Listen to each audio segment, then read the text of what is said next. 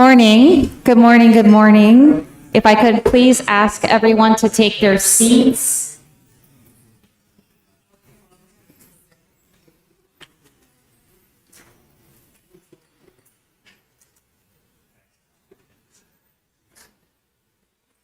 I'm so glad so many people decided to come on day two.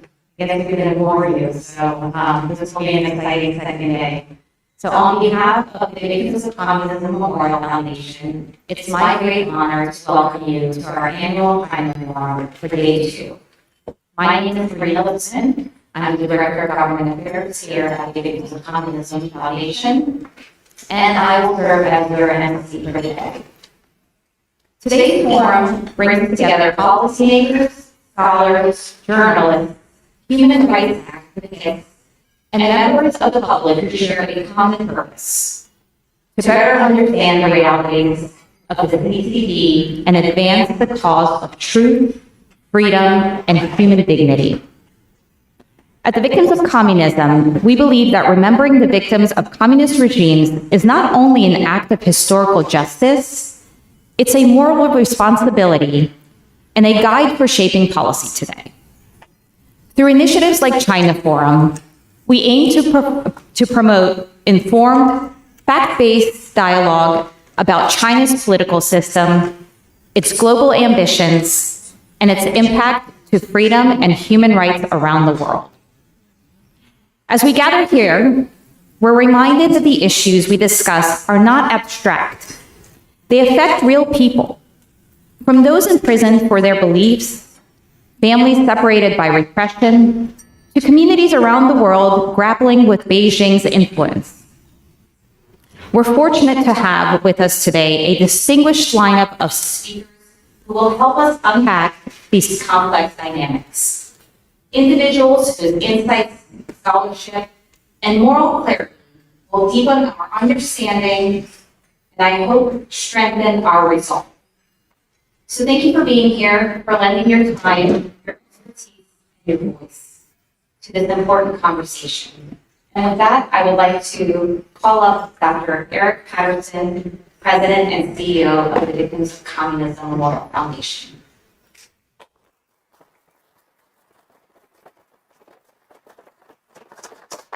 Thank you very much. It's a delight to welcome you all to this 11th annual China Forum. As most of you know, in 1993, the US Congress passed a law that was signed by Bill Clinton that said that there should be some organization that should commemorate the 100 million people murdered by communism in the past and be an active advocate for the freedom of those still held captive by totalitarian regimes today. And of course, that organization became the Victims of Communism Memorial Foundation.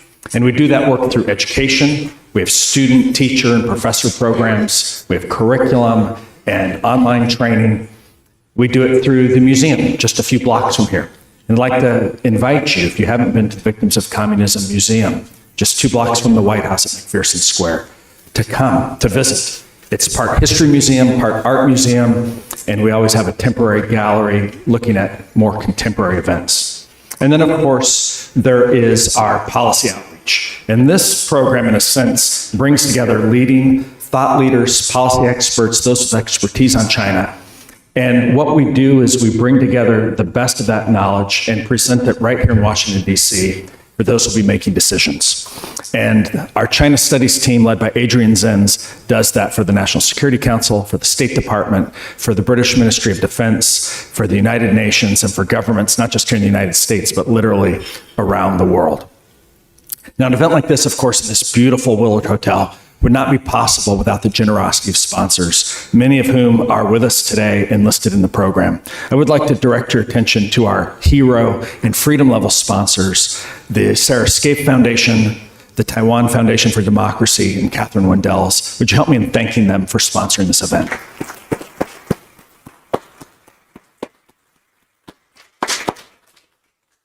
Well, let me say one word about the leader of our China Studies program, Dr. Adrian Zenz. It would be easy to think that when one looks at the colossal scale of surveillance, of human rights abuses, of organ harvesting, of the theft of technology of this kind of surreptitious wealth transfer from west to east that happens through surveillance, through blackmail, through industrial espionage and like. It'd be easy to think that the leader of our China studies team would be someone who would be dour or bitter or have a level of hatred, but that is not the case for our team, and frankly, it's not the case for the Victims of Communism Foundation. This team, led by Adrian Zentz, is really motivated for a love of people. As Katrina said earlier, the victims of communism are flesh and blood men and women, and what animates our China studies team is actually a love of the Chinese people, whether they're Han or Tibetan or Hong Konger or Uyghur, whether they're Buddhist or Muslim or Christian or atheist, whether they're men or women or children. We'd like to see them all liberated from the totalitarian surveillance state of the Chinese Communist Party. And so if you get to know Adrian Zentz, you'll know he's an intelligent and indefatigable researcher. You'll know that he is someone who's willing to travel anywhere to tell the story and to be a witness for the victims of communism. You'll find out that he is on the cutting edge of new research methods in the social sciences. But you also find that he's a person who's a lover of humanity and wants to see a positive change in China. So would you help me in welcome the director of our China Studies program, Dr. Adrian Zentz.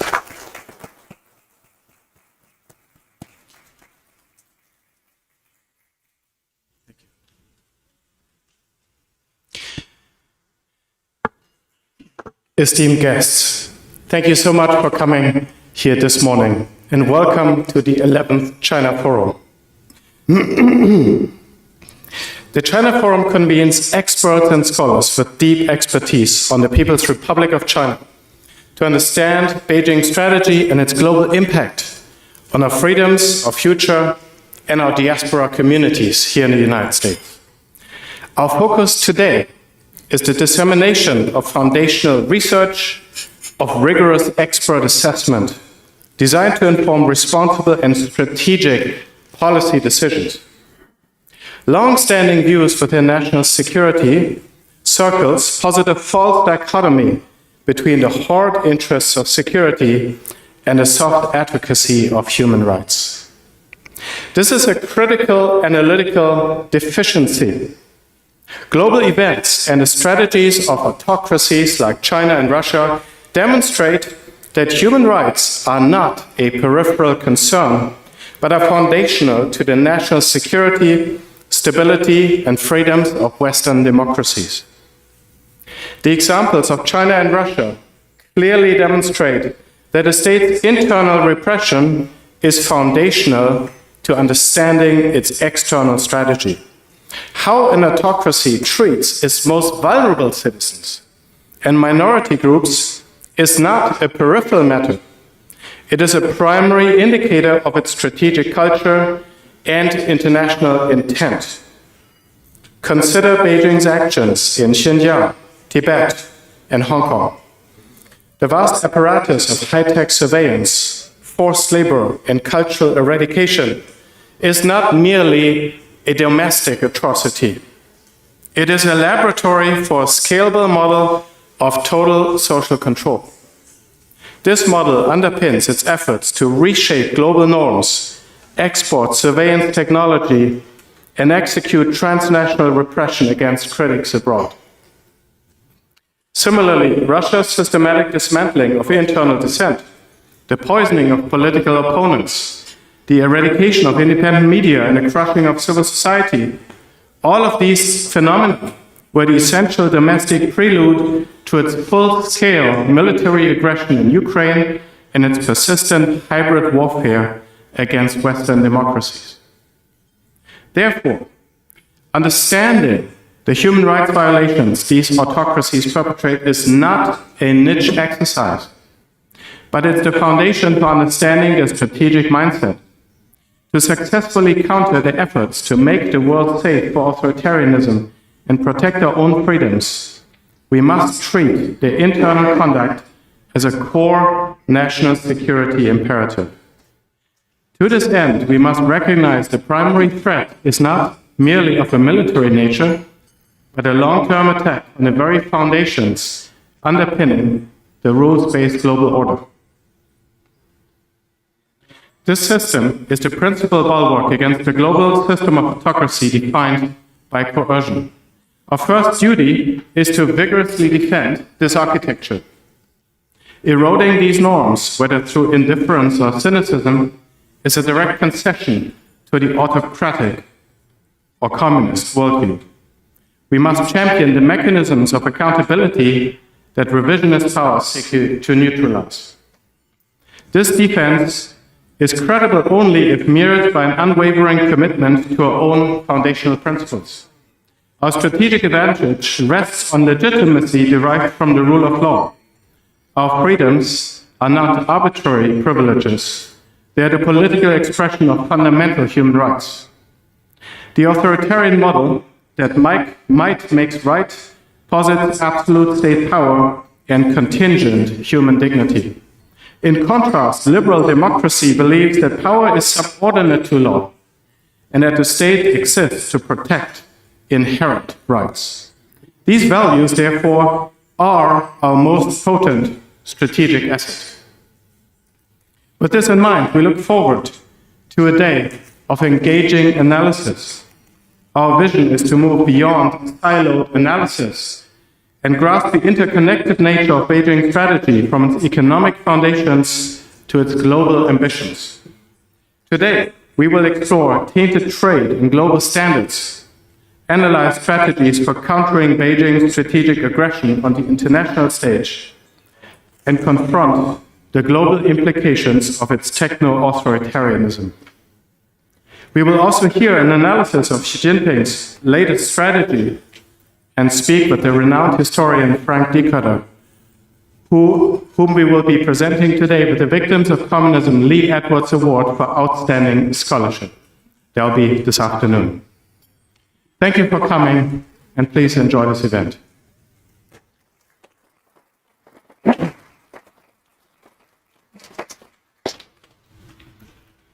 Now it is my pleasure and privilege to introduce our very first keynote speaker this morning, Dr. Rush Doshi, a person intimately acquainted with the inner workings of the Chinese party state. Dr. Doshi is the C.V. Starr Senior Fellow for Asia Studies and Director of the China Strategy Initiative at the Council on Foreign Relations. He is also an assistant professor in Georgetown School of Foreign Service. His expertise includes China's foreign policy, U.S. strategy toward China, cross-strait issues, and Indo-Pacific security.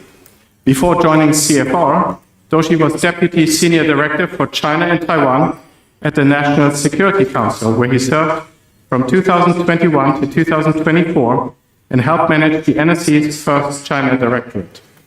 During his tenure, Doshi coordinated U.S. government policy on China and Taiwan, drafted the administration's China strategy, and negotiated with PRC counterparts. That must have been very interesting. I'd like to hear more about that. He is the author of the book, The Long Game, China's Grand Strategy to Displace American Order, a book that I've read. And I must say, the research methodology reminds me very much of my own research approach of trying to assess, sort of looking into the black box from afar. And Dr. Doshi has brought some of his latest insight for us today, and we're very privileged to be able to listen to that. I very much look forward to this. Thank you. Please come on.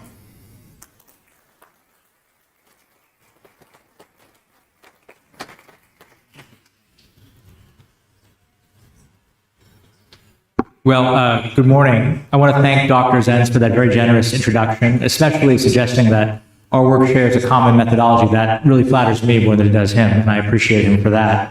His work, as we all know, has had an enormous impact on policy and on the world, and I'm grateful to him for his scholarship. I want to start by just thanking all of you for taking the time to come join, and I think I have about 10 minutes before a very exciting next panel, so I'm going to keep my remarks brief. I want to talk a little bit about what China's worldview is and how that affects China's strategy, which is a subject that I've written about for a long time. And per Dr. Zenz, I'll update you at the end with where I think China's strategic ambitions and intentions are today. But let's take a quick step back. What is a grand strategy if China has one? It's a theory of how a country essentially can achieve security for itself. It's integrated across military, economic, and political instruments. And that kind of integration is rare.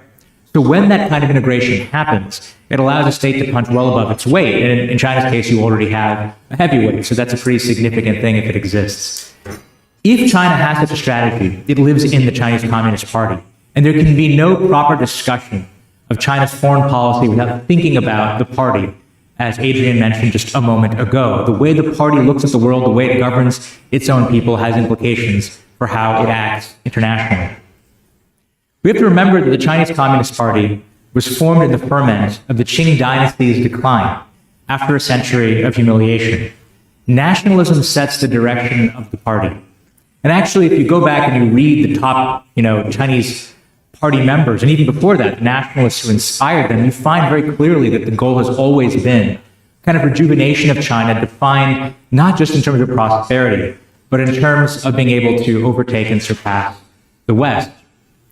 Sun Yat-sen, famously the leading nationalist activist of China, one that the Nationalist Party, the Communist Party, still revere today, said, quote, "With China's population and material strength, we were to imitate the West and adopt reforms we could catch up and surpass Europe within 20 years. Mao himself later recounted that he worshipped leading Chinese nationalist intellectuals, Kang Youwei, Liang Qichao. He read and reread them until he'd memorized their works, and that when he was young, he put up posters of them all around town, including in his bedroom. Deng Xiaoping, famously Mao's successor, went to France, where he encountered communism, and he decided to go there because he wanted, in his words, quote, China was weak and we wanted to make her stronger. China was poor and we wanted to make her richer. We went to the West in order to study how to save China. So again, nationalism has always been a major motivation of the Chinese Communist Party. And today, President Xi has talked about achieving this great rejuvenation of the Chinese nation. And he, of course, has a phrase that he debuted 8 years ago, which is the phrase, great changes unseen in a century, 百年未有之大变局. And that particular phrase is an incredibly important phrase. It means he believes this is the moment where China can finally achieve rejuvenation after waiting for so long. We'll talk more about that in a moment. But if nationalism sets the direction of the party, we have to remember the other half of the party, which is Leninism. Leninism matters. It is the means to achieve those nationalist objectives. And Leninism is about a vanguard of professional revolutionaries achieving power. It's fundamentally focused on the achievement of power, the maintenance of power, the centralization of power, and the exercise of power. Leninism is about power. And it is, in that sense, a deeply dangerous approach to governing human affairs. Power over all other considerations is the Leninist precept, and that requires extraordinary centralization. If you look at the Chinese Communist Party, it's, of course, a Leninist party. It penetrates every level of society. It penetrates every level of the state with a dual architecture to make sure that the politically loyal always have their thumb on the key institutions across the country. So with that introduction to the party and how it works, and in part what its view of the world is, how has the strategy changed over time? In my own work, I explore 3 periods where China's strategy changed since the end of the Cold War. But let's go back to the 1980s. Back then, the US and China were quasi-allies aligned against the Soviet Union. But then things changed. At that point in time, in 1989, we had Tiananmen Square. In 1990, the Gulf War. In 1991, the collapse of the Soviet Union. And after that trifecta of events, China's perception of American threat increased, and its perception of American power was quite high. And let's take a step back for just a moment. If you are a nationalist political party with a Leninist DNA, focused on the achievement and execution of power, the most important variable for you in foreign policy is the following: the relative power gap between you and the most powerful state, which is the United States. That is how you will see the world. And indeed, at the end of the Cold War, they saw that gap large, they saw the US threatening, and they decided to blunt American power quietly and non-assertively. Militarily, that meant focusing on asymmetric tools, mines, missiles, submarines. Economically, trying to join organizations like the WTO, not just to get rich, but to tie the hands of the United States in economic coercion. And politically, to join and sabotage the institutions that the US had set up in Asia, in part to make sure they couldn't be used against China.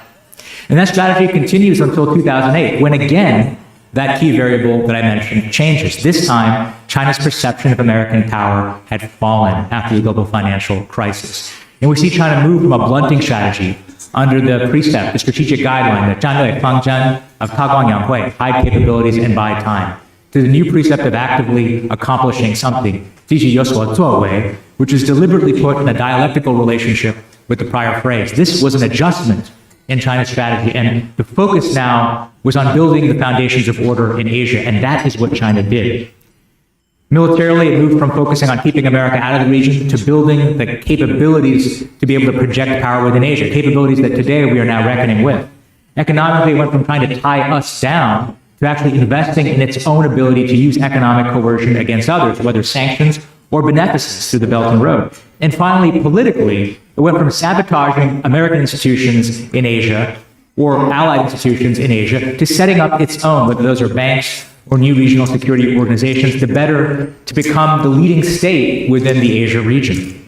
And that strategy continued until about 8 years ago, when China finally began to focus on expanding globally.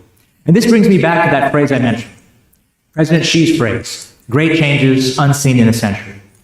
That phrase evokes an earlier phrase from Chinese nationalists during the Qing dynasty. That earlier phrase was great changes unseen in 3,000 years. What that meant at the time was that China was in such profound decline, such profound depredation due to European and Japanese imperial efforts, that China was experiencing changes unlike any that had occurred for centuries, for millennia. Xi's phrase takes that statement of weakness and converts it into a statement of strength. Great changes unseen in the century is now a sign of confidence. And it is saying that the world is up for grabs because of geopolitical and technological change that all of us are tracking. And this is the moment to seize the mantle of global leadership. And what would that look like? Militarily, it means Chinese global bases around the world. My first few weeks at the NSC, I remember we had to push back on China pursuing a military base in Argentina, in the Western Hemisphere. But that's not the only place they're looking. The Mediterranean, the coast of Africa, the Middle East. It's a global Chinese military, but it's also a military that has capabilities that exceed the US capabilities, not just in Asia, but globally. Economically, it means a China that can dominate global supply chains. They talk about dual circulation, making the world more dependent on China and China less dependent on the world. And today, as we see the fallout from the trade war, where the rare earths tool has been weaponized against the United States, we see the virtue in their minds of a dual circulation approach. Third, technologically. They want to win the fourth industrial revolution. They see history as proceeding through a series of industrial revolutions. The first was the steam engine, which Great Britain won and became powerful. The second was electrification. The third was mass manufacturing. Think Thomas Edison to Henry Ford. The United States won that and became a global superpower. And today we are in the middle of the fourth industrial revolution. And for the last 17 years at least, if not longer, actually my math is wrong, 19 years, China has been pursuing an approach to dominate what it sees as a once-in-a-lifetime opportunity to seize the commanding grounds of the new industrial revolution. And that's what President Xi's investment in technology is all about. And finally, of relevance to this group is the political element of this project globally, which is not just to make the world safe for autocracy, but to reset the default settings of the system so that China's form of government is viewed as completely natural. These are the stakes, these are the ambitions of President Xi's political project, but they're not just Xi's, and that's where I'll end. We have to remember that too often our analysis personalizes the Chinese Communist Party. We too often talk about it as a product of individual leaders, and we miss the continuity across it over time. That, as Adrian mentioned earlier, autocratic systems with Leninist ontologies, Leninist ways of looking at the world, and a weighty nationalist goal to unite them, are often willing to step on the rights and freedoms of individuals to achieve elite projects. And that's how we should think about the Chinese Communist Party, as stewarding an elite project of rejuvenation.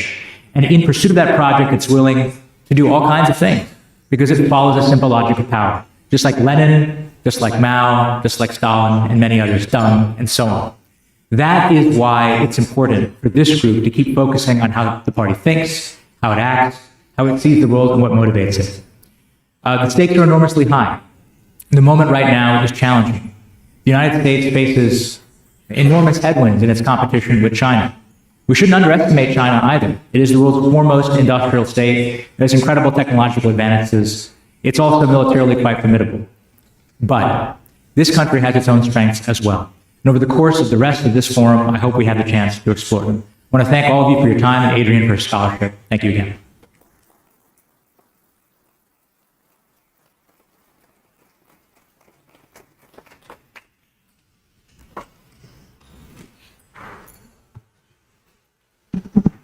Even with the heels, I'm a little short for the microphone. Thank you so much, Dr. Doshi, for your remarks. Very insightful. So right now we have a little treat from our congressional allies. Obviously, we're in government shutdown, so they could not be here in person, but we do have a few videos that we would like to share. First, from Congressman Molinar, who represents Michigan's 2nd Congressional District. As Michigan's only member of the House Committee on Appropriations, Representative Molinar is dedicated to holding the federal government accountable to taxpayers. He strongly believes in fiscal responsibility and has been fighting to make the economy work for Michigan families and seniors. As a member of the committee, he serves on the subcommittee on agriculture, rural development, Food and Drug Administration, and related agencies, the subcommittee on labor, health and human services, education, and related agencies, and the subcommittee on national security, Department of State, and related programs. Representative Molinar also serves as chairman of the House Select Committee on Strategic Competition between the United States and the Chinese Communist Party. In this role, he leads efforts to stop the CCP's economic and national security threats. Under his leadership, the committee has made significant strides in countering the CCP's malign influence and raising awareness about the threats it poses to the American people. We will also hear from Congressman Raja Krishnamurthy, who was elected to Congress in 2016 and is now in his 5th term representing Illinois' 8th Congressional District. He serves as the ranking member on the Select Committee along with Representative Molinar. And lastly, we will hear from Representative Tom Suozzi, who represents New York's 3rd Congressional District and is the co-chair of the Congressional Caucus, or Congressional Uyghur Caucus. With that, I will let the video play.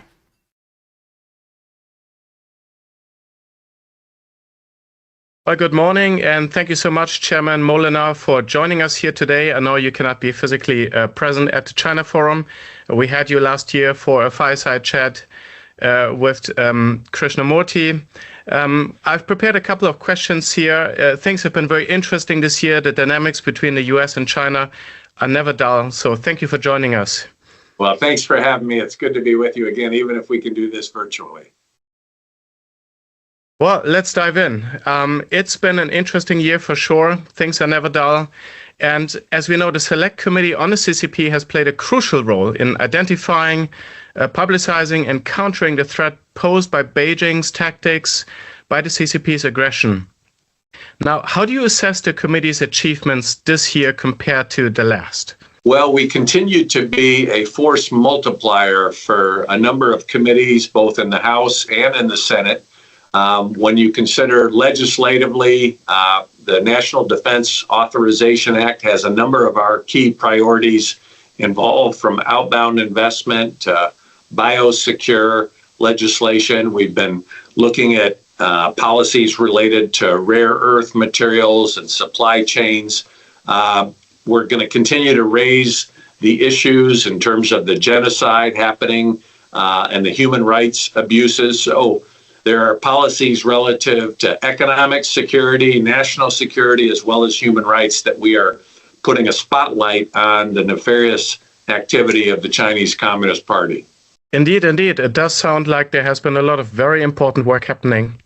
Now, let's look at the foreign policy dimension a little bit here. President Trump is known for his distinctive deal-focused approach to foreign policy. Now, how has this been altering the role and strategy of the Select Committee, and where do you see the committee fitting into Trump's particular foreign policy approach? Well, it's important that we collaborate with the Congress and the White House in being united in our approach relative to the relationship with China. And what we're able to do as a Select Committee is focus entirely on this relationship and helping the United States and the free world win this competition with the Chinese Communist Party. And so we spend considerable amounts of time talking with leaders in the administration as well as, colleagues in the House and in the Senate, so that we can work together in a bipartisan way wherever possible.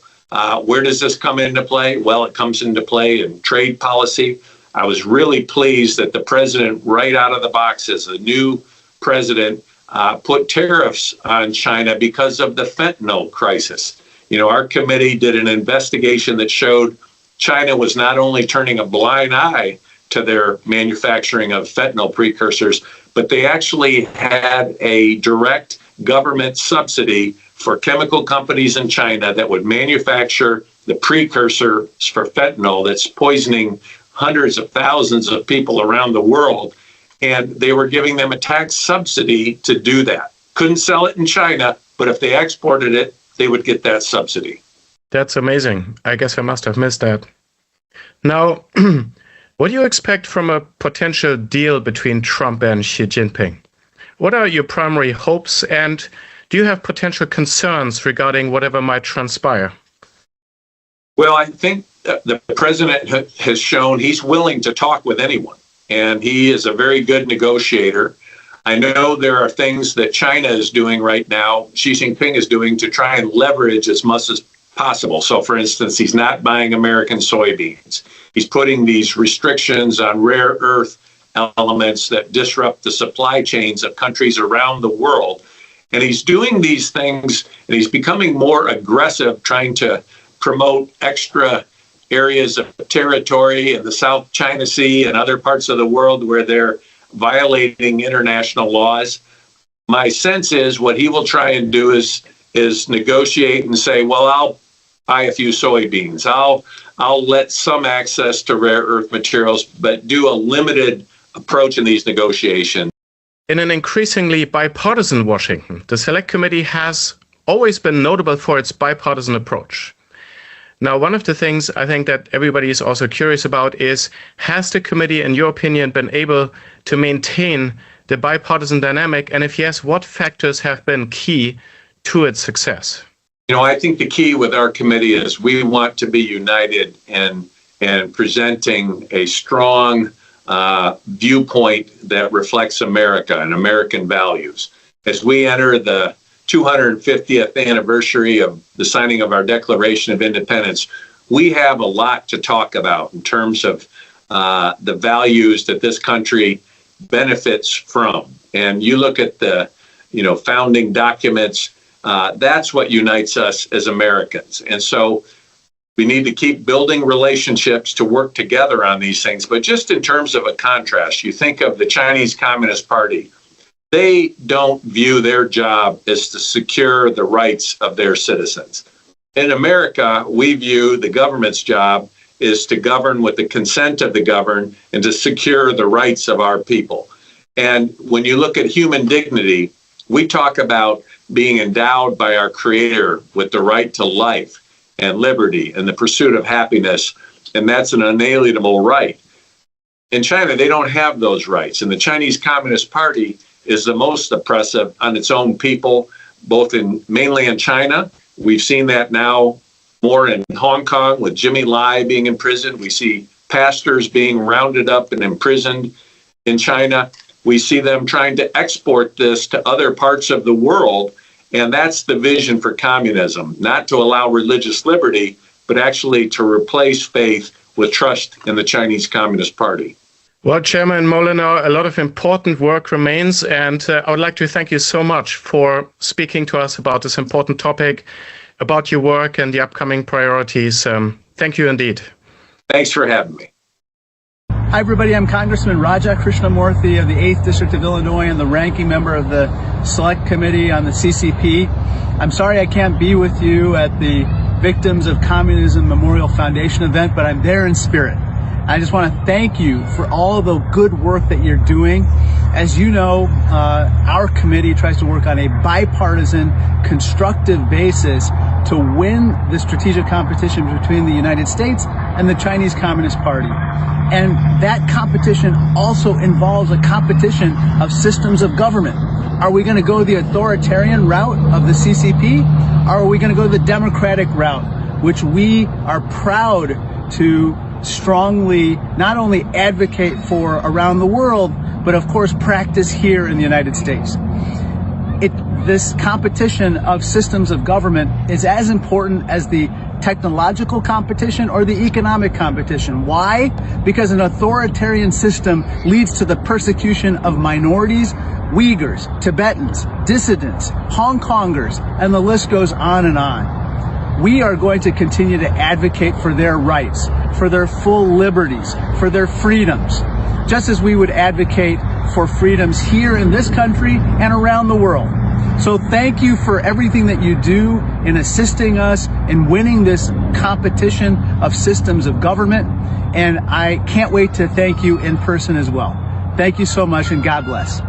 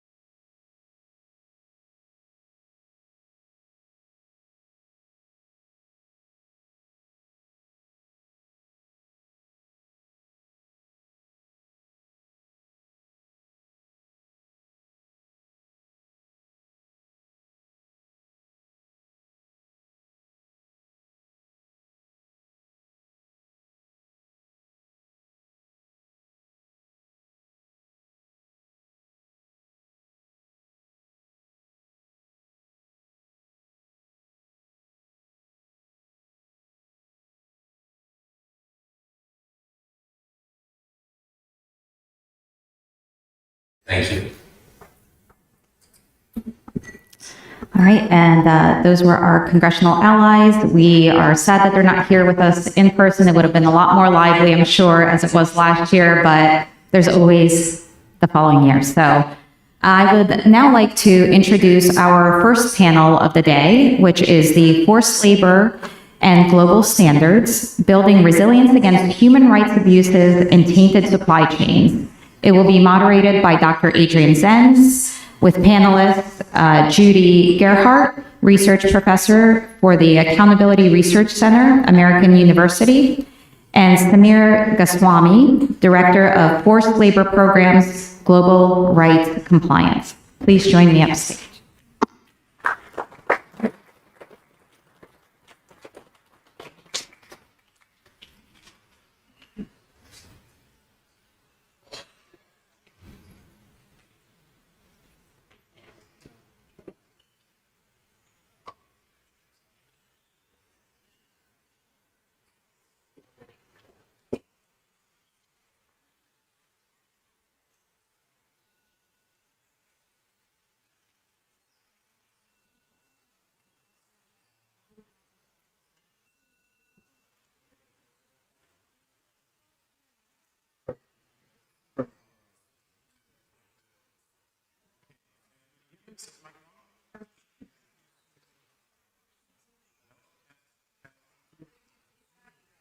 Got to be read? Oh, no. It was read before.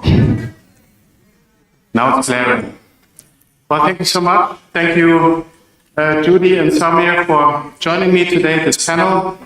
We were supposed to have one more panelist, Brian Hoxie from Customs and Border Protection, but we're all impacted by the government shutdown, and this forum is no exception to this. But nevertheless, I think we're going to have a very interesting conversation in this panel titled Forced Labor and Global Standards, Building Resilience Against Human Rights Abuses and Tainted Supply Chains. I'm going to start out with a few introductory remarks and a very brief PowerPoint to contextualize the situation of forced labor in the Xinjiang Uyghur Autonomous Region. That's part of my research. And then after that, I will introduce our panelists and have each of them give remarks, and then we're going to have an audience Q&A. So I look forward to that. Now, this panel is confronting a stark reality: the permeability of our global markets to goods produced by state-sponsored forced labor in China's so-called Xinjiang Uyghur Autonomous Region. The issue of tainted supply chains has evolved far beyond a single commodity, becoming a systemic challenge that implicates a vast range of industrial and consumer products. Our focus today is grounded in specific recent research that illuminates the scale of this infiltration. A renewed report from Global Rights Compliance, presented here by Samir, exposes the link between weaker forced labor and the processing of critical minerals. And late last year, research from the Victims of Communism Memorial Foundation from our China Studies team highlighted how Xinjiang's agricultural sector, responsible for a dominant share of the world's tomato and pepper products, is fundamentally compromised by coercive forced labor systems and land transfers. And of course, before that, we've had research related to solar supply chain, automotive supply chains, and many others, connecting state-imposed forced labor in the Uyghur region directly to Western goods and companies. A critical focus of our discussion today that I look forward to very much will be the crisis of assurance facing global supply chains. We're witnessing the systemic failure of established auditing protocols and social compliance standards, which are proving incapable of detecting state-imposed forced labor. In an environment of pervasive coercion, traditional audits are not merely ineffective, they are impossible. And the failure has been starkly illustrated. We'll hear more about that, but just very briefly from my own personal experience. There's, of course, the SA 8000 standard used by the audit of Volkswagen's Xinjiang facility, and similarly, major brands like Del Monte continue to procure from state-linked Xinjiang entities like COFCO, which our research implicates in forced labor. COFCO is a Xinjiang state-owned enterprise producing tomatoes. Based on the claim that COFCO has been audited using a globally acknowledged audit standard, the SEDEX SMETA. These audits, however, are not designed to identify what I personally have referred to as non-internment state-imposed forced labor mobilization. And I, on purpose, can try to coin a term that sounds different from just regular forced labor. Non-internment state-imposed forced labor mobilization and we've heard so aptly here about how, from Dr. Doshi, about how a Leninist party state penetrates society, civil society at the deepest level. And that is, of course, very much what enables this particular form of state-imposed forced labor mobilization. Could I please have the PowerPoint up? There it is. No, I'm handling different things here. So, just very briefly, I'm going to give just a very brief update of some of the recent situation in Xinjiang. I kind of struggle to see this, I guess. There's a remote control.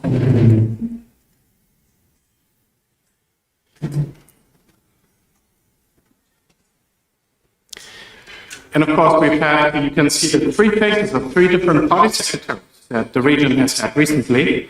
We've had Chen Quanguo on the far left, Ma Xingwei, the sort of technocrat, bureaucratic technocrat, experiencing economic development in the middle. And now, starting in July this year, we have Chen Xiaojiang as new party secretary.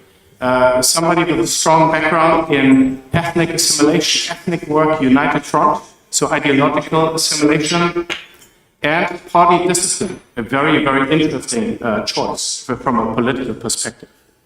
Now let's see if I press the green button, I get the next slide. So the context, I think, for understanding the current situation and from what I see, intensification of the forced labor situation in Xinjiang is the political attention right from the top. Xi Jinping's unannounced visit to Xinjiang in August 2023, where he emphasized the need to coordinate security and development, and where he talked very specifically about doing the pairing assistance work well, whereby people from Xinjiang are guided, a euphemism of course, to find jobs throughout the People's Republic of China. And this refers to labor transfers of Uyghurs to other provinces for factory work. So she emphasizing the importance of development and security, and emphasizing the need to use transfers of Uyghurs to work in Chinese factories as a tool to guide them to assimilate into Chinese culture. And I've kind of been tracking some of the numbers here, and we see quite an interesting increase. We have Chuncheon War, we had sort of a slight increase, but a fairly stable situation during the campaign of mass internment at sort of around 2.8 million person times.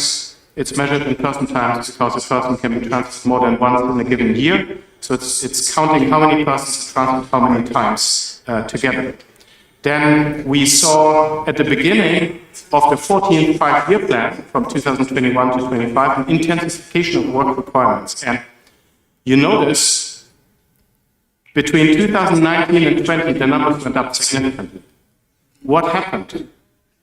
Well, this was when a campaign of mass internment was when Xinjiang's strategy shifted from the campaign of mass internment to the more long-term strategy for which forced labor is key.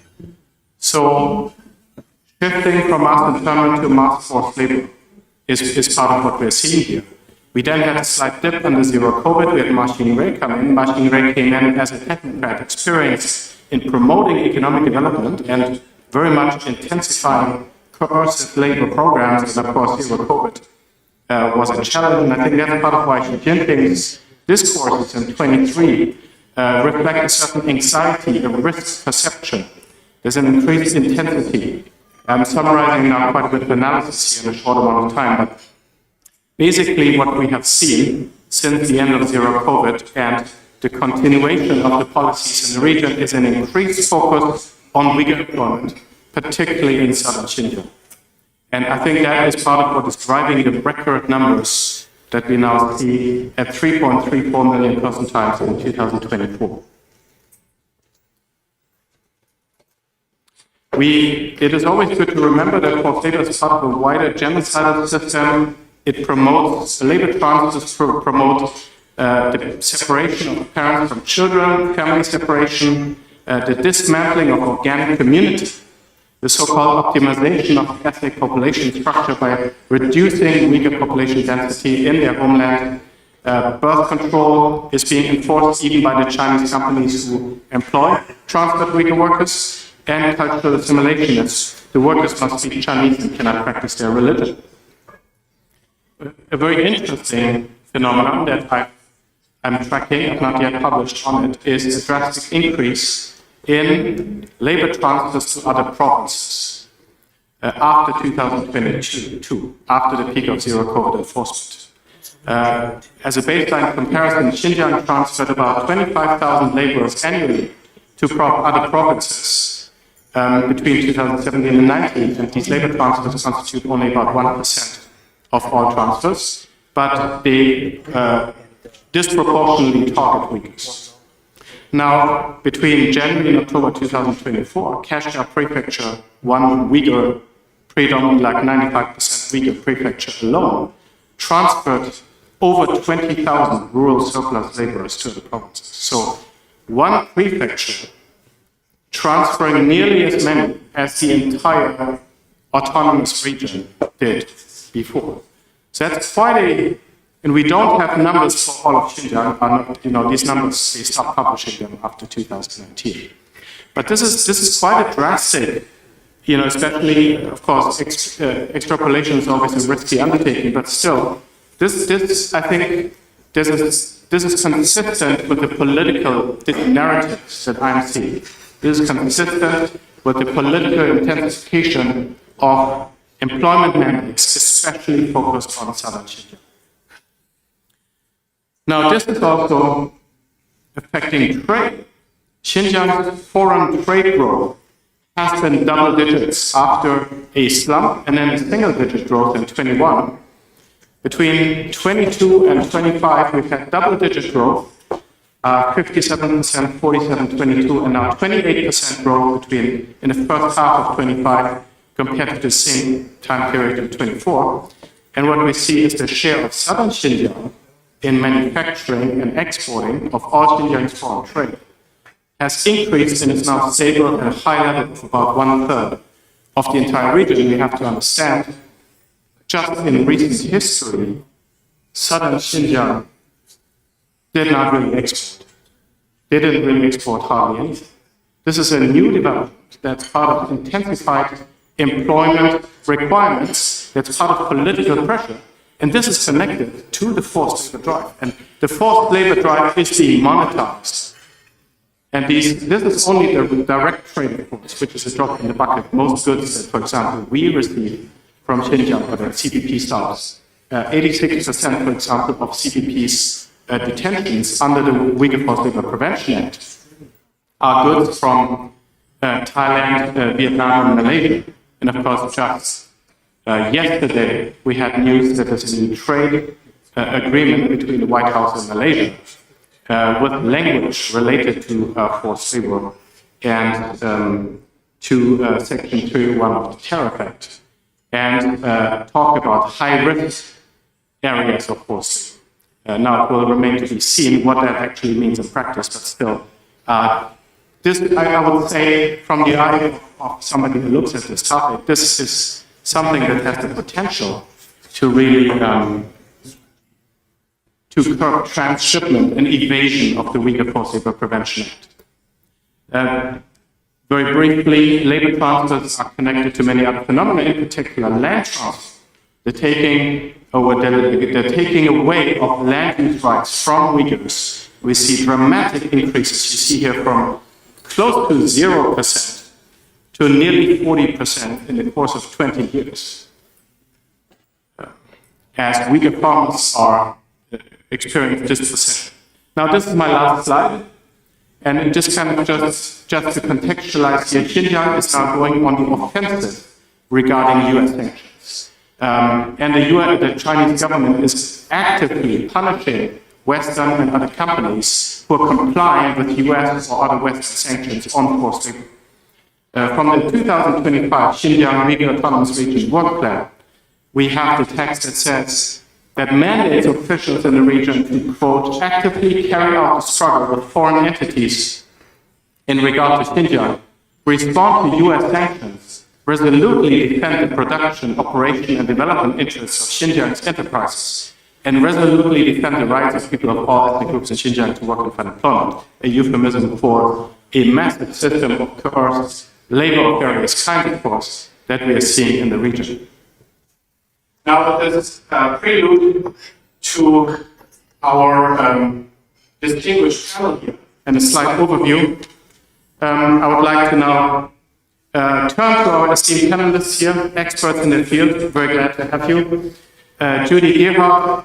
Judy is a research professor at the Accountability Research Center at American University, where she leads programs on corporate accountability and workers' rights. During her 10 years as the executive director of the International Labour Rights Forum, she helped grow the successful cotton campaign to end forced and child labour in Uzbekistan and oversaw extensive worker training programs in China. And Judy, I also understand you were involved in developing the SA 8000 index, and this is, of course, a topic. This is how we met, not in person, but by phone. We met when the copy of the Volkswagen audit by the Liangna company was leaked to Campaign for Uyghurs and then shared with us. And we were looking at it, and of course, Volkswagen was using the SA 8000 accountability, social accountability standard to try to, I don't want to take all your points, but this is how we, anyways, I won't talk anymore about it, but this is how we met, and thank you so much for supporting that investigation. And then Samir Goswami has more than 20 years of experience advancing human rights, labor rights, social and economic justice, cross-government, non-profit, and corporate sectors. He is currently director of forced labor programs at Global Rights Compliance, focusing on critical mineral supply chains and Uyghur forced labor. Previously, he served as a deputy assistant administrator at USAID. And Samir and the Global Rights Compliance kindly invited me to come to Brussels recently, a couple of weeks ago, and we had a very interesting meeting there. I'm not sure I'm allowed to talk about all the details, but it was focused on forced labor with the European Union. And of course, Global Rights Compliance recently produced a report that I mentioned on Uyghur forced labor in critical minerals. So we look forward to hearing from them on this topic. Judy, would you like to start us, please? Thank you, Adrian. Thank you for that introduction. And I actually thought we met before the SA8000 audit was leaked, the SA8000 lookalike audit was leaked, because while I was the director at International Labor Rights Forum, I was co-chairing the beginning of the Uyghur Forced Labor Coalition. Coalition and Forced Labor of Uyghur People, sorry, it's a longer title than that. I want to talk today, start by commenting that I think the Uyghur people are victims of both communism and capitalism, because to read your paper on agribusiness in the sector, it makes it clear that there's a whole shift, and it's a shift beyond the scale of what I've ever seen before, but I have seen similar shifts in Latin America, for example, when the government moved in the 90s after NAFTA to privatize, and a lot of small farmers were displaced by agribusiness. Of course, it's a completely different context because of the totalitarian control of the people. So it's really this confluence of the worst of both worlds. I'm going to talk about the importance of evolving to meet international norms and contextual challenges, something we would think that global businesses are always looking to do to stay abreast of and evolve. But I don't think the social audits have. I'll first start. I want to take a step back in the beginning and talk about the construct of social audits, where they come from, how they're structured, what their fundamental flaws are, and then we'll talk a little bit about the Lang Law audit and what really has gone wrong with the attempts of applying the concept of social auditing in the context of Xinjiang. Just one thing about evolving. I would be remiss if I didn't acknowledge that this country, from the beginning of the 1800s until the 1960s, was forcibly removing Native American children from their homes and putting them in boarding schools so that we could kill the Indian and save the man, as was said at that time. So this forced displacement is something the U.S. is also guilty of. At the same time, this happened. And since then, we have the Universal Declaration of Human Rights and the two conventions that codify the Universal Declaration of Human Rights. I don't want to excuse by any means the practice that the U.S. engaged in, but I do want to note that in this interest of evolving, I believe the fact that the U.S. has apologized under the Biden administration, that we have sought to evolve. And that's really not happening with businesses that are still investing in the region of Xinjiang. So just a background on where codes of conduct and social audits come from. I think by now everybody knows what they are, but I want to go back to the 1990s when they started. So really it started when the global unions were looking at how do we hold transnational corporations accountable for their supply chains. At the time, there was a lot of denial of even having responsibility for what was happening in their supply chains. This is 20 years before the UN guiding principles on business and human rights. That's when social audits started. That's when we were drafting the SA8000 standard. The unions were at the table and they were very much saying, let's peg this to international norms. We did that, but it was really, this mix of campaigns and negotiations that we were able to do that effectively. And I will still stand by the content of the standard. Social Accountability 8000 is a strong standard pegged to international norms with extensive guidance on how to implement it. However, you can't just stop with the standard. I mean, if we stopped with the UN Declaration or the international conventions, we would be nowhere, because it's about how do you put it into practice. And I really, I shifted away from social auditing when I saw the problems, the deep flaws with the confidentiality clauses and the fact that worker complaints were not, the results of worker complaint investigations were not shared with workers. So that brings me to the construct of the way most social auditing initiatives are set up at the moment, and it's possible with the advocacy for human rights due diligence and the transparency and stakeholder engagement around mandatory human rights due diligence laws that we could move beyond social audits. But the way most of them have been constructed, because of their history and the way they were evolving, they're top-down management tools that evaluate the supplier's management of workplace rights and conditions. So they're really pulling from financial audits, but they're worlds apart from financial audits because they're not looking at numbers, they're looking at people and social contexts. The auditors are usually hired by the buyer or the supplier themselves. Often the factory themselves will hire the auditor, which of course is hugely problematic and creates a conflict of interest. That means the results are owned by them, and it means that they often don't share the results with the workers. So we had cases where we had workers filing a complaint for repression of freedom of association and collective bargaining. The auditor found that the workers were correct, but because that was confidential, the auditors went away without telling the workers and gave the company 6 months to fix the problem. Well, you can imagine the company took 6 months and basically went ahead and reorganized an alternative union. So the structural flaws that are embedded in most of these social audits is that they're voluntary, they're confidential, and because they're voluntary and confidential, they sideline workers. Workers don't really have a voice or a way to engage in the process. So these are set up to defend worker rights, but at the same time, they're constructed in a way that sidelines workers, treats them as widgets, basically, and they may be interviewed, but they're not really able to fully engage in the process. And I want to just give, two examples of how these fundamental flaws have played out in real life. So in 2012, there was a massive fire in Bangladesh in Tazreen Fashions. 112 workers died. The majority of the product we found on the floor of that factory was owned by Walmart.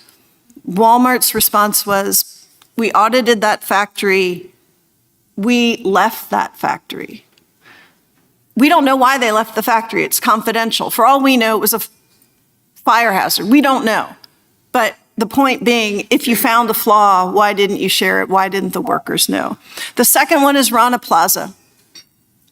The Rana Plaza factories collapsed in 2013, and more than 1,100 workers died in that collapse. I think most of you know about the case. Many of those workers were beaten to go into work. They were threatened with losing a month's wages. That factory had been audited. It had been audited by an S8000 lookalike audit. Compared to Xinjiang, Bangladesh is relatively free. It might be hard for workers to find another job, but they can move, they can leave their city. They might get near starvation, but they will be able to move to a different place and find a different job eventually. This is fundamentally different. So basically, I want to just underline the fact that the social audits are deeply challenging wherever they're implemented.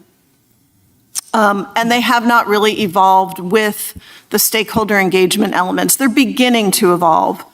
But how do you apply that in the Xinjiang context, where social auditors are, even attempting to conduct a social audit in Xinjiang would ignore the pervasive lack of freedom. So when Adrian came to me and said, I have this leaked audit that tried to audit against SA8000, a standard which I helped draft and which I've written guidance for, I had to read it and I had to see it. And it's not an SA8000 audit. I don't want to malign Social Accountability International, which has said they do not have any certifications in Xinjiang, although they have not put in place any public declarations at this point as to banning those audits, which is problematic. And I think we would like to see them ban those audits. But what what we've seen is that they're not really able to do their work because they're not able to interview workers in an honest and open way. They're not able to adapt to the context of the total lack of freedom that's existing that Adrian just described. And I want to circle this back to the Uzbek cotton campaign that Adrian referenced. We were able to succeed in Uzbekistan for two reasons. One was because we had all of the apparel companies were with us saying we're not going to source from Uzbekistan unless and until the laws are reformed and the forced labor is finished. But that combined with total access of the United Nations to monitor those legal reforms and what was happening on the ground. So if social audits are to be used as a tool, and I would say only if they're fully restructured and addressing the fundamental flaws I've outlined, then they need to have a full contextual analysis and effective stakeholder engagement. These are currently impossible in Xinjiang. The Langma audit had many flaws to it. First of all, the company had not even been trying to implement the standards, but there were a couple really just glaring errors, which I think is not only to the flaw of the auditor, but also to the phenomenal misconception of management of that facility. So management welcomes the auditors in and they say, okay, you can interview our workers confidentially. We won't be there. We will give you the corporate executive meeting room. Very nice. In fact, the audit goes on and on describing this triangular meeting room and everything. And then they say, and we'll let you live stream it so management can watch the interview from elsewhere. So they did interviews on site in executive offices with a translator, which I'm sorry, I disagree that translators can ever do as good of a job as actual people speaking with them. And they did it live stream. There was no confidentiality. The other really big flaw is they, on discrimination, they said, oh, there are no signals of discrimination. You know, this is the history of financial audits. Oh, we found no flaw, right? There's nothing more descriptive. But the truth is, on a social audit, in discrimination in a place where the context is endemic discrimination, you need to have broken out whose management. Are they Han people? Are they Uyghur people? What's the context of the workforce and the management? So I think I'm almost out of time, and I should really just conclude by underlining the fact that social audits are in need of a deep reform. If not, they need to become different tools in terms of transparent, outcome-oriented reporting in the human rights due diligence context. But they also really cannot work in Xinjiang. None of this can work, even human rights due diligence, because of the current context. Companies need to stand up, and social auditing firms, I think, need to come with them and stand up to this deep, deep problem. I will say the Fair Labor Association has a statement on its website explaining the way that they will not allow audits in Xinjiang because of restricted access, unreliable information, and the lack of effective remediation procedures. The UN Guiding Principles on Business and Human Rights calls for all companies to respect the rights of workers and ensure remedy, and for governments to protect the rights of workers. You have none of those three happening in Xinjiang. Thank you.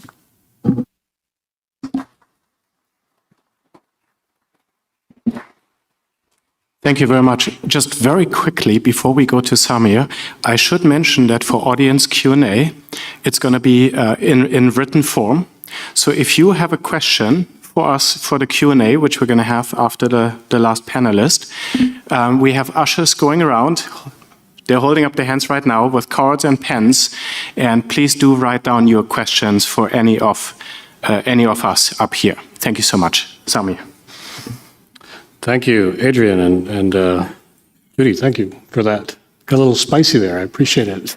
And I think that's why we're lucky to have the UFLPA here in the US, because it's just assumed that if it's coming from that region, then it's going to be forced labor. So I appreciate that point. And Adrian, I really appreciate what you said this morning about how the rule of law is foundational to liberal democracies. And Judy, your point about the Uyghur people are victims of both communism and capitalism. And hopefully you can build off some of those points as well. As Adrian mentioned, and thank you again to the foundation, thank you to Cirque and Adrian for inviting me and GRC here. As Adrian mentioned, I'm Samir Goswami. I'm the Director of Forced Labor Programs at Global Rights Compliance. We're a Dutch-based nonprofit. There are about 200 of us around the world focusing on international human rights and development issues. I run a forced labor program that's funded by the State Department here from DC, and we focus on transnational crimes of forced labor, primarily in the Uyghur region. Back in June, we released a report called Risk at the Source, which focused on 4 critical minerals that are coming out of the Xinjiang Uyghur Autonomous Region: magnesium, beryllium, titanium, and lithium. And I'll get into those in a second. Many of you probably don't think about magnesium, titanium, beryllium, and lithium, but I assure you that if you have a smartphone, if you have been in an electric vehicle, if you've flown a plane, you have come into contact with all of these minerals in your daily activities as well. We found the presence of these minerals in Western supply chains, in coffee mugs, in household components, electronics, et cetera. The report that we released back in June gained significant attention, including from the Chinese government, who I think within hours of releasing it, they'd announced it right away. So we did realize that we may have hit a nerve and that we're on the right track here. But let's also just start with some grounding, as these couple days have been. It's been well documented, but I think it's worth repeating what we've heard from research that's done, including by you, Dr. Zenz, and the courageous voices of Uyghur people. And we know about the fresh sterilizations. We know about the torture and the forced family separations. We work very closely with Uyghur organizations, and one group we work very closely with is called Stop Uyghur Genocide. They're based in the UK, and their executive director is a woman named Rahima Mahmoud, and I met with her a couple weeks ago. And she has been exiled from the Uyghur region for, I think, a couple decades now, and had just learned about 2 months after it happened that her uncle, who was still in the Uyghur region, had passed away. And because of the communication blockades, because of the excommunication, really, of Uyghur diaspora communities, she didn't hear about this until, 40, 50 days afterwards. She also realized that she was very close to this uncle while growing up, but now had no contact with the family, was not able to mourn with her family members for the passing of her dear uncle. And I just want to contextualize that because that's what genocide does. It really robs you of your identity and your community ties as well. We also know about the re-education camps. Dr. Zenz talked very eloquently about that, where camps where Uyghurs are forced to work. Very interested in hearing about, Adrian, your new research coming out about how the labor camps and labor transfer system has expanded quite significantly. What we'd like to focus on, though, is the other side of that equation, the victims of capitalism side of the equation, and the companies that we mapped out that are connected, still connected to operations in the Xinjiang Uyghur Autonomous Region. Our research found that 77 companies operating in the Uyghur Autonomous Region, and we found 15 companies outside of that region that were directly sourcing from those entities. The rub is that we found 68 international customers of these Chinese suppliers. So just about 70 international customers of these Chinese suppliers.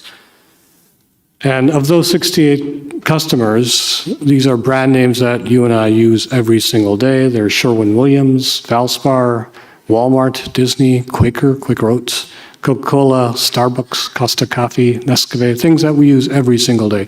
This is, in the context of the UFLPA, one of the strongest standards out there as well.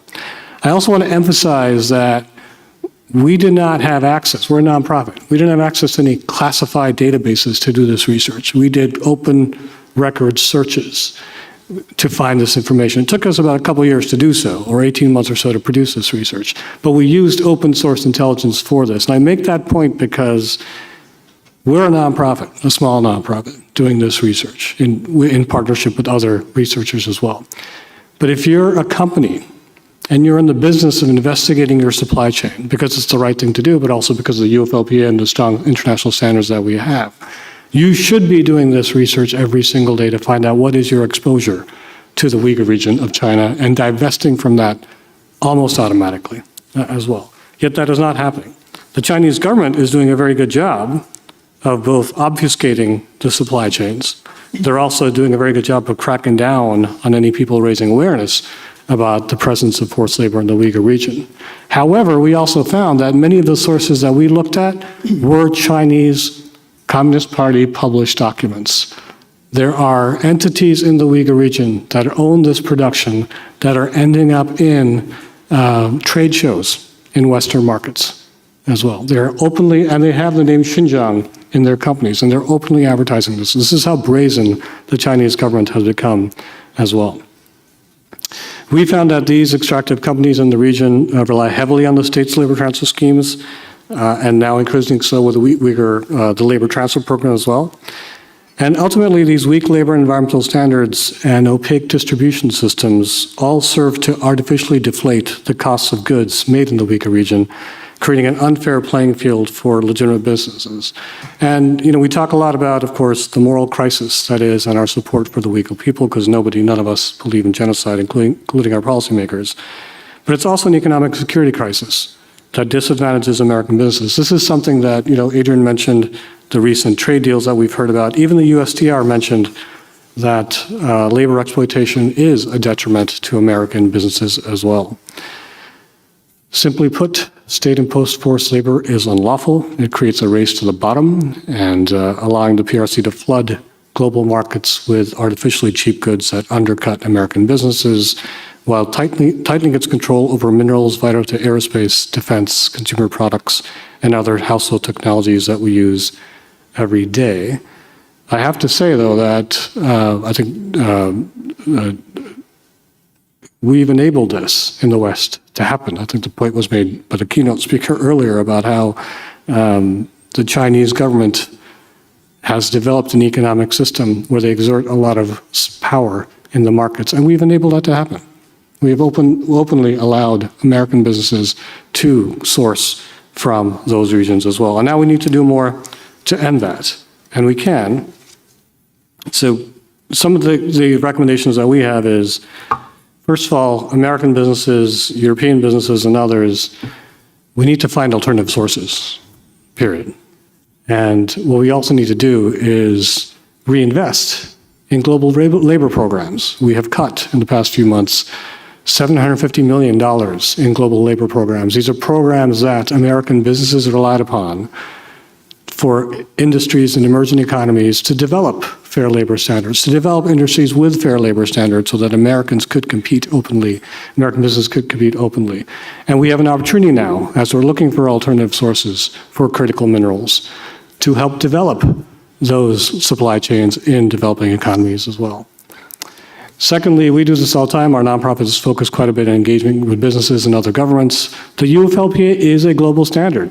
It needs to be resourced. The Forced Labor Enforcement Task Force that coordinates the UFLPA needs to be resourced quite significantly. I think there's 150 or so entities on the list. There should be thousands and thousands of entities on the list. And that is a clear way for American businesses and other businesses to know who they should and who they should not be doing business with. So we need to really resource the Forced Labor Enforcement Task Force and continue to highlight the UFLPA as a standard that other countries should adopt as well.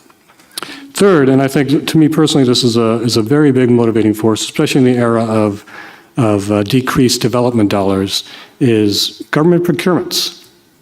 I was with USAID prior to joining Global Rights Compliance. I was in our management bureau, so I had oversight over compliance of our supply chains.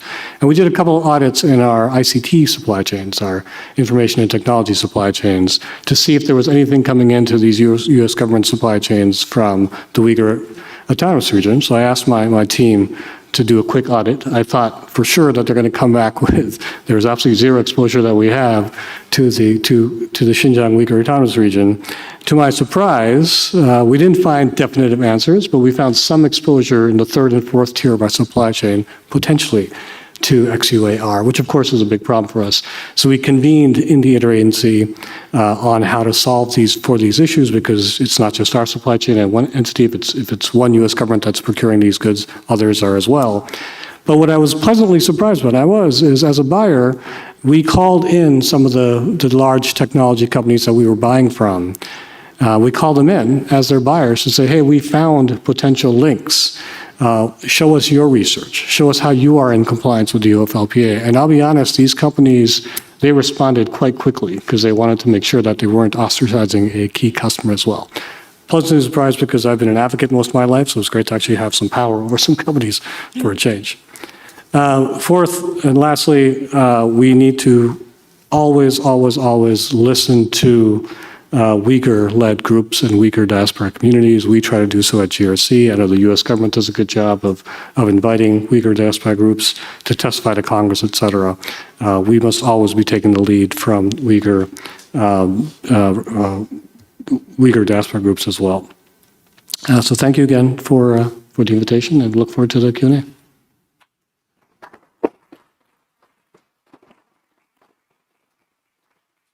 Thank you so much. Well, thank you indeed. I think we've heard some very important things here. The focus on victims, the focus on workers, and we see that, at the end of the day, this is about the people who are affected, right? This is about the workers who are suffering. We see that there's a connection between an autocracy, but the autocracy is using those structures and using these corporations just like some of what we're seeing here, right? We are seeing some of that, and then Western companies being complicit in that. And I think you made a very valid point, Samir, about the resources that it takes, yet you as a nonprofit in 18 months were able to do due diligence. And one of the things that never fails to amaze me is whenever there's a report about Uyghur forced labor and supply chains, the report always uncovers something, right? And oftentimes implicated are big companies with billions of dollars who would have many more times the resources than us here, right? To conduct these investigations and to obtain even expensive trade intelligence or other data. We have a number of questions from the audience, but one of the questions that I would like to start out with here, Judy, you were involved in the SA 8000 development. You've talked about its intent, its shortcomings, yet its capabilities.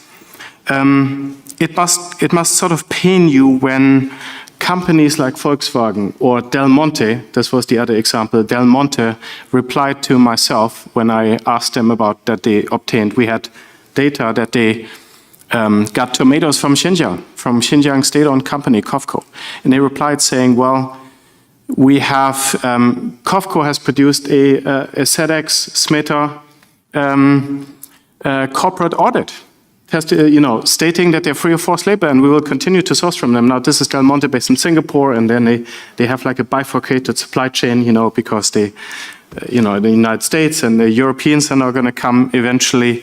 Now, how do you think, Judy, we could get the audit standard setters? Like if the audit standard setters, that should be where the buck stops in terms of abuse. But no, their audits are being used and abused by companies such as Volkswagen, Del Monte, or others, and of course, Chinese companies. How could we get these audit companies to make public statements to publicly ban the use of their audits or to come up with a different approach, whatever it might be? Yeah, thank you for the question. First of all, SMETA, the whole origin of SEDEX was to align all the different audits that were happening. So in my experience, whenever you try and align business practices, you end up with the lowest common denominator. Not that I've looked at SEDEX in a while. So I think this idea of trying to go for a higher bar was what we set out to do with SA 8000, but the limitations of the structure became too problematic. What's happening right now in China is a lot of these auditing firms have a quality control problem. I would say that they have a significant quality control problem in China writ large. since Xi Jinping, I really was involved both for Social Accountability International and for International Labor Rights Forum on doing a lot of worker training and being involved with workers who were beginning to organize on social media when it was still possible. That is no longer possible. So, as the whole Xinjiang case has come into public attention, there's a broader shutdown of worker rights from the progress that we had made.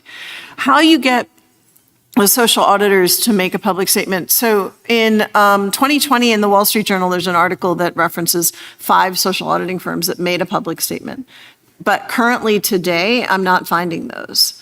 They're sort of dancing around this fact. Maybe they think that they've already said it, but I don't think they've said it definitively and strongly enough. And it should come hand in hand with the companies that are using them, would be the other thing. So I can put a campaigner hat on. I think the combination of research showing how they've got a quality control problem in terms of the lookalike audits and the misnaming of them should be incentive enough. That would be the sort of soft approach of asking them to please come and clarify this quality control problem. But on the other side, there's just campaign tactics that would be needed.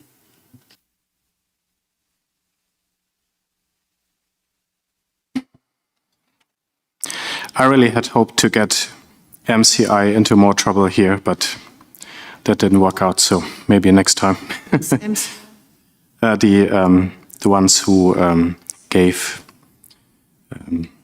MSCI, I'm sorry, who gave Volkswagen, put on the red flag notice and then removed it because of Volkswagen's statement, and then because Volkswagen said that they had an audit, and that was enough for MSCI, the investment, who get the corporate social responsibility investment, who had a red flag on, and they removed it simply because of Volkswagen's statement.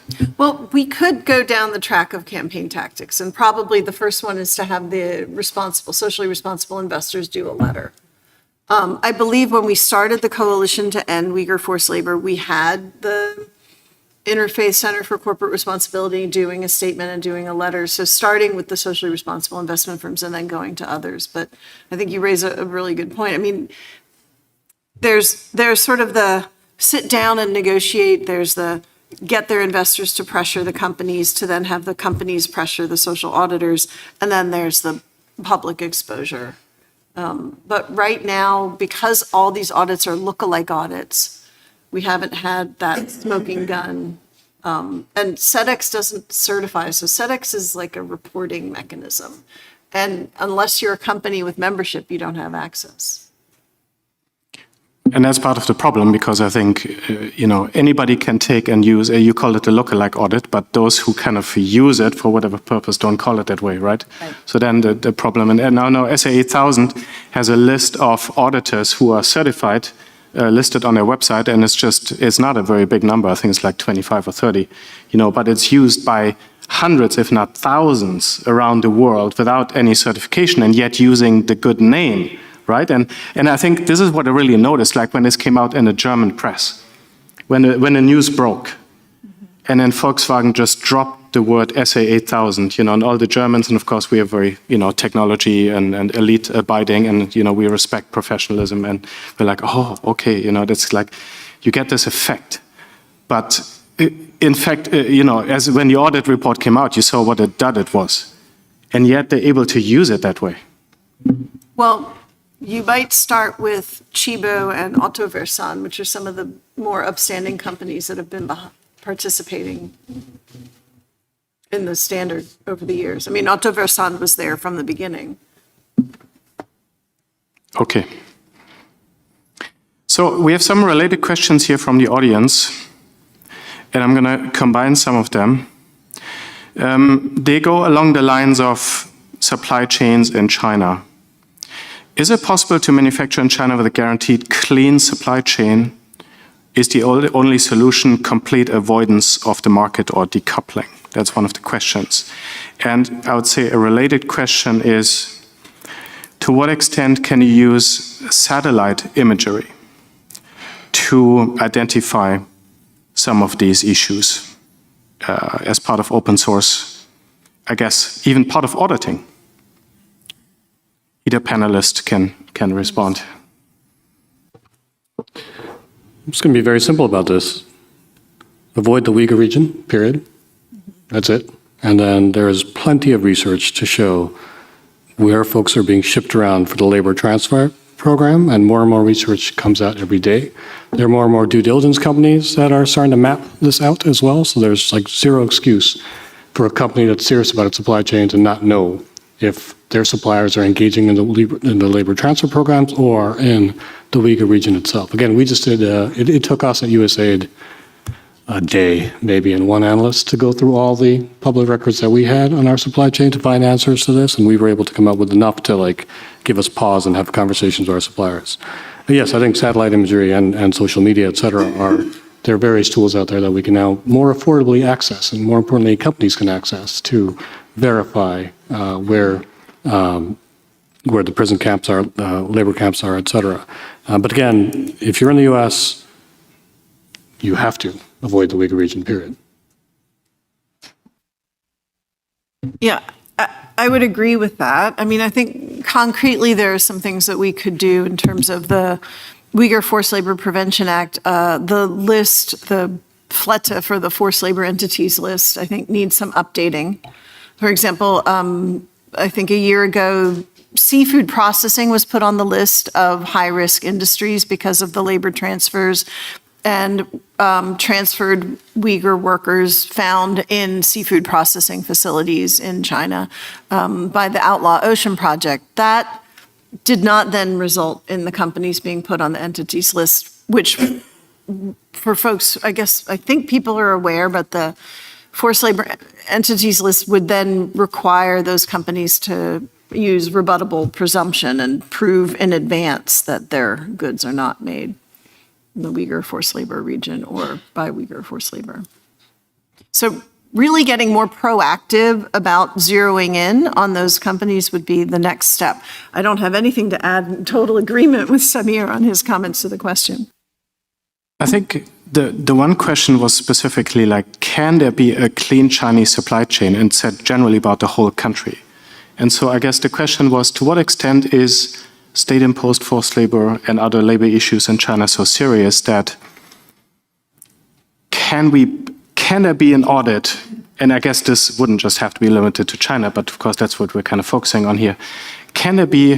Do social audits or auditing have the capability of ascertaining, yes, we have a particular clean supply chain here that we can source from China, that we can say it's free from Uyghur forced labor, it's free from other forced labor, it's free from other abuses, and we can continue to source from that? Or are the limitations of the current auditing approaches or methodologies, of course, including in this kind of autocratic? Of course, we know in China we have the information law and the national security law, meaning any Chinese citizen is required to cooperate with the government, to inform, et cetera, et cetera. So from this kind of systemic perspective. Yeah, okay. So I'm arguing that there are no clean social audits, and in most places, social audits are structurally flawed. What we're looking for is something that overcomes the confidential voluntary sidelining of workers' flaws. The way we've found to get around that is the co-governed agreements, worker-driven social responsibility, or what are called enforceable and binding agreements, where the buyer, the retailer or the brand, negotiates with the unions on the ground and internationally to come up with a system for doing human rights due diligence, transparent reporting, and managing grievances with worker representatives at the table. That would be a full restructuring. That, I would argue, would be impossible in the Xinjiang region, possible in China in certain contexts, but we would need to first get representative worker organizations to the table, and we're nowhere near that at the moment. And Adrian, I'll just add to that. I'll give like a real world example of this. When we issued our report, I mentioned we had 68 or so international companies that we identified. We gave each one of them an opportunity to respond to to our findings before we published. And we put their responses publicly available on our website, and very few responded. BASF, the German company, was one of them. And they simply said to us that we have conducted audits in the they confirmed their presence in the region. And they said that they had conducted audits and they were satisfied with the audit results. So naturally we asked them, please share those audit results, because that would be great for us to see. And it was radio silent since then. So I think that's a question we should absolutely pose to the companies that say that they have clean supply chains coming from that region. Yeah, and of course we did the same in our report and got this very blatant response from Del Monte and so on. Well, we're at the end of time.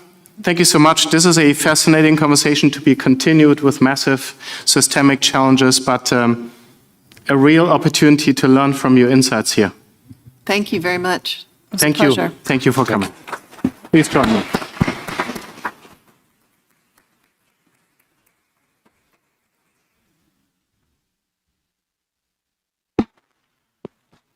Thank you, panelists and Dr. Zenz. Next, we have our second panel, which is the Countering PRC Aggression in an Era of Change. It will be moderated by Dr. Eric Patterson, with panelists Ambassador Sam Brownback, co-chair of the International Religious Freedom Summit, chairman of the National Committee for Religious Freedoms, Craig Singleton, Senior Director, China Program, Foundation for Defense of Democracies, and Andrea Yang, Deputy Representative, Taipei Economics and Cultural Representative Office.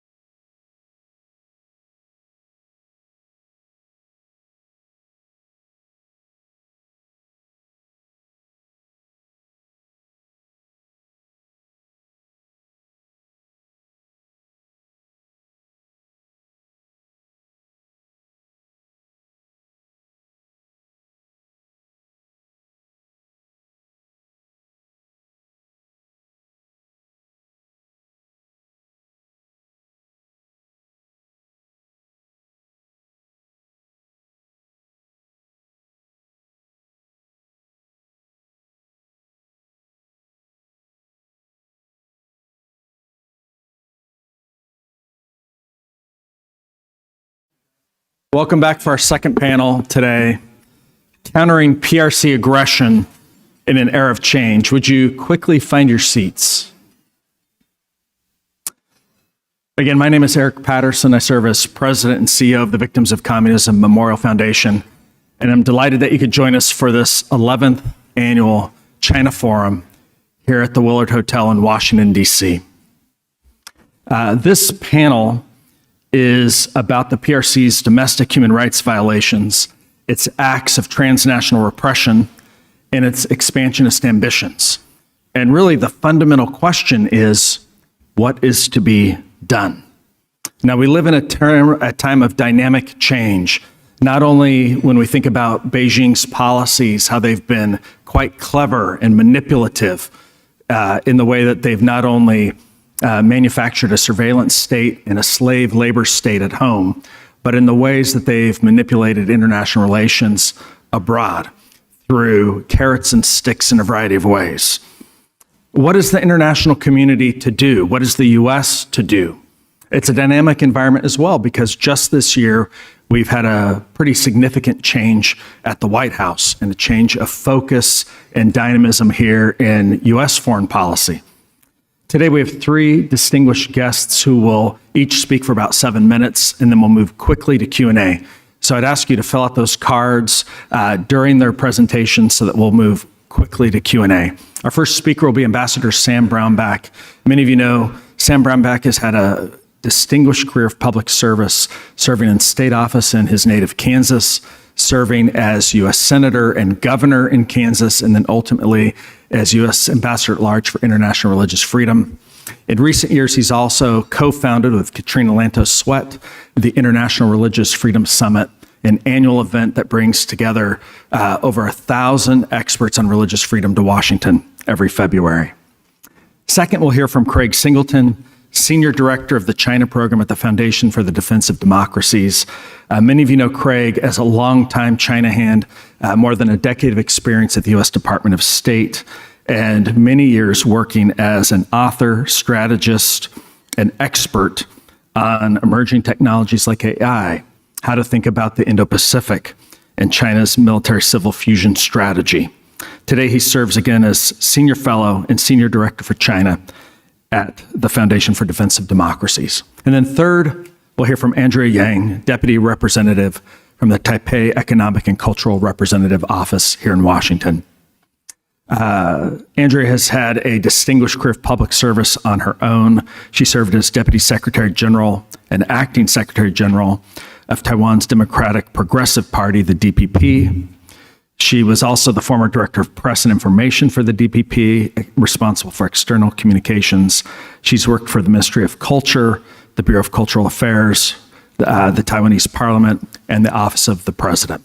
So a fantastic group that we have for you today. And allow me to turn it over straight to you, sir, Ambassador Brownback. Thanks, Eric. I appreciate that very much. Delighted to have all of you here. I've worked with Eric over the years, and he and I years ago when we both had darker, more hair, were White House fellows in various administrations. So it's good to see you again, and also to see my co-chair, Katrina Lantos Sweat, and our faithful sidekick, Candace, with her as well here, that we push the religious freedom issues. Eric's very familiar with those, having worked at the Religious Freedom Institute for a while, and I hope you're familiar with them as well. Also, I want to just a quick shout out to Adrian Zenz. Dr. Zenz is the guy that first put me on what was taking place to the Uyghurs in the western part of China, and his work was absolutely groundbreaking. That he did. He uncovered what was taking place at the modern concentration camps and the surveillance states that the Chinese Communist Party was operating and perfecting, and then now we're seeing distributed to other dictators around the world. So he really deserves a great recognition there. China is at war with faith. It is a war they will not win. I first said those statements when I could still go to China in 2019. I'm banned there now. I deem that one of the greatest honors of my public career, that I was one of the people that they banned when we banned from coming here Chen Guangguo, who was the party's secretary, chairman, first over Tibet and then over Xinjiang, that put all the surveillance technology and the oppression in place. And you got to ask yourselves really why this is taking place. Why does China invest billions of dollars each year to oppress religion? And it's not just Christians and it's not just Muslims, it's everybody. It's everybody. It's Tibetan Buddhists, it's Falun Gong, and I would argue Falun Gong get the worst of all of it. As a domestic, indigenous religion, I put Falun Gong in the category of this is what Grandma taught us. She taught us this type of faith, and the people rapidly went to it, and it scared the Chinese Communist Party, and they thought we can't control these guys, we've got to kill them. Thus, you have 3 ongoing genocides in China right now of religious communities. The Tibetan Buddhists is certainly a cultural genocide, if it isn't a genocide regular from the start. The Uyghurs has been classified as a genocide, the Muslim Uyghurs, and it's really the Uyghurs aren't a problem, it's the Muslim in the Uyghur that is the problem. And they're fine with Uyghur culture, it's not the answering to a higher authority that Islam is. And then Falun Gong, who is, gets the hardest of all of it. Why are they doing this? The Chinese communists have to control people. And they find that the people that will stand up to them are people that are answering to a higher authority than the government. It's a very simple thing. It's a very clear problem that communism has had from its very outset. It's a very clear problem that communism has attacked from its very outset in most horrific, aggressive ways possible. I think then one of our clear responses to this is to back people of faith. For China, religious freedom is an existential threat. And here I'm quoting my co-chair and saying this. This is an existential threat to them. For us, it's a foundational principle. You can't operate a free and open democracy without having religious freedom with the people themselves, being able to do that. And so we should stand up for who we are, and we should stand up against what China is doing, and we should be doing it very clearly. Let me give you some quick examples of what we should do in the brief time that I have. Number one, within the last 2 weeks, the head of Zion Church was arrested, Ezra Mingri. Was arrested along with a number of other pastors in that network. These guys are hostages. This wasn't done just willy-nilly, and they just didn't find out about the Zion Church. The Chinese Communist Party has known about this group for some period of time, and I think in building up to the meeting between Xi and President Trump, what's taking place here is they're grabbing more trading material. These are hostages that they've taken. We should demand that they be released. We should stand up for these other faith communities and stand up with these other faith communities. We should stand up for and with the Tibetan Buddhists. The Secretary of State, the Vice President, the President should fly to see the Dalai Lama in Dharamsala, India, and meet with him and say, we want to stand with the Tibetan people. I think we should endorse the third way that the Tibetan Buddhists have put forward, of where they would have an independent country within China. I don't think China is going to allow that, but I think we should stand up for it. I think we should stand up and advocate for the Uyghurs to be released from the forced labor camps that they are in. I think we should stand up for the Christians that are being captured, taken captive, put in horrific circumstances and conditions, and demand their release. And I think we should stand up for the Falun Gong. The writer and founder of Falun Gong, Li Hongzhu, has been, he lives in the United States now. He sought asylum here. I think people in the White House should meet with him and declare that they should have religious freedom. And they should have it now. A final point on this. And I could go on a long time. I've written a book on this, on China's war on faith. It will come out next year. I hope people follow it. This should move from being just a human rights issue to a national security issue for us, religious freedom. It is the most potent, powerful tool that we have. It stands for our basic values. It stands as a complete threat to the communist China. It is the most organized domestic group inside of China that could stand up to the regime, our people of faith. And they have been persecuted for decades. They have been slaughtered and killed for decades. The Chinese Communist Party has killed more of its own people than any other regime in the history of mankind, and nobody else is even close. And they have done this, and they've got 3 genocides going on now. What would be more important? The guy that was the head at one point in time for the Tibetans in exile once told me, he said, either the world will change China or China will change the world. And we are really at that kind of moment. Thank you.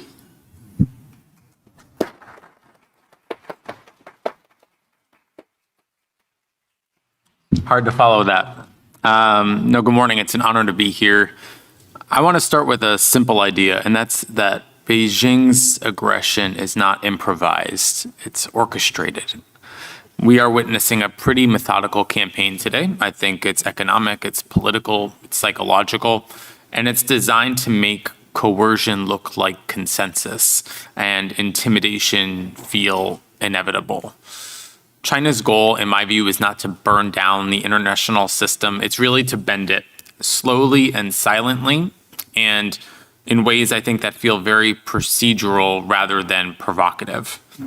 I think this playbook that we're seeing from the Chinese really centers around like the codification of coercion, and it's playing out today with the president's trip to Asia. Under Xi Jinping, coercion has become a system of governance. It has no longer been seen as a tactic of last resort. His concept of comprehensive national security fuses political control at home with economic leverage abroad.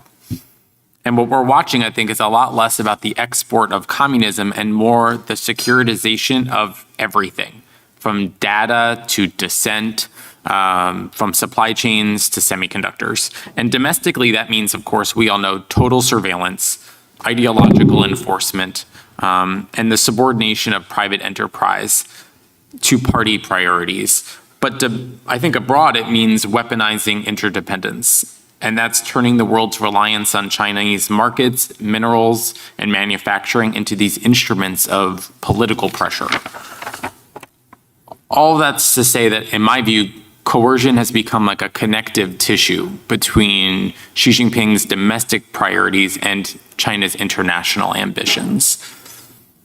And we've seen that when China decides to cut off rare earths and to halt shipments of products, or when they pressure European or American firms over Taiwan. That's not economic policy, it's foreign policy by other means.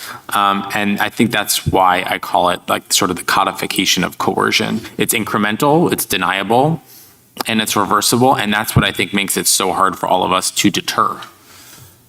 I think we find ourselves today in this new era of like mutually assured disruption.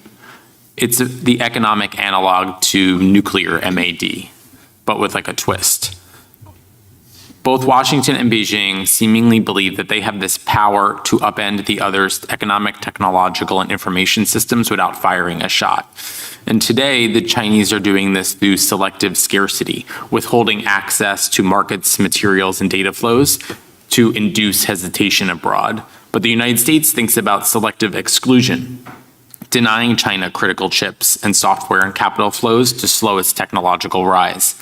Neither side is explicitly seeking the collapse of the other, but we're trying to be in this managed instability here.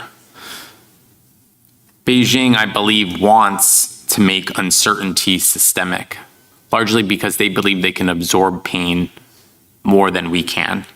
And by making the mere perception of risk, you can deter investment and erode confidence in open markets, which favors them.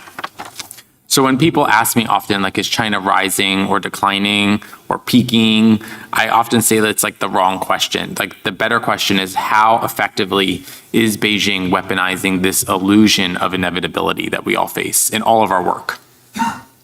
I think it was Eric that mentioned that we have a new, obviously, administration here, and that's changed the game. The policy here is evolving. We see something that's very transactional and a lot more muscular, sort of like a muscular realism. President Trump has been described as transactional, but one thing that he is not is an isolationist. He is an aggressive internationalist. We don't seem to be withdrawing from the world. We seem to be competing in almost every domain that's out there. I think he is very skeptical of institutions, but not of power itself. And he seems very comfortable using economic leverage as a substitute for what he perceives to be endless dialogue. Tariffs, export controls, outbound investment screening, which is included, by the way, in the NDAA. These aren't blunders. A lot of them are forcing mechanisms, and they compel others, including our allies, to reveal where they stand on key and core issues. We can debate the style all we want. I do it all the time. I think the substance reflects pretty hard-headed recognition that the contest with China is about consequences. And I think we're seeing that philosophy embedded in a lot of the administration's broader diplomacy. I would encourage folks to look at the free trade deals that were signed this week in Asia, all of which include forced labor provisions. They focus on funding, obviously, reductions in multilateral diplomacy and bodies, and this deliberate use of deal-making to impose discipline on the world. I think when we think about what's going to work in terms of countering Chinese aggression, you have to attack the architecture of coercion. The first is resilience over reaction. China's playbook depends on paralysis. It's this pause between perception and response. And I think the antidote is some predictability. Building in redundancies into supply chains and energy systems and data networks, that sort of ensures that coercion fails to deliver political results. Second is building coalitions over committees. Beijing loves to exploit bureaucratic delay. It fears functional coalitions that can act quickly. That's on export controls and sanctions and maritime patrols, forced labor protections. So I think small, agile groups are where we need to be, demonstrating that scale is a valuable tool when we have speed. The third is clarity over ambiguity. I think China thrives in the gray zone. Cyber intrusions and disinformation, maritime harassment, those all test us, but they don't really cross our thresholds. But there is a clarity of consequence that I think is really valuable, very visible and credible and collective, and I think that's just sort of the best deterrent. And last, I think we really need to start to think about employing the private sector and the non-governmental actors into part of our national defense ecosystem. All of these firms, I think, are trying, the ones I advise at least, are trying to run away from great power competition, but I often sort of advise them that great power competition is gunning for them. I think forced labor sits at the center of that. So looking forward to the discussion and all the questions from today.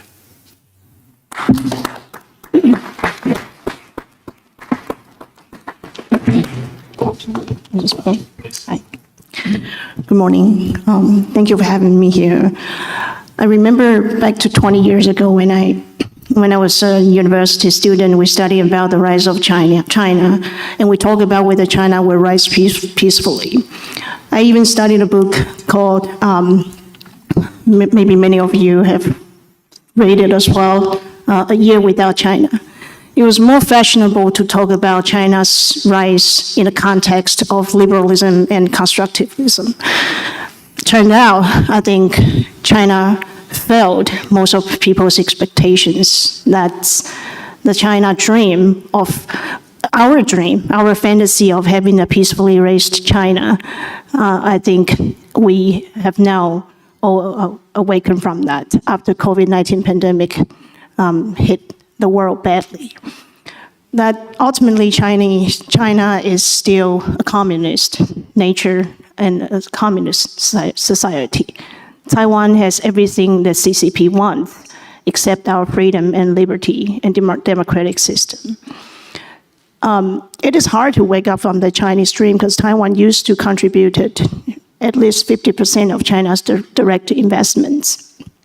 And we used to put more than 80% of our foreign direct investment in China. After COVID, now it dropped to less than 8%. I think the business people are sensitive about the changing political environment in China. Taiwan at the front line, we have encountered a lot of challenges from China directly. The 1996 missile crisis across Taiwan Strait, that was the first time that the Taiwanese people felt direct threat from China. So that military threat, when we look back, over the past 20 years, that China has collected the world's capital to go against the world. They have investments around the world, and this is really the first time, if you look back China's 5,000 years history, that they never had an ambition to go into the water. So even if there's no one lives in Taiwan, even Taiwan is a no-man island, China will still want it because it's a perfect military base for them to go to the Pacific. Their investment on military, the dramatically increased defense budget, it makes the world to raise our individual defense budget drastically ever since World War II. So that's the real threat that China is posing to the world. That's not just U.S. increased the budget, Australia, Japan, Korea, Vietnam, every single country that is facing a very dangerous moment. Of course, Taiwan also increased our budget in more than 80% over the past few years. And now we're aiming to increase our defense. President Lai has committed to increase our defense budget to 5% of our GDP by 2030. That's, if we have an option, I would rather put the money elsewhere in the cultural events, education events to nurture our society well. But I don't think we have an option. That inevitably that we all have to be more serious about China's aggression to the world. So I think the free world should move as one to counter China's aggression. That Xi Jinping has his own "Make China Great Again" dream. He wants to be the greatest Chinese leader in China's modern history. And that legacy would have to come from not just economic rapid development, not to mention after COVID-19 that China is suffering from its own economic downturn that would not come back anytime soon. But this is the time for our world to work together as one, the people who care about lives and care about freedom, care about democracy, that it is time to really look at China's true color and understand China really wants to replace U.S. to be the world's leadership. Anyone who still has the fantasy about China, it's okay, but then we have to be prepared for the worst scenario. So the reason, I think the U.S. support for Taiwan is still very solid and strong, but there are reasons some weird articles talk about Taiwan abandonment, that Taiwan is not worth for defense, Taiwan is worthless. That kind of narratives are just very, very dodgy because there's, not to mention those arguments are not valid enough to talk about the geopolitical real situation and China's real intentions. But it always come out with a very funny time out of nowhere, criticize Taiwan being provocative when we are not. And then the small articles in the US would go viral back home in Taiwan. So all this misinformation, manipulation is an ongoing situation that China is, like Craig says, and also a psychological game. China is playing in our minds. So we have to stay strong and brave and also wise, smart enough to look at China's real intentions in each single one of their moves. they want the world, and they want to be the greatest power in the world. I don't think I have no question or no doubt about that by far. So when look back 20 years ago, when we talk about China, whether China will rise peacefully, I think the answer is actually quite clear. When you look at their defense budget, which we look at least 36 billion by 2030. So looking at the figure, I hope we can at least see some real intentions, and otherwise I have no explanation of that budget. Thank you.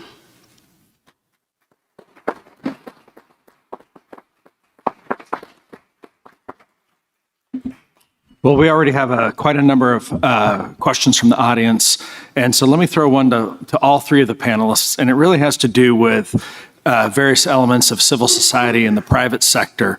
One of the questions asks the question for Ambassador Brownback: how can we support human rights groups, and particularly religious groups on the ground in China, and yet minimize the narrative that where China, the PRC, demonizes religion and religious groups, religious minorities, as foreign elements that are undermining the country.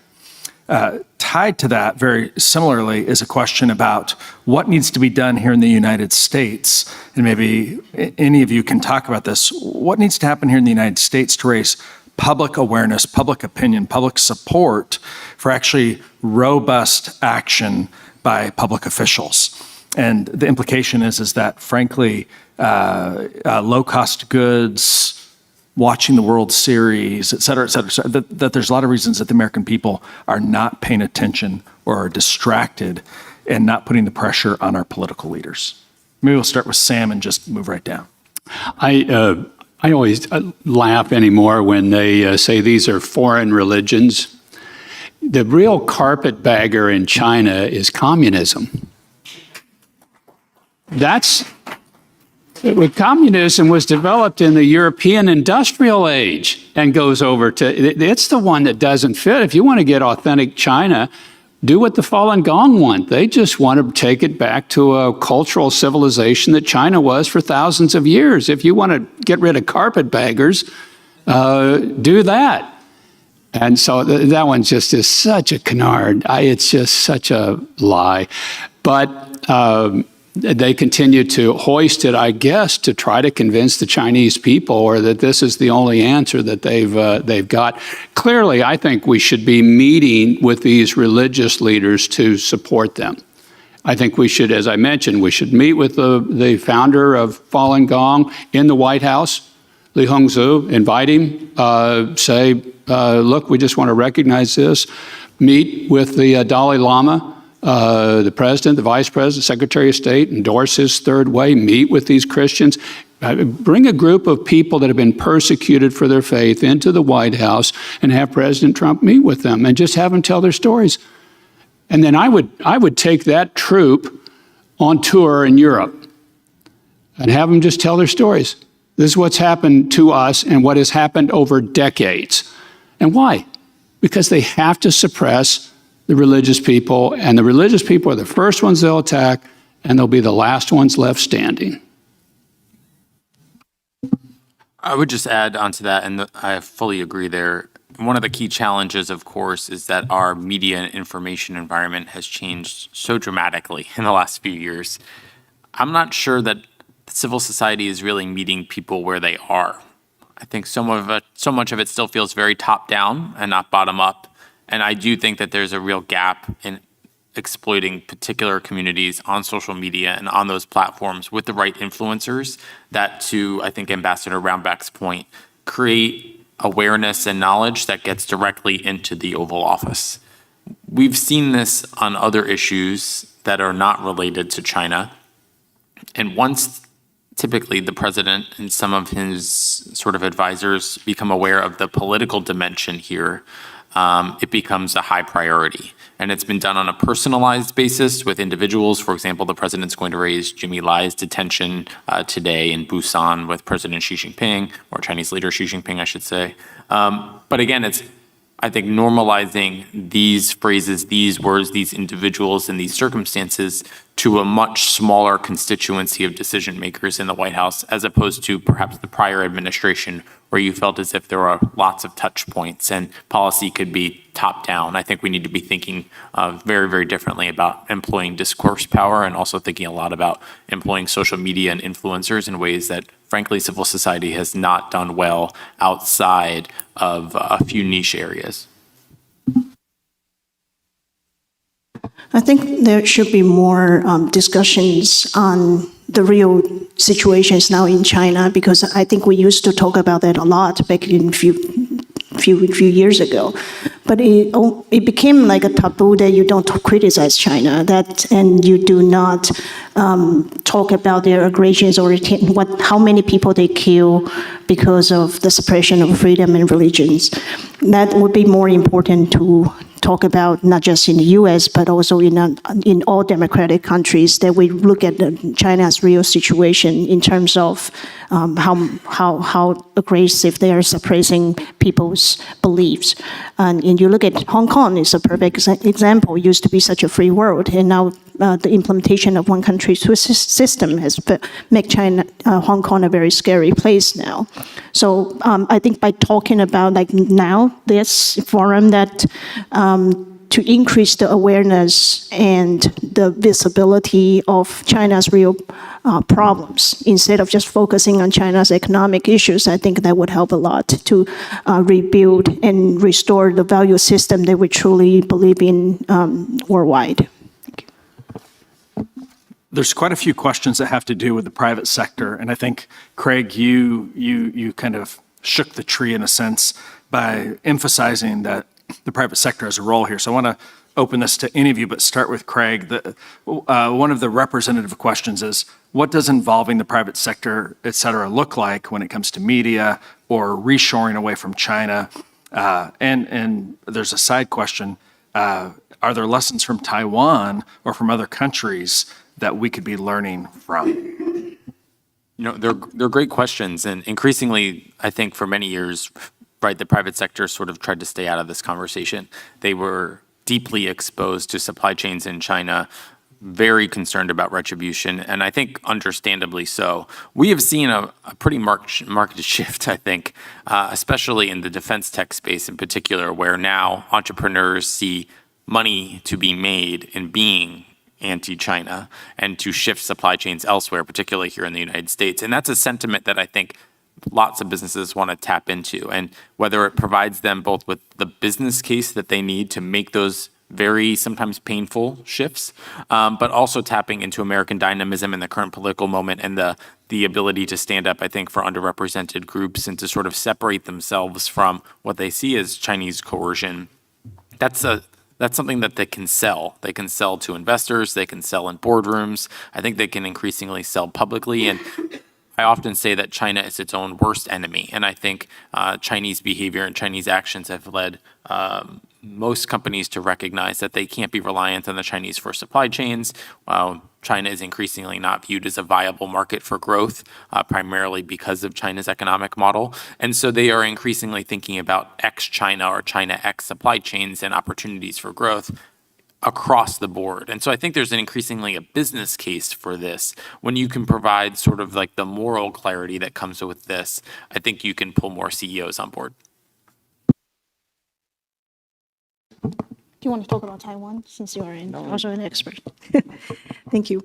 Taiwan is definitely a ground zero when it comes to private sector's investments. I mean, we were the first country to went into China after the 1989. But I mentioned before that we used to put 80% of our foreign direct investment in China, but now it's dropped to below 8%. Now, that indicator it really shows how big of a change the Chinese market has become. That business people are very difficult to talk to. I mean, they find their business opportunities. They do their best profitable calculations. But our government had what we call new southbound policy, that we try to pull the business to Southeast Asian countries. And there's a lot of policy incentives and also a lot of measures to encourage our business to go invest in particular Southeast Asian countries like Vietnam, Indonesia, and Philippines. And now that the government has to do this in a very smart way, of course, there's going to be a lot of you got to design some sort of system to shift that drive. I think it works that you work, for example, the government would have to work with the Vietnamese government on the regulation to also provide our experiences for them. What would make your country a business attraction and investment destination? That's a mutual bilateral sort of engagements that we can come up with to help, because with private sectors and business leaders, you don't tell them, don't invest in China, put your money elsewhere, and period.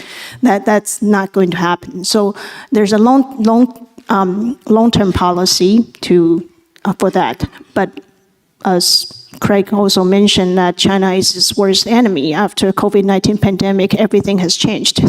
It's become very tough to do business in China. So people moved out of that naturally and automatically. Sometimes they had to abandon their factories and all their capitals. So that's how bad it was like. But I think the global supply chain, I mean, now we also have a different global challenge and different scales of investigations. That is also some of the measures I think work. For example, a lot of our businesses are now moving to the U.S. That's the de-risk and also to help people back in Taiwan find more opportunities around the globe. The government's policies and redesign of the system would be crucial to help the business people to have their business secure in a changing world. But China is no longer a desirable destination, at least so far. But when China's economy comes back, we might have a different situation to face. If the business leaders didn't see the meeting 2 months ago, we should flash a picture to them. There was a Davos of dictators in Beijing when they had the military parade that Xi Jinping hosted, 16 dictators around the world. If that brought up images to me of pre-World War II of what was taking place, when you were seeing the world crack apart. Here, I mean, this thing was scary, was concerning to me. And you're seeing the world break into two economic spheres, and you're going to be with the dictators or you're going to be with the free people. Is what's going to take place. And I would hope the business leaders would say, well, we're all with the free people. And I hope most of them would. So last question for the group, and one of the questions that has arisen both last night and then it was brought up by our opening speaker today, where he talked about a Marxist ideology and a Leninist kind of strategic set of operations that are characteristic of the current CCP. So the question is simply, what about undermining the CCP? When we think about its chief ideologue is President Xi, when we think that it really is a Marxist-Leninist ideology that's driving part of the way that it understands the world and the way that it behaves, are there mechanisms, do you have recommendations for, is there a way to get at that? Not just economic competition, not thinking about military competition, but is there a way to get at the party itself and its justification for its existence? Anyone? Everyone? This is comparative. The Chinese say that we are a declining power and that they're a rising power. So our task is to refute that.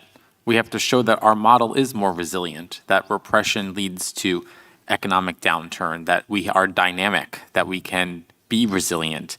I don't think that human rights and free markets and civil liberties, these are not just like ornaments of power. I actually think they're multipliers of it. I think we have to remember that as we talk about these two competing models. But increasingly, it's easy to compare Chinese economic growth and power projection with ours. And I think the ambassador's right. This growing axis of authoritarians is quite concerning.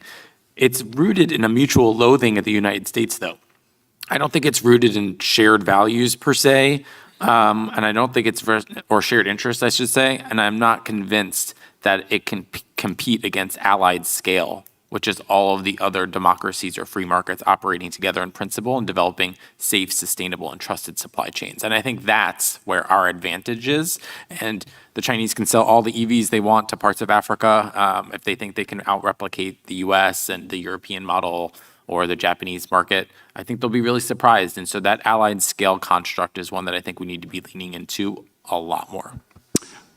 I think I've got my Ronald Reagan socks on today, and I want to quote Ronald Reagan, "We win, they lose." I think we have to be very clear. These are competing systems that are diametrically opposed to each other. We were hoping for years that China was going to evolve into an open, democratic, capitalistic system. We were. I was. It didn't happen. Xi is Mao reincarnated. Maybe he does believe in Buddhism.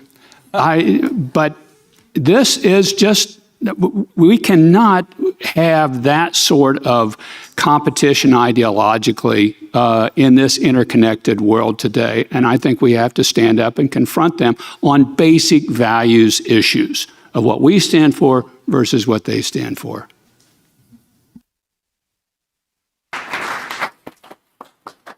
Thank you.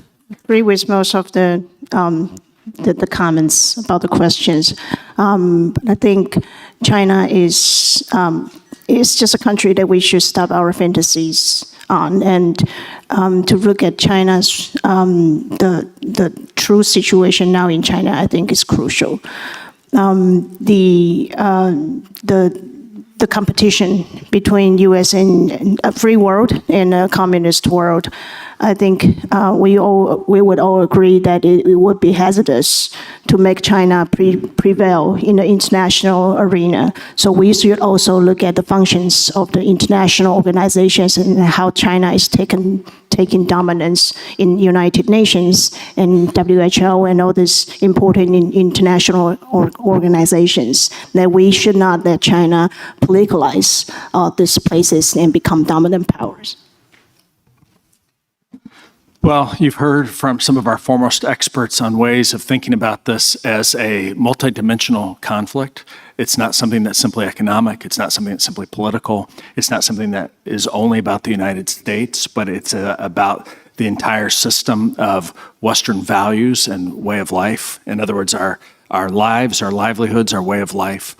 But you've heard a lot of good news as well, that the problems are identified, that we've seen time and again that there's resilience in democratic and free market systems because they're based on the truths about the human person and the dignity of the individual human persons. It does seem like we're in a time that's fraught. It's a time where it's uncertain about how things will happen in the future, in particular due to the ruthlessness of the PRC and the people who work for it. And yet at the same time, I think we've had a call from each of these three to be resolute that this is not that this game is not done, that there's a lot of energy and opportunity left for the West and for our allies. Would you help me in thanking our panel?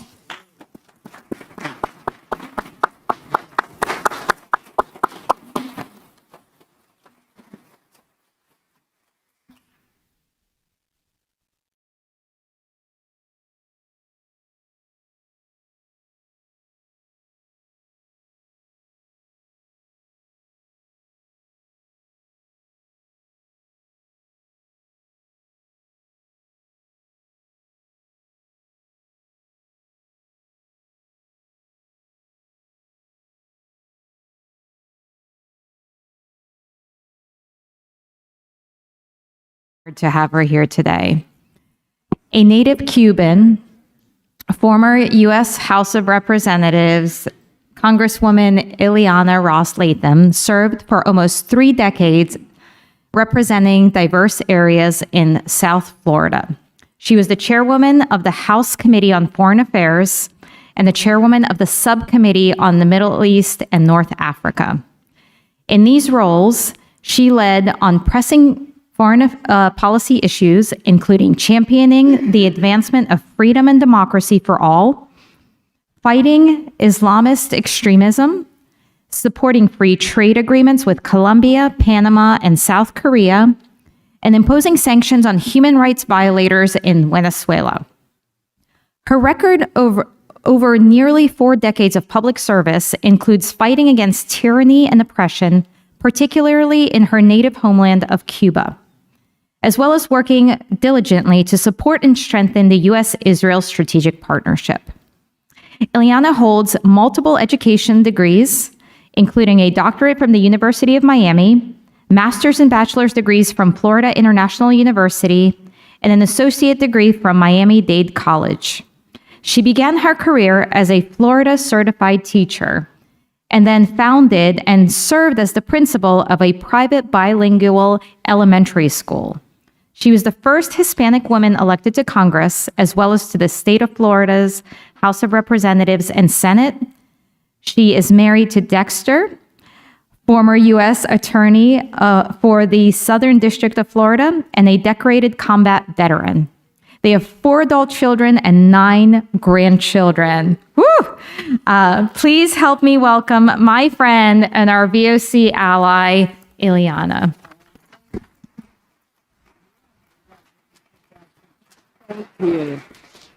Yep, she saved the best part for last. 9 grandkids. I'm competing with you. Well, thank you so much. That was an amazing panel, was it not? Let's give them another hand if they're still around. Good morning, buenos días, y muchas gracias. I want to start by thanking this organization, the Victims of Communism Memorial Foundation, for organizing this forum. What you do here, preserving the truth, giving voice to survivors, fighting for those who cannot fight for themselves, this is essential work. Never stop doing it. Now I want to tell you a little something personal, something about me. I was 8 years old, as you heard, when my family had to flee communist Cuba. My father had been active in the Christian Democratic movement, opposing Castro, and when the regime tightened its grip, we had no choice. We packed what we could carry, each with one little bag, and left everything else behind. Our home, our extended family, the only life we had ever known. I still remember sitting on that plane, not really understanding what was happening, but feeling my mother's hand gripping mine. That fear, that uncertainty, it stays with you. But here's what else stays with you: gratitude. Gratitude for a country that took us in, gratitude for freedom we never took for granted again, and a sense of responsibility to fight for those still living under that boot of tyranny. And that's why I'm here with you today. Because the fight for freedom did not end when my family reached Miami, and it will not end until every person living under communist oppression breathes free.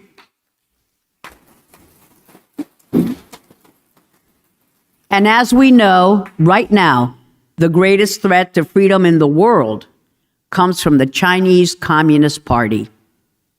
Let me be clear about what we're facing.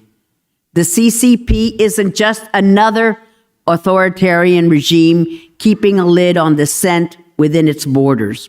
It's an expansionist force trying to remake the entire international order to suit its interests, where might makes right, where sovereignty means nothing, and where human rights are bargaining chips. Look at what they have done. Millions of Uyghur Muslims imprisoned in concentration camps. forced sterilization, forced labor, families torn apart. This is a mass atrocity, plain and simple. In Hong Kong, a thriving democracy crushed overnight. The national security law turned basic freedoms into crimes. People jailed for holding up blank pieces of paper. Journalists arrested for doing their jobs. In Tibet, systematic destruction of Buddhist monasteries, forced assimilation, and the imprisonment of anyone who dares speak their own language or practice their faith freely. And then there's the surveillance state. Cameras on every corner, social credit scores controlling who can travel, who can get jobs, algorithms tracking every word you type. Imagine living like that. Imagine your children growing up in that world. Consider Xi Jinping's 7 no's or 7 perils, which is official Chinese Communist Party policy, and which every Chinese citizen is expected to know by heart. No universal values, no press freedom, no civil society, no citizens' rights, no discussion of the party's historical aberrations, no privileged capitalist class, no independent judiciary. But here's the thing that should worry all of us. Beijing's ambitions are not limited to China's borders. They export surveillance technology to dictators around the world. They use economic coercion, dangling access to their massive market to silence critics in democracies. They plant disinformation campaigns to divide us. They buy influence in international organizations to rewrite the rules. And for too many years, we in the West told ourselves a comforting lie. Sam Brownback was talking about it, that if we just engaged with China economically, if we brought them into the global trading system, they would gradually liberalize, that trade would lead to freedom. Well, we were wrong, dead wrong. Instead, the CCP used our openness to strengthen its repression. It got richer, more powerful, more aggressive, and ordinary Chinese citizens paid the price. When I was in Congress, I made it my mission, along with your dad, the incredible Tom Lantos. Let's give it up for Congressman Tom Lantos.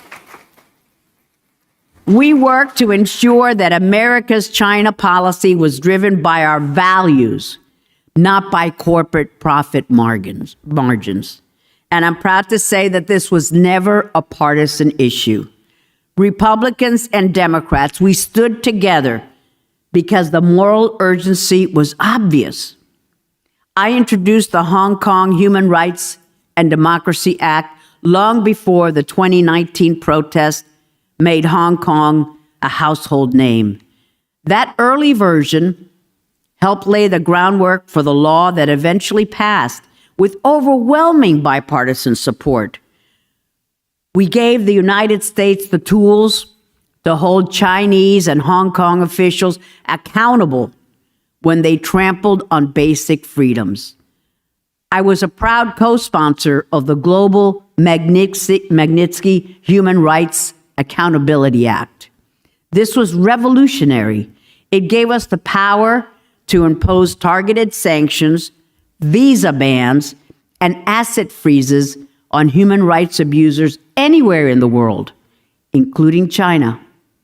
No longer could these officials hide behind diplomatic immunity while destroying lives. When we passed H.R. 343, condemning the forced organ harvesting of Falun Gong practitioners and other prisoners of conscience, The vote wasn't even close. This was Congress speaking with one voice. What the CCP is doing is barbaric, we said, and we won't look away. I also stood with the people of Tibet, demanding their right to self-determination and religious freedom. I fought for dissidents like Chen Huangcheng, the blind activist who exposed forced abortions under China's one-child policy, and then dramatically escaped house arrest. These weren't abstract policy debates to me. These were real people whose courage demanded our support. And I used every platform I had, hearings, floor speeches, press conferences, to speak for those who could not speak for themselves. The journalists in Chinese prisons, the mothers who did not know if their children were even alive, the democracy activists in Hong Kong facing decades behind bars for the crime of believing in freedom. None of this would have been possible without bipartisan cooperation. I served with incredible colleagues on both sides of the aisle. The amazing chairman of the Foreign Affairs Committee, Tom Lantos, one of whose daughters is here today. Stand up. What an amazing freedom fighter. She continues fighting in his name and in her mother's name, because her mom was also a force of nature. Elliot Engel, who is still with us today, although in declining health. Steve Shabbat, Chris Smith, Enai Falomavega, Don Manzullo. We did not agree on everything, but we agreed on this. America stands for something. And when authoritarian regimes crush human dignity, we have a moral obligation to speak up. Even when different administrations had different priorities, and it happened, even when some officials in the executive branch worried about upsetting Beijing or rocking the boat, Congress held the line. That bipartisan consensus is one of the most important achievements in my 3 decades in the House. And it's something we absolutely must preserve. Because here's what Beijing understands. They cannot intimidate a united America. But if they can divide us, if they can make us question our own values, if they can get us fighting each other instead of standing together, then they win. We can't let that happen. Let me talk about Taiwan for a moment, because Taiwan's story has always inspired me. I often describe Taiwan as a beacon of freedom. And you know why? Because Taiwan proves that democracy isn't just for the West. It's not a Western invention that doesn't translate to other cultures. That's nonsense. And Taiwan is the proof. Over decades, Taiwan evolved into a thriving, pluralistic democracy. Multiple presidential elections, peaceful transfers of power. We just had one between different political parties, a free press, civil society, the rule of law, the entire menu. Sounds familiar? That's exactly what we hope will happen in my native homeland of Cuba one day.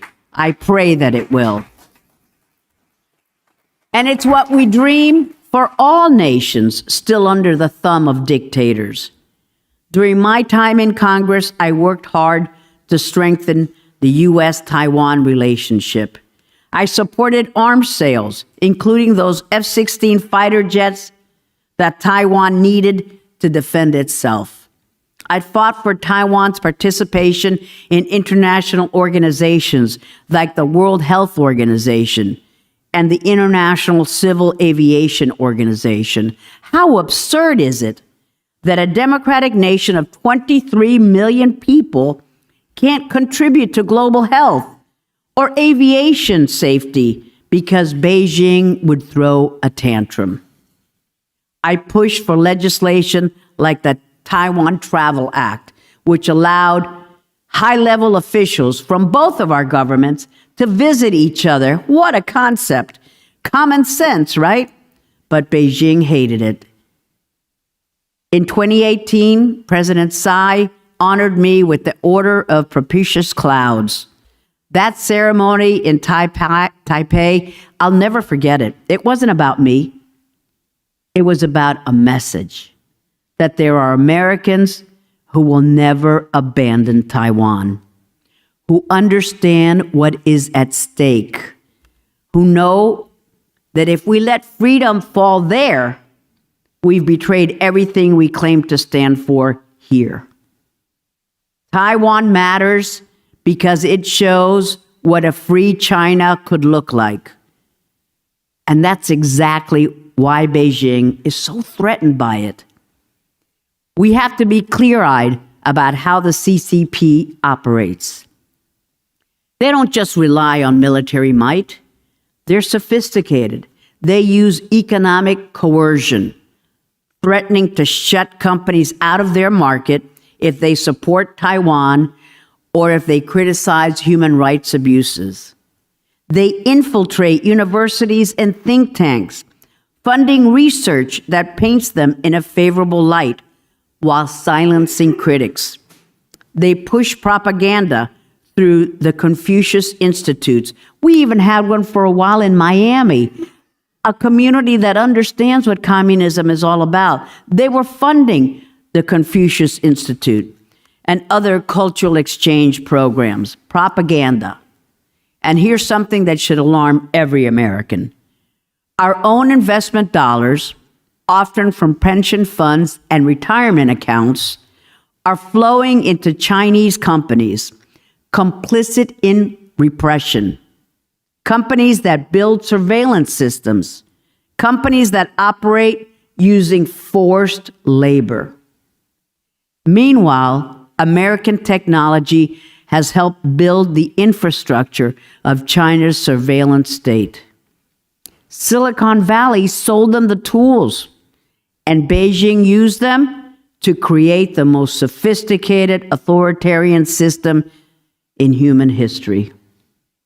We cannot keep doing this. There's no such thing as morally neutral engagement. Not with a regime running concentration camps. So what do we do now?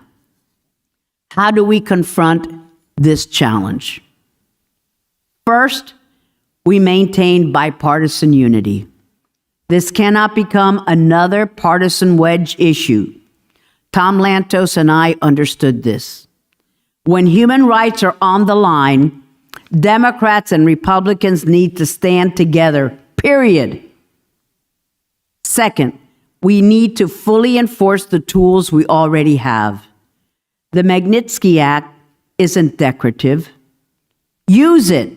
Sanction every CCP official involved in genocide, in crushing Hong Kong, in persecuting religious believers. Make them pay a price. Third, we end American complicity. No more U.S. investment in companies using forced labor or building surveillance systems. No more technology exports that help Beijing oppress its people. If you're in business with genocide, you're in the wrong business. Fourth, we support dissidents. We support civil society. Those brave souls inside China, risking everything for a better future, they need our help. Amplify their voices, defend their families, give them refuge when they escape, fund independent media that can break through the Great Firewall and reach ordinary Chinese citizens with the truth that their government, that their regime fears so much. And fifth, we remember what this is really all about. It's not about the great power competition or economic rivalry. It's about human beings, mothers and fathers who want better lives for their children, young people who dream of living in a country where they can speak freely, believers who want to pray without fear. That's what we're fighting for. I told you at the start that I'm a Cuban American, proudly so, a child of exile, and I want to end where I began. I know what it's like to live in the shadow of communism. I know the silence that follows when dissidents are crushed. I know the pain of separation from loved ones who could not escape, but I also know the power of hope. Hope is what kept my father fighting for Cuba's freedom from exile, writing books, organizing resistance movements, never giving up, even when it seemed impossible. Hope is what drives a dissident to write another essay, even knowing that it will mean prison. Hope is what moves a mother in China to whisper her children's names in prayer, trusting that someone somewhere remembers that they exist. Hope is what inspired those young people in Hong Kong to flood the streets, chanting for democracy, refusing to accept that their future had been stolen. Hope is what brought protesters to Tiananmen Square in 1989, only to be attacked by the tanks and gunfire of the People's Liberation Army. That hope exists in China today, and it will not die. Our job as Americans, as people who've tasted freedom, as members of a human family, is to stand with those who still live in darkness. To say to every victim of communism everywhere, you are not forgotten. You are not alone. Your courage inspires us, and we will never, ever stop fighting for your freedom. Muchísimas gracias. Thank you so very much. Thank you. Salud. Sam Brownback, it's good to see you, amigo. Thank you. On to lunch.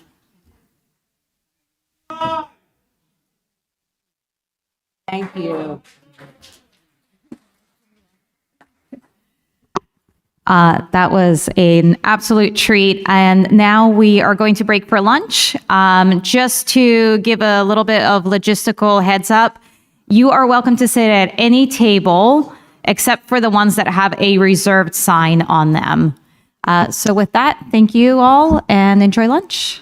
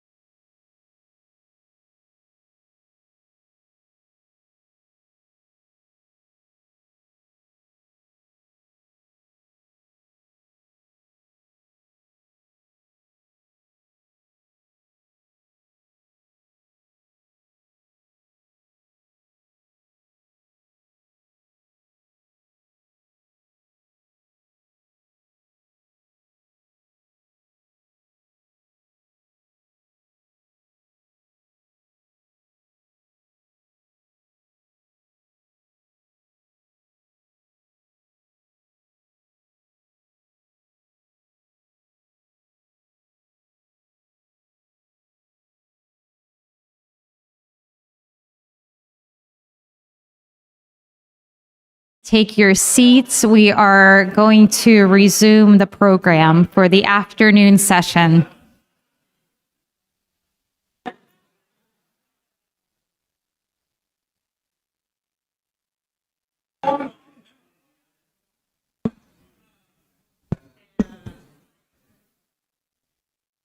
You good?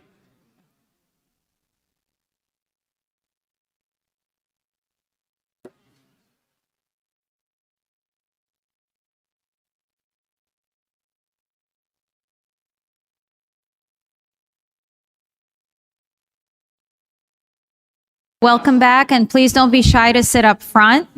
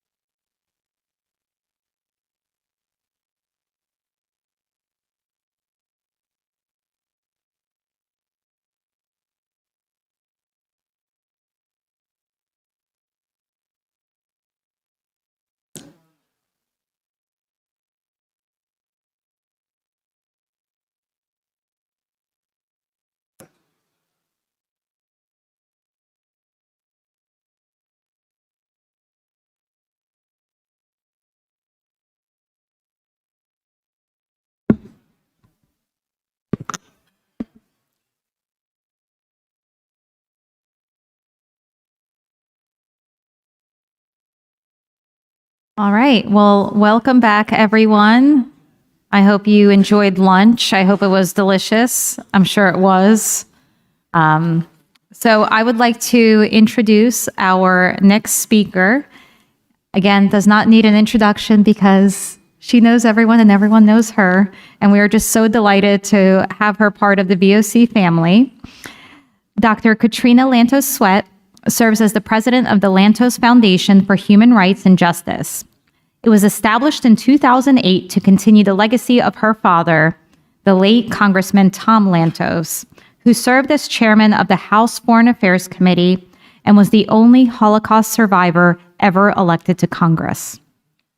Under her leadership, the Lantos Foundation has become a distinguished and respected voice on key human rights concerns ranging from advancing rule of law and freedom of religion and belief globally, to fighting for the internet freedom in closed societies, to combating the persistent and growing threat of anti-Semitism and Holocaust denial. Dr. Lantos Sweat is the former chair and vice chair of the United States Commission on International Religious Freedom and teaches human rights and American foreign policy at Tufts University. She currently serves as co-chair of the board of the Committee for Human Rights in North Korea and the Budapest-based Tom Lantos Institute. Dr. Lantos Sweat also serves on the advisory board of UN Watch, the annual Anne Frank Award and Lecture, and the Warren B. Rudman Center for Justice, Leadership and Public Policy. She serves as co-chair of the International Religious Freedom Summit, which is an inaugural gathering in 2021. And with that, I would like to welcome Dr. Lantos Sweat.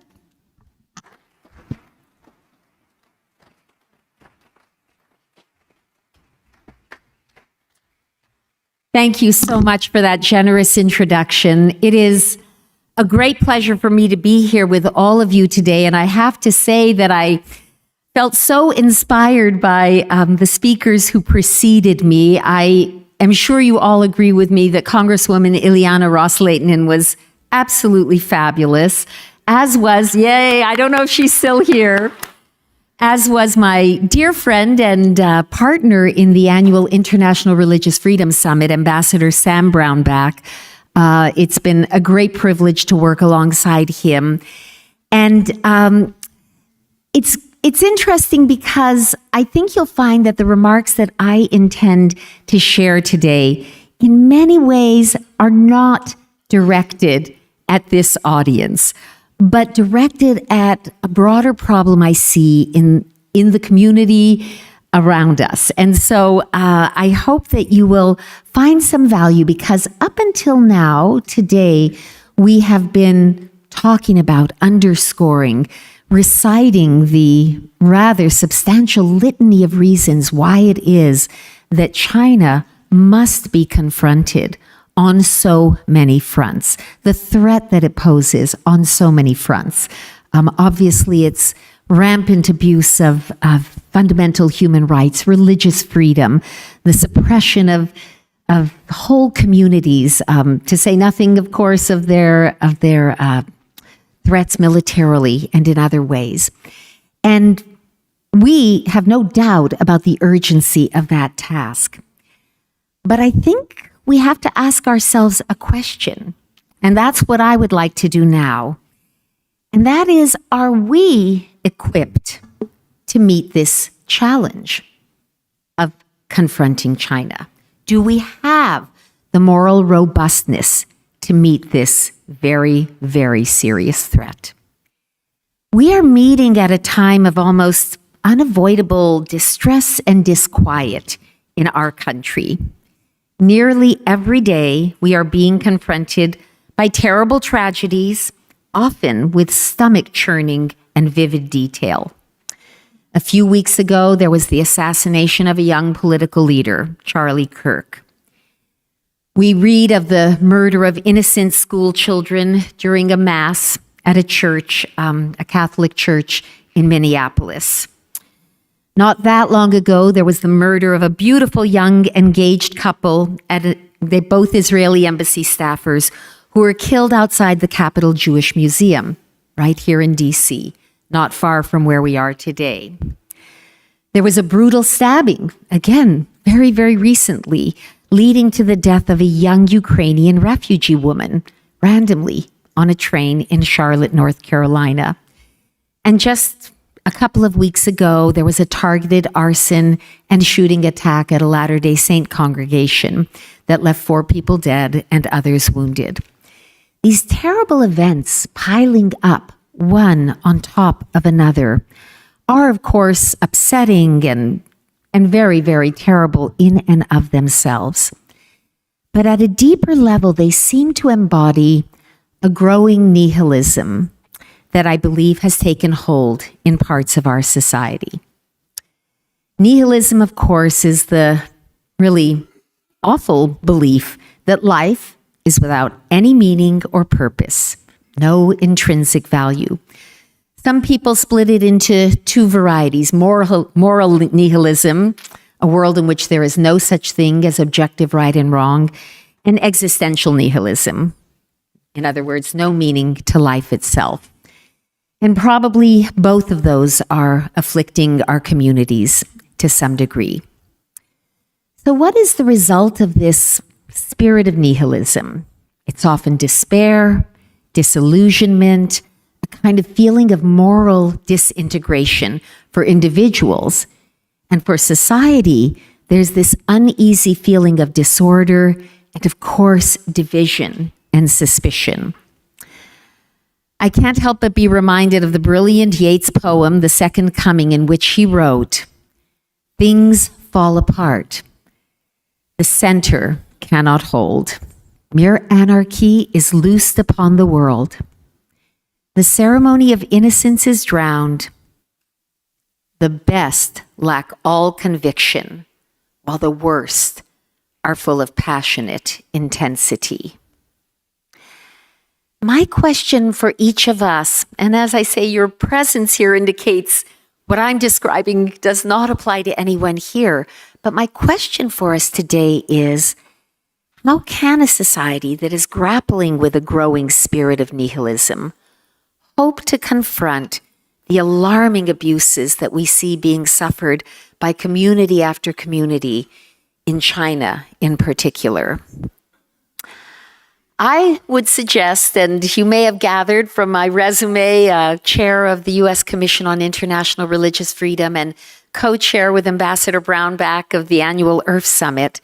So this may not come as a surprise, but I would suggest that the counterattack has to begin with embracing, with renewed conviction, the proposition that lies at the heart of the entire architecture of the human rights movement, namely the foundational belief that we all possess a profound and inherent dignity. If I can quote for a moment the opening words of the Universal Declaration of Human Rights, in the preamble it says, "Whereas recognition of the inherent dignity and of the equal and inalienable rights of all members of the human family is the foundation of freedom, justice, and peace in the world." And from there, in a bunch of whereas clauses, it goes on to lay out the fundamental premise behind this whole notion of a universal declaration of human rights. Now, what is fascinating about the Universal Declaration is that it does not anywhere actually define this all-important inherent dignity and where it comes from. It's sort of been a stumbling block in many ways for scholars and lawyers and jurists and politicians, because the whole thing is premised on this notion, and yet they haven't quite been able to define it. And yet I would say that for people of faith, and I think of these heroic faith communities in China, the answer is found in the conviction that humanity is made in the image of God. It is this reflection of the divine image of the Creator, the Imago Dei, that gives each human being their inherent dignity.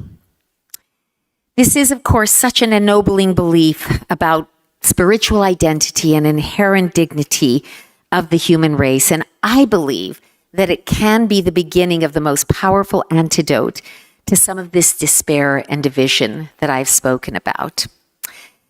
Now, I think there may be some signs of hope in this somewhat gloomy picture. There's been a lot of talk about a resurgence of conviction and seeking after fundamental and profound truths.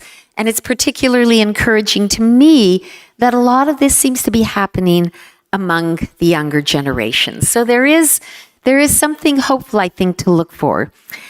But the next question I have for us today is, how do we take our conviction about right and wrong, good and evil, and translate it into action? Well, obviously we know that it requires moral courage.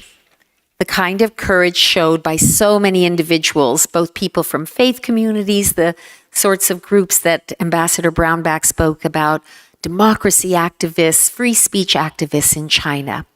How do we find that courage? I appreciate the writings of the Dutch historian Rutger Bregman, who has studied this rare but necessary quality that enables some people to overcome the natural fear that we all contend with. Bregman has concluded that the essential ingredient that creates moral courage is what he calls moral ambition. High and noble values wedded to ambition, a determination to do something, to accomplish a desired goal, not just to hold the ideals and hold the convictions, but to do something about it. It's sort of an opposites attract marriage of beautiful ideals with the pragmatism and toughness of an entrepreneur. To illustrate this, Bregman references a photo from the 1930s. It is a picture of workers at a Nazi shipbuilding factory in which hundreds, if not thousands of them, are all standing together giving the infamous Nazi salute. All except one. in the middle of the throng, there is one man, quietly defiant, with his arms crossed, refusing to go along. That story reminds me of a young boy who I didn't know as a young boy, but who would become my father one day, who was taken to a slave labor camp outside of Budapest, along with all the other Jewish boys from his neighborhood. And for some reason, the commandant in charge of their particular barracks decided he was going to burnish his reputation by compelling all of these Jewish boys to get baptized.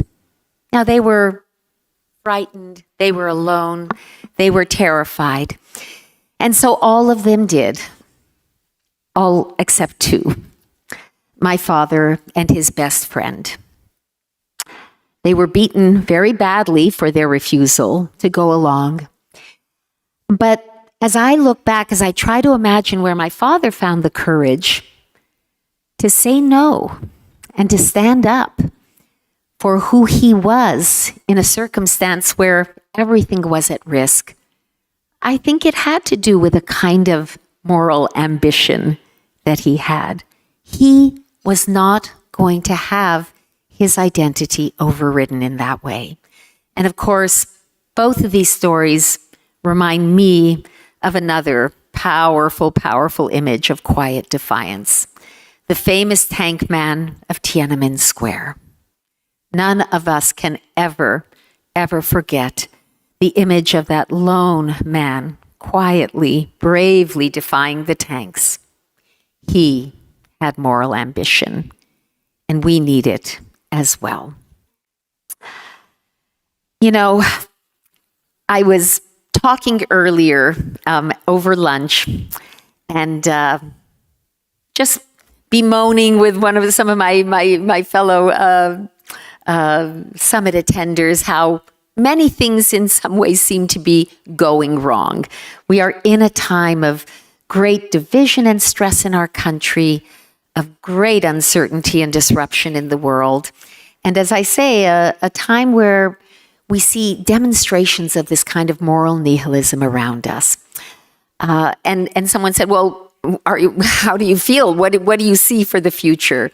And my response was, I have no choice, of course, but to be an optimist.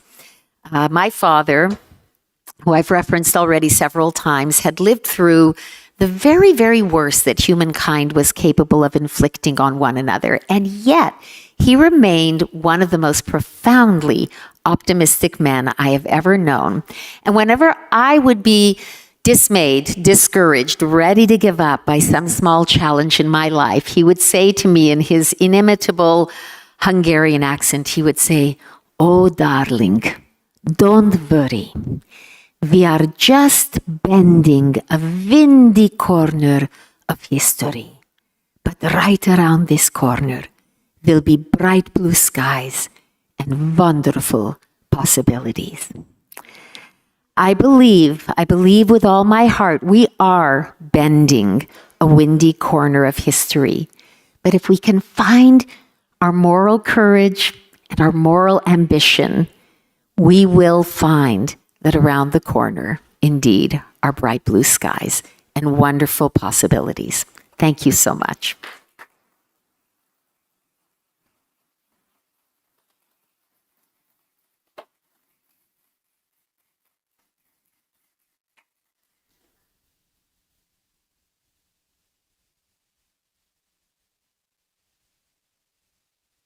Thank you so much, Dr. Lantos Sweat. It's always a pleasure to hear from you and always a pleasure to see you with your optimism. And we need more of that in our lives. So next, I would like to introduce our interview with Dr. Frank Decotter, who is the Malleus Senior Fellow at the Hoover Institute at Stanford University and is the chair professor at University of Hong Kong, and Dr. Adrian Zenz.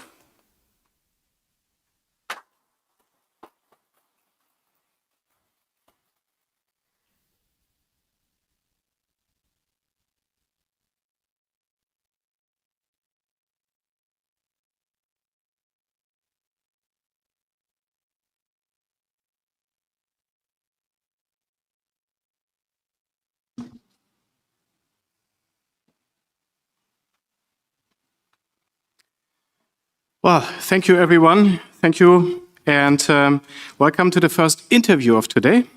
We have 2 interviews, and this is not just with anybody, but with a very, very unique person who has shed a lot of light on the country that we're focusing on today.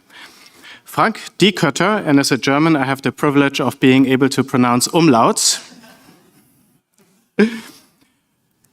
He is the Miller Senior Fellow at Hoover, published a dozen books and over 65 refereed articles. His work has changed the way we look at the history of modern China. It's been translated into more than 20 languages. His book, Mao's Great Famine, won the prestigious Samuel Johnson Prize for Nonfiction in 2011. He also holds an honorary doctorate from Leiden University. I think Frank Diekötter, he has studied China for decades. He has not only done so, he has looked at material that no one else has had access to, kind of getting an unprecedented first-hand look. And you can tell that from his books, his materials. It's a privilege, really. And he's been on the Academic Council of the Victims of Communism Memorial Foundation. Frank, thank you for being here. Thank you for having me. You have studied China, as I said, for a long time. What motivated you to become a historian of modern China? I guess this is sort of the insider question. How do you become a historian of modern China? And more specifically, how did you decide to write a trilogy on the Mao era? Well, good question. I don't really know. That's actually what I expected you to say. As a historian, you spend a lot of time trying to explain why things happen, why vast populations make certain decisions. But when it comes to your own life, why do you do the things you do? I'm not entirely sure. What I do know is that when I graduated in 1985, some time ago, I thought that China was a very interesting part of the world, simply because we knew so little about it. I was a historian. I had a BA in history from the University of Geneva. I'm Dutch. And I thought, that looks like the Wild West to me. I'd rather go to a place where that has been understudied than a place that has been overstudied, say the history of Switzerland or the United States. I spent a good 20 years working on a period that falls between the fall of the empire, 1911-12, and the communist era, 1949. That period was overlooked.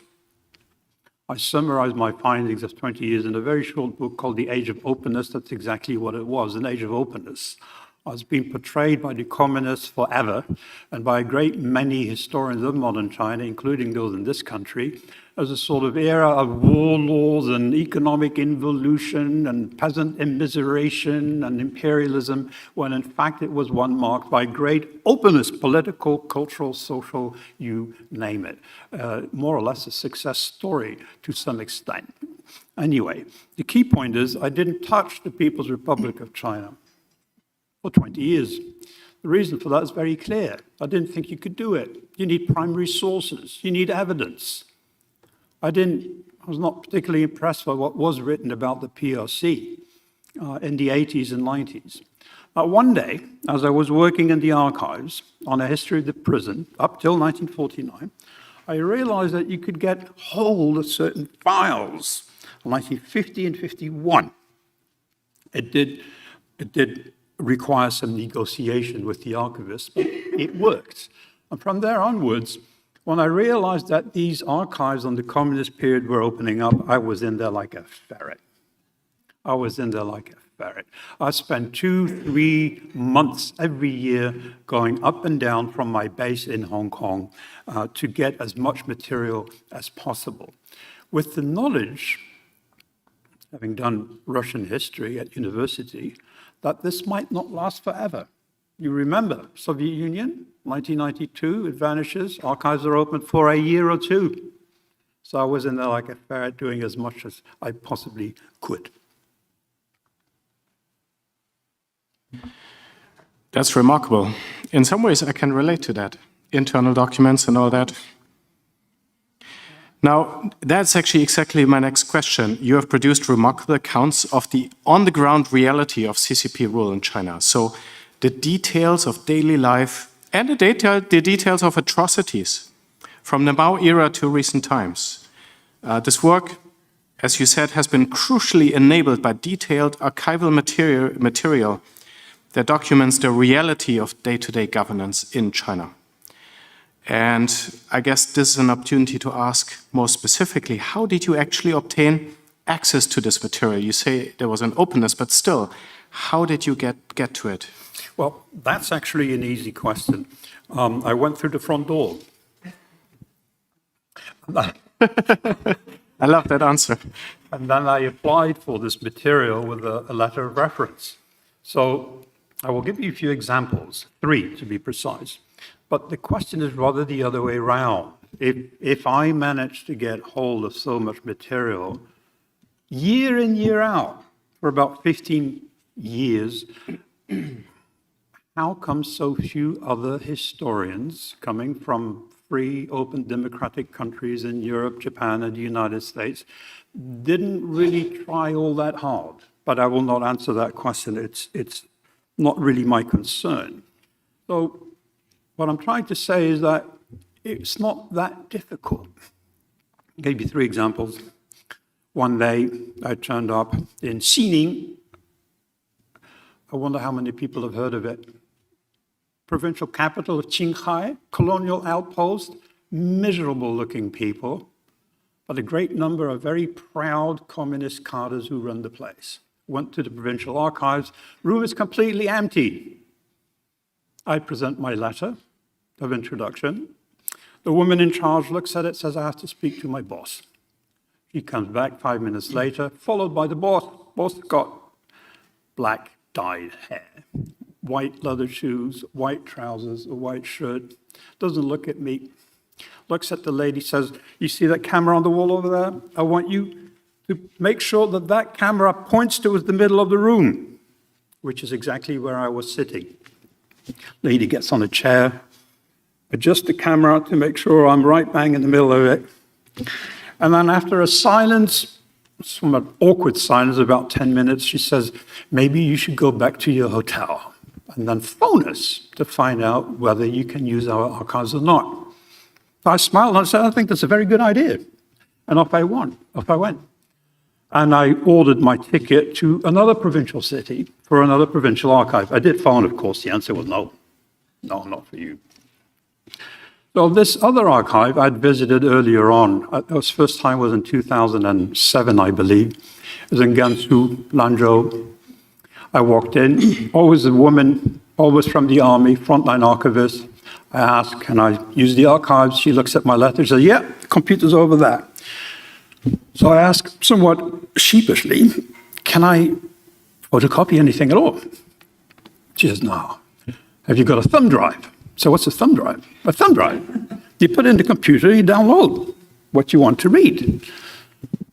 And she says, just tell us roughly how many pages you download. So off I went, bought myself a cheap-made in China thumb drive, put it in the back, had 10 days reading material, downloaded hundreds and hundreds of pages, including material, detailed statistics about the number of cases of cannibalism in a place called Linxia, compiled by the Public Security Bureau, the verbatim reports of top meetings, including Chairman Mao and all the others. It was just one of these moments where you think this is unbelievable. I came back 6 months later, every computer was sealed. That was it. That was the end of it. I'll tell you a third story, if we have time. This is in Xi'an.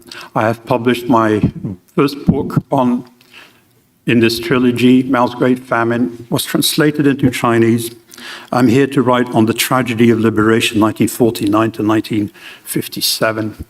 Frontline archivist, very friendly, again, woman from the army, comes up second day, says, I checked you out on the web. I know who you are. So you say that some 45 million people were starved to death during the Great Leap Forward under our chairman, Mao.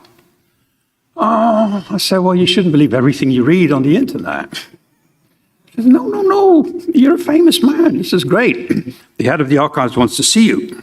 So, oh, God, here we go. I'm going to get, what, shackled, deported, thrown out of the country? No. The man wants to pose with me for a photo, which is later uploaded on their website. And we stand against the printed out catalogs of these archives. So photo, smile. And he's about to go back to his office. And I say, well, hold on a minute. Down there's a collection which is called Zhenfan. Anybody in Chinese knows what Zhenfan is. It's the movement to eliminate counter-revolutionaries from October 1950 to November 1951. They eliminated roughly 2 million. So he says, well, those files are really classified. I say, well, yes, I know, but I just want to browse through them. I said, well, okay. I spent 3 days reading through these files. Many reports. One fantastic by Luo Ruiqing, the son of Felix Dzerzhinsky, the man in charge of the Public Security Bureau. He writes, true Chairman Mao is very proud. In the middle of 1951, he says, so far we've eliminated 301,800 counter-revolutionaries in a mere 6 provinces. There you go. That sounds like a true historian at work. I wish we had more people like you. That's amazing. I know Xining quite well, actually. Among the many pieces of information that you reviewed, ranging really, wide range, you've highlighted some from the 50s or late 40s to the end of the 20th century. And I know you've already mentioned some, but which bits have stood out to you in particular? What piece of information puzzled you? Which details stuck with you? Maybe the puzzles, the mind of a historian, loves figuring out a good historical puzzle. Yes, so I think you put your finger on something really important. The way research is done is frequently, in my mind, wrong. You can see this with students, but also with big professors in Ivy League universities.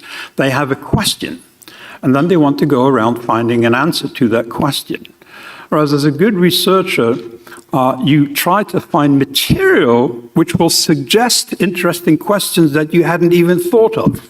In other words, you start with the primary sources, and then you start looking at answers for questions you hadn't even thought of. So on day 2, when I started working on Mao's Great Famine, I was in the Guangdong Provincial Archives, and there was a report about entire villages having been destroyed in 1958. Houses of villages. I thought, why would you want to do that? I thought the Great Leap Forward was about producing more. So this question of destruction of people's housing came back time and again over the following 3 years, and I realized there wasn't one single answer to it. There were many.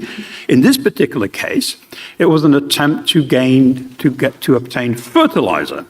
Now, if you have some mud hut and you have animals inside, there will be some sort of organic material. But of course, this being a communist regime, there must be a drive for more fertilizer, and each county and village must produce and fulfill and over-fulfill the plan. So your local cadre starts destroying lots of houses to show that he's got more fertilizer than the county next door. You might get a little red flag. So that's one reason for the destruction of housing. But there are other reasons.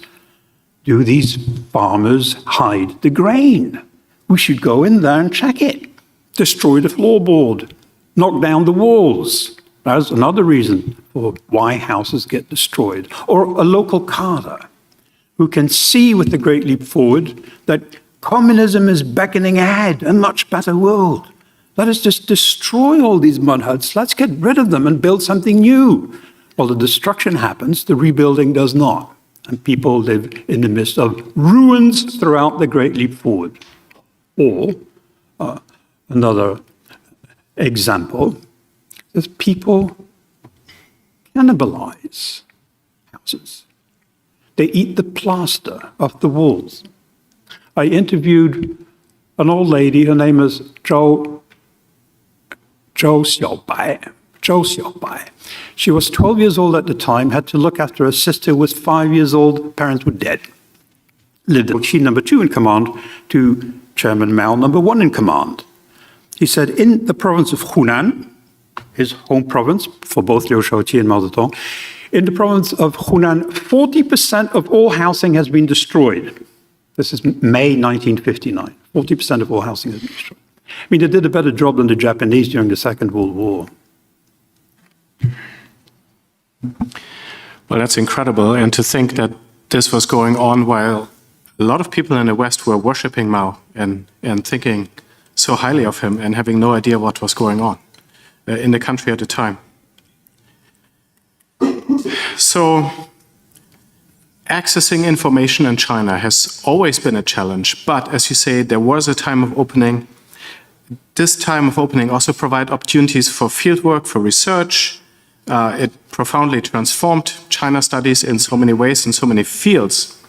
Now, just 2 years ago, one of the scholars here, Professor David Shambaugh, who gave the keynote last year at China Forum, he argued that China studies in this country is effectively coming full circle, because China studies will have to go back and reacquire the research methods akin to the 1960s, Pekingology, Kremlinology, the art of studying a closed country from the outside by interpreting indirect clues, sort of, quote, peering into China from the outside again.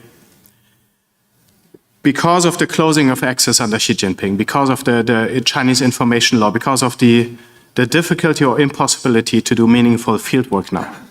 So what do you say about the new, what advice might you have for the new generation of scholars who is following in your footsteps, in our footsteps, trying to understand China?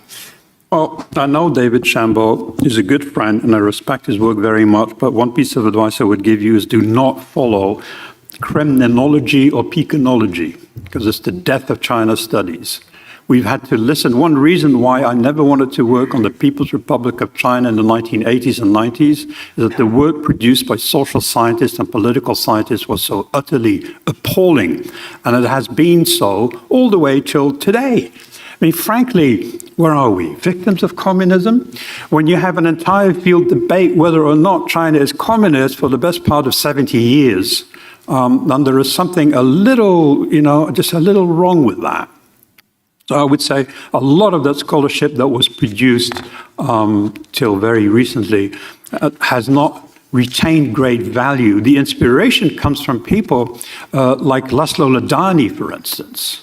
Laszlo Ladany, a Hungarian Jesuit who established himself in Hong Kong and would listen over the radio to news reports from the PRC, published a book in '75 called The Communist Party of China, a self-portrait showing all the horror that was going on the basis of their own reports. He lived somewhere on the peak, had a huge sort of radar to capture all these radio station programs. They also had apparently a very big and nasty dog to keep intruders away. Of course, he wasn't the only one in Hong Kong. There was the French sinologist who I admire so much, the father of this whole field, really, Pierre Ryckmans alias Simon Lace.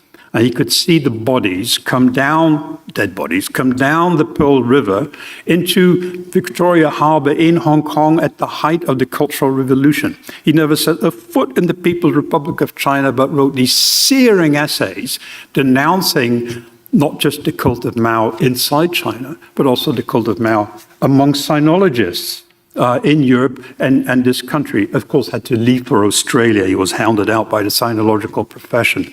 So there's always material that you can use. There are always people you can interview. There's always stuff going on. If this country were open and you can do all the research you want, it wouldn't be communist.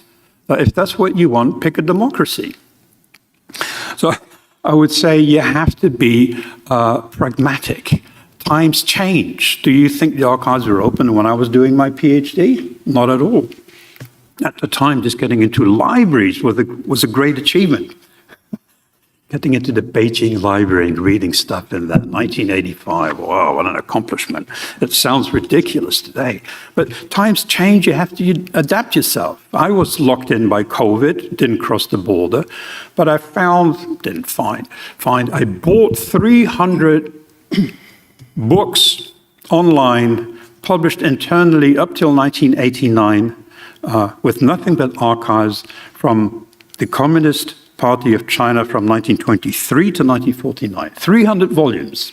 I bought them in PDF from some dubious merchant in Shanghai for the princely sum of 640 renminbi. And I used that for a book which is coming out in February. Fascinating. It's all we always, if you look, you find, right? That's basically, that's what it boils down to. And big country. I think I would, if somebody would ask me about my research method, it would be very similar, actually. You know, if he who seeks shall find. And I think we're very aptly, you know, with Katrina Lantis at the keynote, you know, the moral fiber, the moral pursuit, the ambition to want to do something. And I think that was so apt. And I think that characterized your work and our work is characterized by a drive, a pursuit of a goal. And that's what I'm hearing from you. Pursuing a goal will lead to results. And speaking of which, and you've hinted at it now, and now, of course, I have to ask the question since you've hinted at it. Very, very clever marketing, by the way. You continue to be a prolific author. Tell us more about your current book project. Just since you did talk about drive, I was thinking research, you know, it's my wife. She's just such a great cook. Now, is she going to come up with a great menu and then go to the market to find out that half of the ingredients are lacking? No. I mean, a good cook goes out there in the field, goes hunting, fishing, goes to the market, sees what one can find, and then decides what the menu will be. Well, that's how you should do research. That's how you should do research. So many people start with a menu. I will research this, that, and that, and answer all these questions. Well, no, you will not. My next book, Red Dawn Over China, How Communism Conquered a Quarter of Humanity is the title, comes out in February. It's a prequel. I did 3 books on the Mao era. I followed it up with the sequel, China After Mao. Tells you everything you want to know and need to know. But then came COVID. I thought, now what? I'm blocked. Can't go across the border into the People's Republic of China. So I thought, how about the prequel? How about looking at the history of the Communist Party from 1921 to 49? Wouldn't that be interesting? I already knew, having been to the archives probably about 100 times, in all sorts of provincial, county, municipal places, I knew that there was very little that had been preserved on pre-49. I started looking around and I found inside the library, Hong Kong University Library, several of these volumes, which I later on bought online for 640 renminbi, 300 volumes, with all archives compiled by the Central Archives in Beijing and circulated 内部 internally up till 1989, and the publication is finished. I don't know what happened in 1989. Why would you finish that? But anyway, the point really was vast amounts of material. In there, one thing stands out, not that I read every single volume, that students helped me with it, but you read through it, something very remarkable, namely that the Communist Party of China, which we have been told is fighting for supremacy in the 1920s and 30s against the nationalists, led by that fascist Chiang Kai-shek. I mean, that defines the history of modern China. Because if you read through the archives, then you find out very quickly these communists really don't amount to very much at all. We have this notion somehow that China equals communism. There must be something communist in either Chinese culture, something must have happened.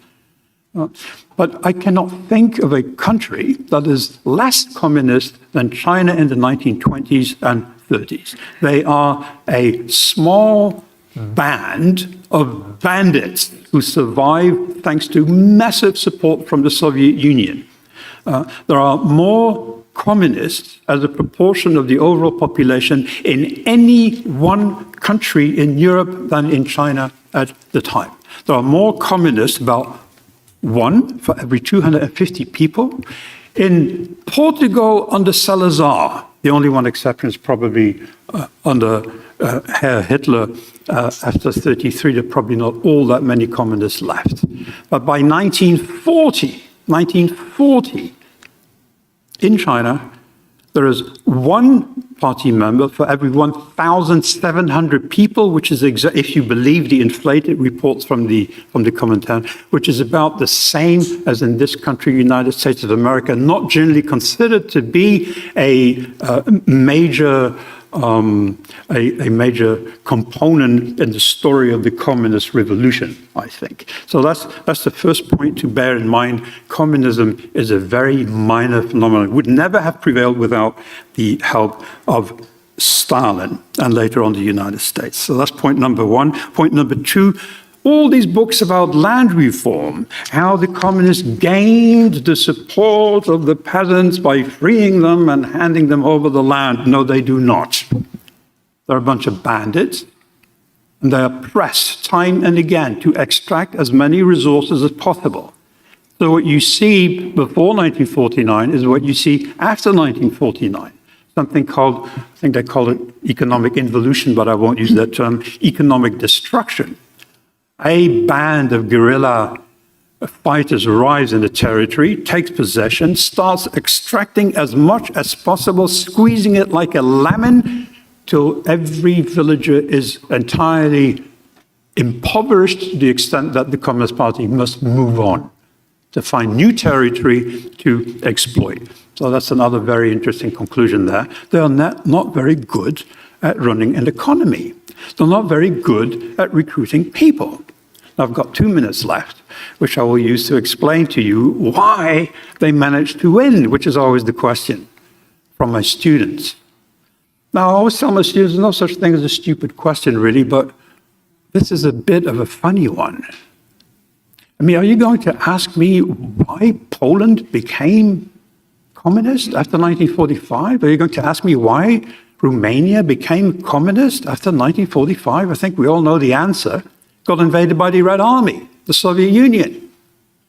Now, what do you think happened in China? Got invaded by the Red Army, Soviet Union, all of Manchuria, 1 million soldiers. They stay, they're not leaving. They hand over Manchuria to the communists. They back them up, they build them up as the Americans walk away. And most of all, once they have the weapons, and once they have civilians that they can use, they wage what I refer to as unrestricted warfare, using barrier troops to make sure that unarmed peasants move forward, using human wave techniques to exhaust the bullets of the enemy, encircling Changchun in a siege that lasts 5 months and famishing 160,000 people to death, using tactics that nobody can adopt, using a strategy that nobody can possibly defeat, as the Americans will find out in Korea a few years later. Thank you.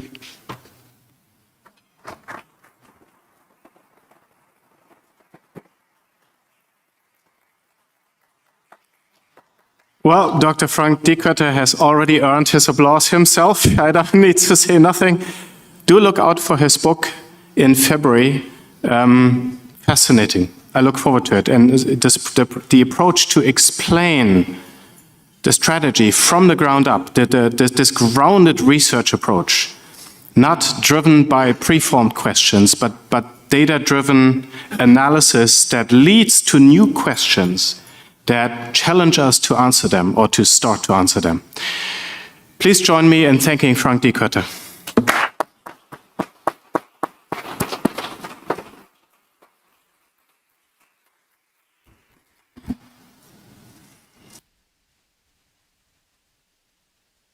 Thank you so much, Dr. Zenz and Dr. Dikötter. And I would like to introduce and bring up our chairman, Dr. Elizabeth Spalding. to the stage to present the Lee Edwards Award to Dr. Decatur.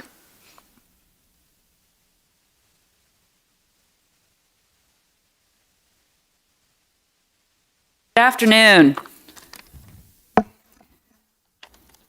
Dr. Lee Edwards, who passed away last December, was co-founder of the Victims of Communism Memorial Foundation. He was a prolific, preeminent biographer and historian of contemporary American conservatism.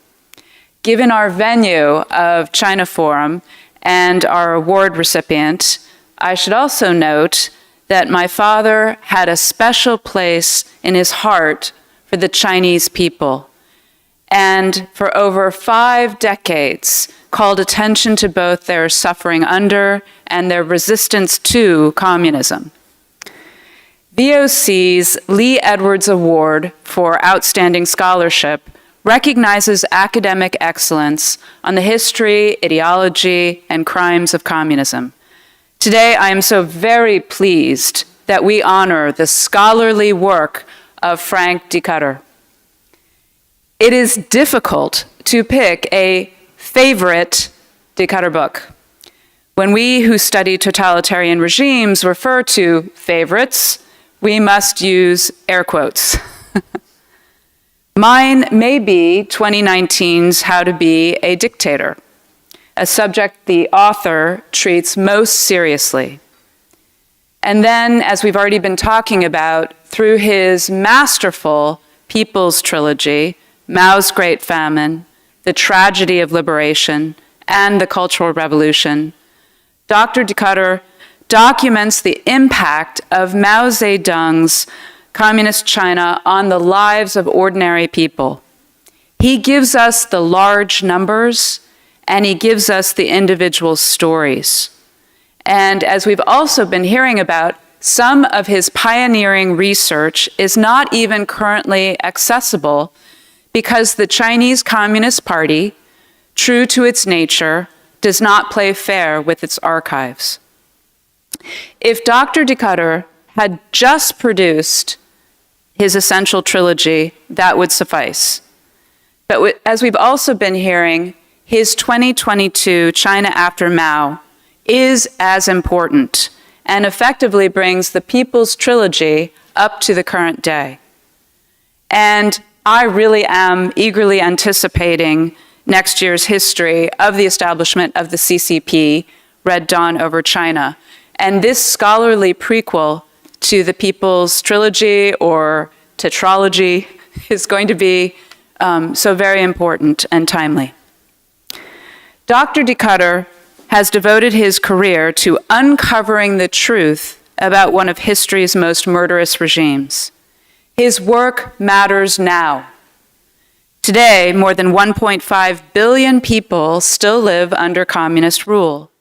The Chinese Communist Party is central to this problem as it continues its brutal oppression of Uyghurs, Tibetans, Hong Kongers, and other Chinese. It threatens the freedom and national security of Taiwan. It is the most powerful state in the axis of aggression against the entire free world. Dr. Decatur's documentation of the CCP's system of repression helps us understand the past and present. This also matters for the future. At a time when some romanticize socialism and minimize or even ignore the crimes of communism, Dr. Decatur's scholarship gives the air and refutes the lies, including the fundamental lie upon which communism itself is based. With an eye to the future, museums should teach all generations, keep memories alive, and help guard against repeating the mistakes of the past. And that's what we strive to do every day at the Victims of Communism Museum here in Washington, D.C. First-rate scholarship should do the same, and Dr. Decatur's life work ensures that all the victims of communist China are remembered, even if they cannot be individually named. In recognition of his exceptional academic contributions, I am so very happy to present the Victims of Communism Memorial Foundation's Lee Edwards Award for Outstanding Scholarship to Dr. Frank de Cutter.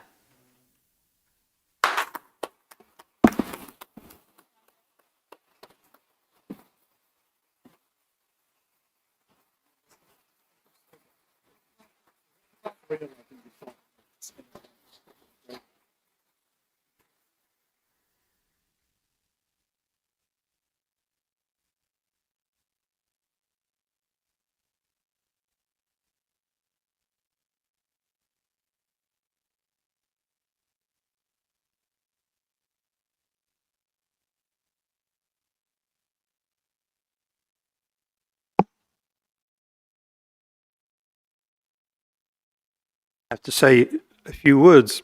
I mean, saying thank you is like a basic requirement.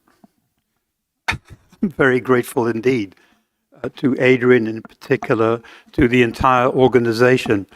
Although, if you don't mind me saying so, deep down, I just feel it would have been better if someone would have received this award presented by an organization called Victims of Communism, established by a bipartisan act of Congress in the People's Republic of China. Well, there are very deserving candidates. Of course, though, the problem is, if you want to have a bipartisan act of Congress, well, you must have more than one party, which is a bit of a stretch for the People's Republic of China. They're still trying. So I don't think that is going to happen anytime soon.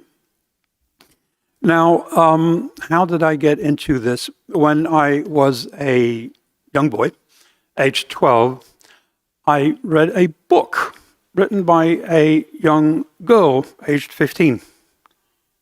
I never met her. She and her family were destroyed in 1945. Her name was Anne Frank. So this had an effect on me.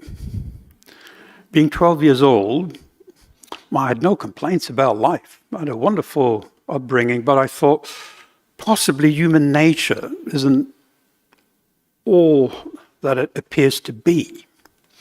And then most of all, I just acquired this fear of ignorance.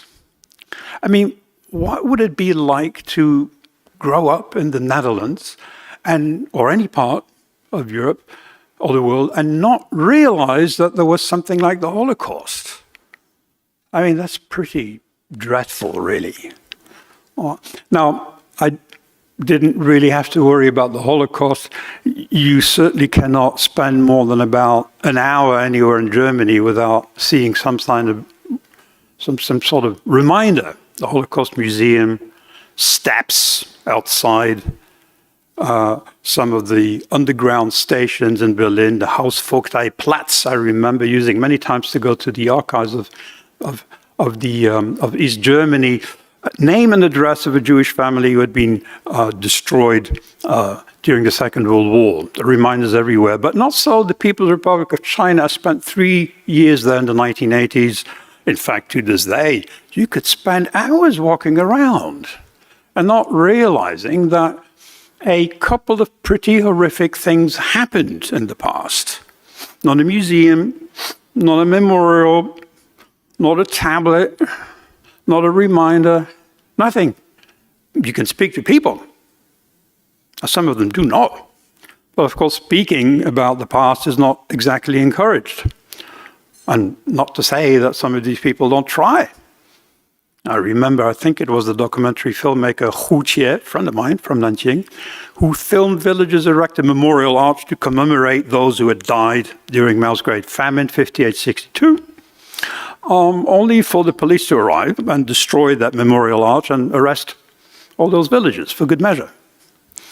I mean, lack of memory goes really wide, it's really deep. I remember 2006, I read a newspaper article that prompted me to start looking at the tragedy of liberation, a book that was mentioned earlier on, and it said that in Changchun they had started digging up for a new water pipe, and they'd found all sorts of bodies stacked up I mean, like thousands of bodies. And nobody knew what that was. They all thought, oh, these are victims. You know, the Second World War, killed by the Japanese. An old man remembered, no. These are among the 160,000 people starved to death in 1948 when Lin Biao and the People's Liberation Army surrounded that city and starved it into surrender. Forgotten. Not a reminder of that. Now, you can, of course, acknowledge that it is very difficult to talk, never mind write, about the past in the People's Republic of China. But what about abroad? Us, Japan, Europe, United States of America, democracies. Remember 2010. 2010, I published Mao's Great Famine. Very nice. Some tens of millions of people starved, beaten to death, major event. You'd think that by now, 15 years later, there would be research teams in some of those Ivy League universities or in Europe researching this not exactly small crime against humanity. I can't really see where they are. 2013, I came out with The Tragedy of Liberation. The publicist in New York warned me, said, well, you know, we will do our best. But 2013, there will be 100 books on JFK. It's the 60th birthday of his assassination, right? So his 50th birthday, sorry, I can't count. So I had a look. There are about 40,000 books on JFK. And there are about, I think, 3-4 books on the founding years of the People's Republic of China from 1949 onwards. I just mentioned that campaign of terror from October 50 to November 51, 2 million people. Not a single book on that. So all I can say is that Americans are passionate about their own history. 2016, I published the last installment in the People's Republic, in the People's Trilogy. It was on the Cultural Revolution. Now this time, sheer coincidence, the book came out in May 2016, which marked the, I've got to count carefully, the 50th birthday of the start of the Cultural Revolution in May 66. Although this is great, good timing. Well, I wasn't the only one to think about timing. There was an editorial published by 5 young historians of modern China in the LA Review of Books. There was a mere sentence about the horrors that had happened. It was really more about trying to approach it with more nuance. You know, trying to salvage what could be salvaged from the Cultural Revolution. And the last sentence in that review, in the LA Review Books, more or less stated that with the end of the Cultural Revolution, it was really the beginning of neoliberal capitalism running the world, including China, which I thought was somewhat odd, given that China was and still is communist at the time. But the point really is that that was written by 5 of my peers, of my colleagues in Europe and in the United States.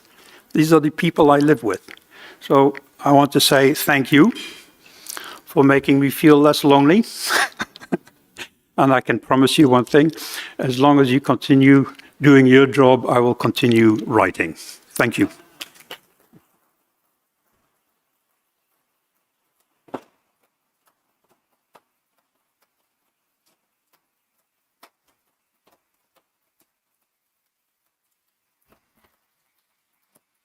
Congratulations.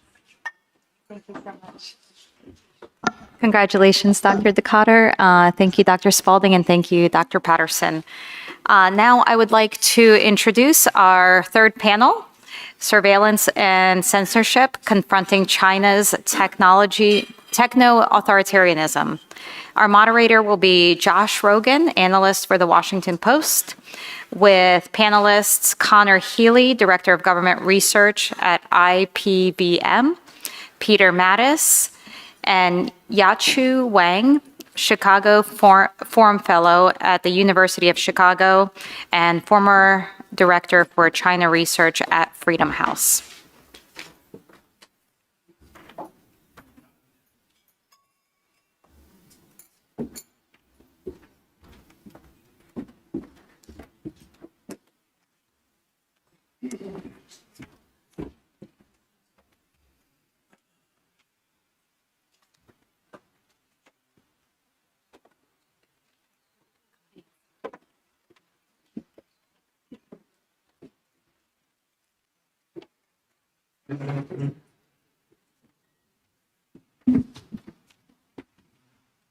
Good afternoon, everyone. My name is Josh Rogan. I'm a analyst for the Washington Post Intelligence. It's my honor to moderate this afternoon's panel on surveillance and censorship confronting China's techno-authoritarianism.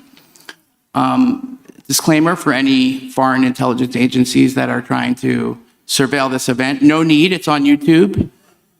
Save your money. This is all on the record. We're here to talk about Chinese surveillance technology, which is related to, I think, to something that we're seeing in the news today. That news is impossible to ignore. The President of the United States and the President or General Secretary of the Chinese Communist Party, the leaders of the two largest economies and major techno competitors, are slated to meet tomorrow in South Korea. And according to the preliminary reports, they're working on a framework trade deal that covers everything from TikTok to rare earth export controls to semiconductors and who knows what else. Why is this relevant to our panel? Because the meeting underscores exactly the kind of stakes that we're here to discuss: the intersection of trade technology, data governance, platform power, authoritarian reach. TikTok is not just about the app, it's about who controls data, who controls platforms, and who controls narratives. A deal on rare earths is not just about minerals, it's about supply chain leverage, infrastructure, and ideological power. The stakes are enormous. On one side, the ability of a government, in this case the Chinese Communist Party, to embed surveillance, censorship, and influence domestically and export it globally. On the other side, the challenge for democratic societies to protect open innovation, free expression, supply chains, and critical infrastructure, while not sacrificing what makes us open societies. If we lose that balance, it's an economic disadvantage, but also a strategic one. What will be the norm, techno-authoritarianism or something else? With that backdrop in place, I'm very pleased to introduce our three expert panelists. To my immediate left, Connor Healy, Director of Government Research at IPVM. Connor and IPVM have been at the forefront of uncovering how Chinese-made surveillance camera hardware and software are deployed globally and the vulnerabilities that they are exploiting. To his left, Peter Mattis, President of the Jamestown Foundation, a longtime intelligence professional, both inside and outside of government, and has deep insight into how Chinese surveillance and censorship tools tie into the broader intelligence influence and statecraft campaigns of the Chinese government. And Yaqiao Wang, a China Forum Fellow at the University of Chicago and former Director of China Research at Freedom House. Her work in digital rights censorship, overseas operations, and global information space makes her perspective really indispensable. Thank you all for joining us today. Let me throw out an opening question to each of you that I think might help frame our discussion here today. And there will be an opportunity for questions. I think there are index cards going around. Please write your questions on the index cards, and if they're good, I will read them. But start thinking about them now. So let me start with you, Connor. Chinese techno-authoritarianism kind of combines classical CCP information warfare tools with the digital age. How do you see the continuity of that from the Maoist early CCP era playbook through the United Front development and up to the current suite of technologies? And thanks again for joining us. No, of course it's... You got to press the button. Okay. No, it's my pleasure. Thank you for having me. I think many of the organizing principles are the same. What's changed is that these principles of Chinese Communist leadership are being combined with computation, basically. And the key element that I think people need to understand is scale, is the issue of scale. Even China has human resource limits.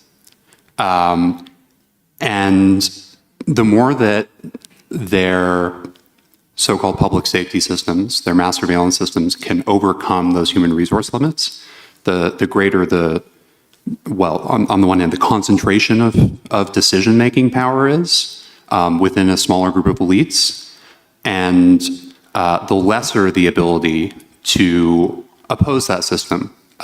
Because you raised Mao, and we were just talking about this earlier, I found myself thinking of some of you may be familiar with the backyard furnaces that Mao came up with during, I believe, the Great Leap Forward. The idea was Russia's making all this steel, China needs to make all this steel, and the people are going to make it in their backyards.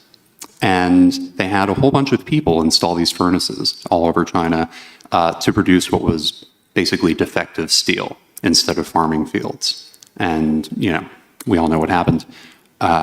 Eventually, there was enough internal opposition that Mao was finally persuaded this just isn't going to work. My concern is that computers are not good at opposition.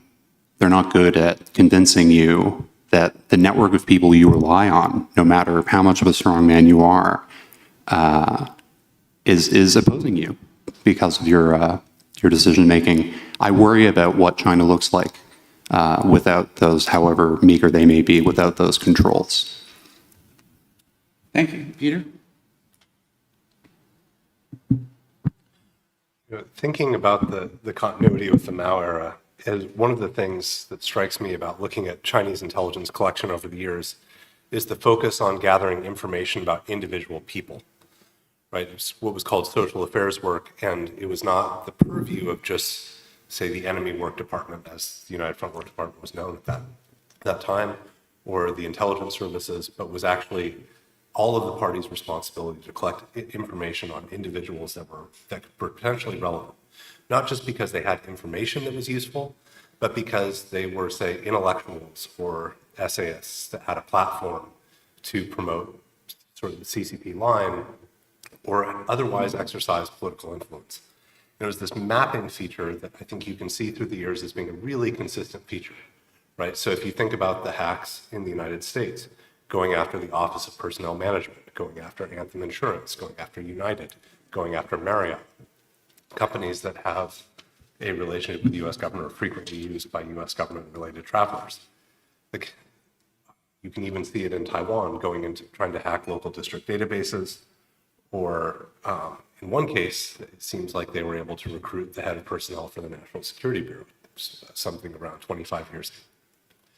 And if you think about what all of this digital technology allows you to do, it automates this function in a way that is not possible otherwise.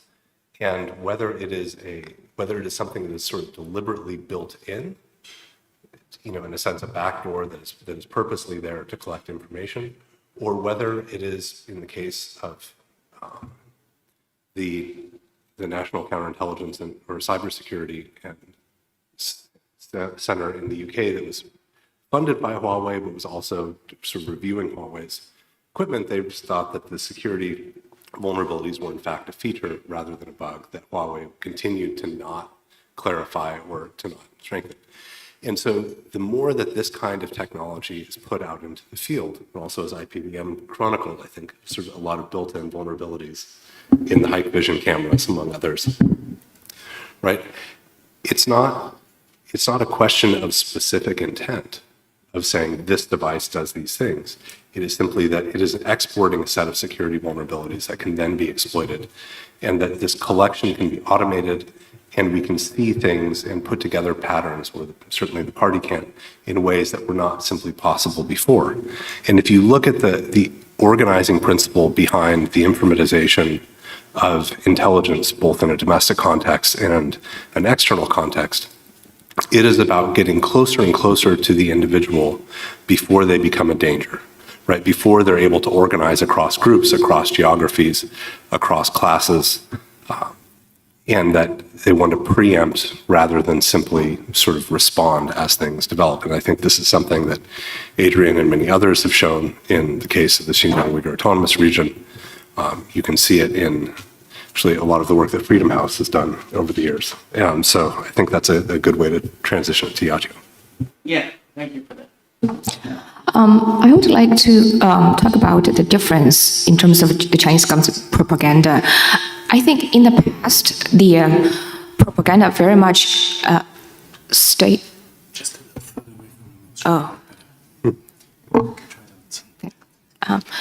In the past, the propaganda very much stayed within the borders of the Chinese territory. As a Chinese person, I grew up in China. Then I came to America for school and then started to work here. So in the past, like, you received all the propaganda, you grew up, then you left the environment, you went to another country, you start to read the Chinese language newspaper in that country.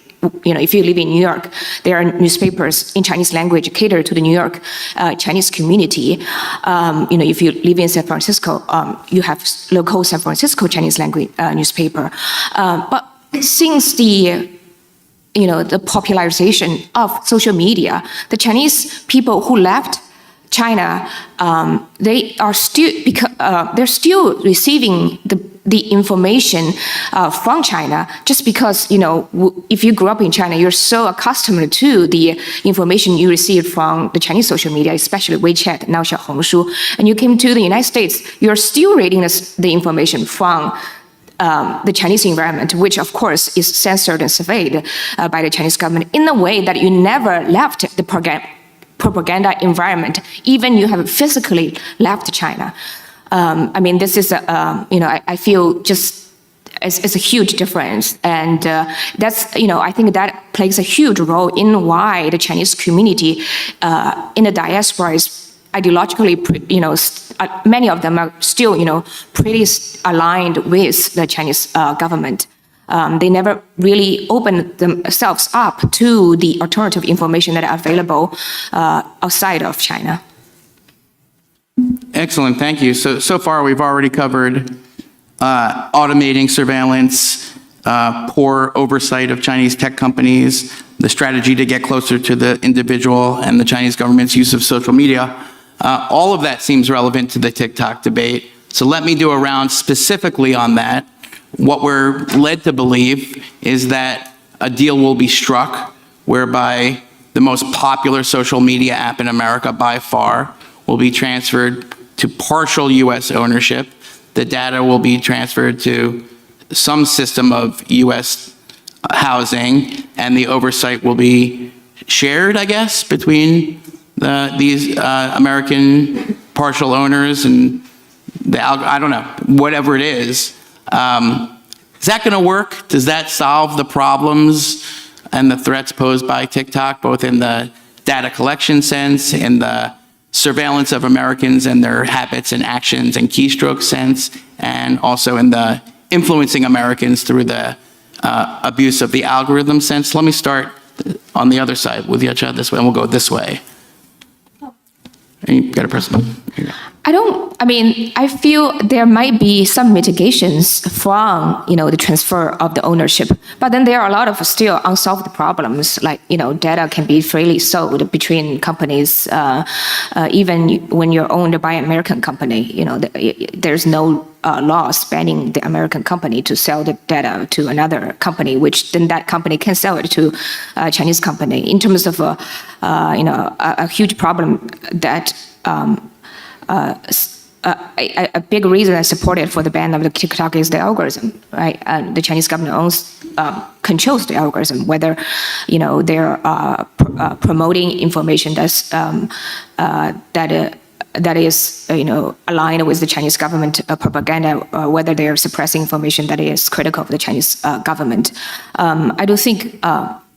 I don't know exactly the details about how they're going to transfer the algorithm, whether the Chinese government is still going to keep it to themselves. I do think, at least if the ownership of the algorithm, if the American companies can take a look at it, at least we will have some ideas of how it was done currently. And right now, like you can ask TikTok, whether you're promoting certain kind of information, whether you're suppressing certain kind of information, they always say, we can't not tell you. There's no law that forces them to tell them. Even, if there's a law forcing TikTok to operate a certain way, I mean, if that kind of a law, runs contrary to what the Chinese government want TikTok to do, then what will TikTok choose? Of course, they will listen to the Chinese government.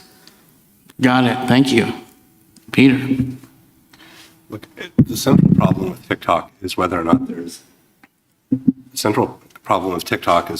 there is CCP access to the algorithm and CCP access to the data, and ability to change those things or move them around. Right? If you can't solve that problem, there's no deal that actually is true to the letter and spirit of the law. And I mean, the reason why you have to think about it this way is simply that if you look at the company ByteDance, it has a host of obligations to the party state, whether it's a party committee inside, whether it's strategic cooperation agreements with the Ministry of Public Security, or a range of other sorts of arrangements. The second is that we know that something like TikTok is capable of manipulating opinion and sentiment on a mass scale, right? If nothing else, the leaks from Facebook about experiments with how you can change people's minds, or if you're looking at the Cambridge Analytica sort of leaks and how people described how that the tools of Facebook were used, it's very clear that this kind of sort of algorithm and machinery can move sentiment and move people's opinion, right? And third, we have now over 100 years of history, 104 in a few months, that the CCP is both capable and willing to manipulate sentiment on a mass scale. Right. So if you have all of those things, you have to solve the issue of, does the party have access to the algorithm? Can they manipulate it? And can they have access to the data? And anything less than that doesn't mitigate the risk to national security. Understood. I think that if there was one thing I would say in favor of the current proposal is that I think it's a wonderfully American idea to impose a legal solution on what is fundamentally a technical problem. A convoluted legal solution at that I also don't entirely understand, despite my best efforts. There is just no scenario in which, in my opinion, ByteDance can retain ownership of TikTok and the problem will have been solved. A legal solution to this problem, a problem in which the party we're concerned about is famously apathetic to the confines of the law elsewhere, and also their own laws, is just totally insufficient. Got it. Okay.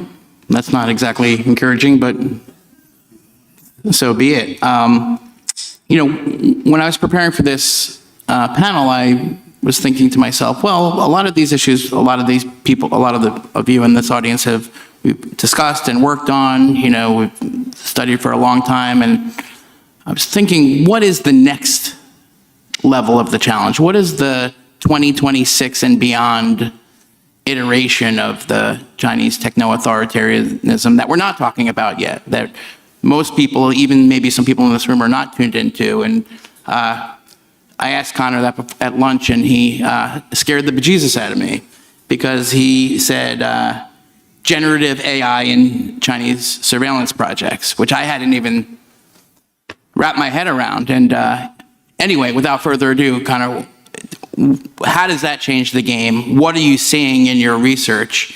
And what, if anything, can we do about it? Well, to put it basically, one of the most important things that surveillance systems can do today is to think, quote unquote, intelligently about what it is they're seeing, and to do that at large scale so that you don't need thousands of humans watching video feeds to do it for you. And it was until fairly recently quite hard to create the technology that was required to implement a system like this. So if we look at Uyghur ethnicity detection, for instance, before really the beginning of this year, it was the case that to create that, you needed a large amount of training data specifically for that purpose. And I say all this with the caveat that what I'm about to describe to you may or may not work very well, and that it doesn't really matter. What is now on the market, not just by Chinese companies, but also some American companies, there's a big company called Ubiquity, for instance, that describes it, markets it as find anything search.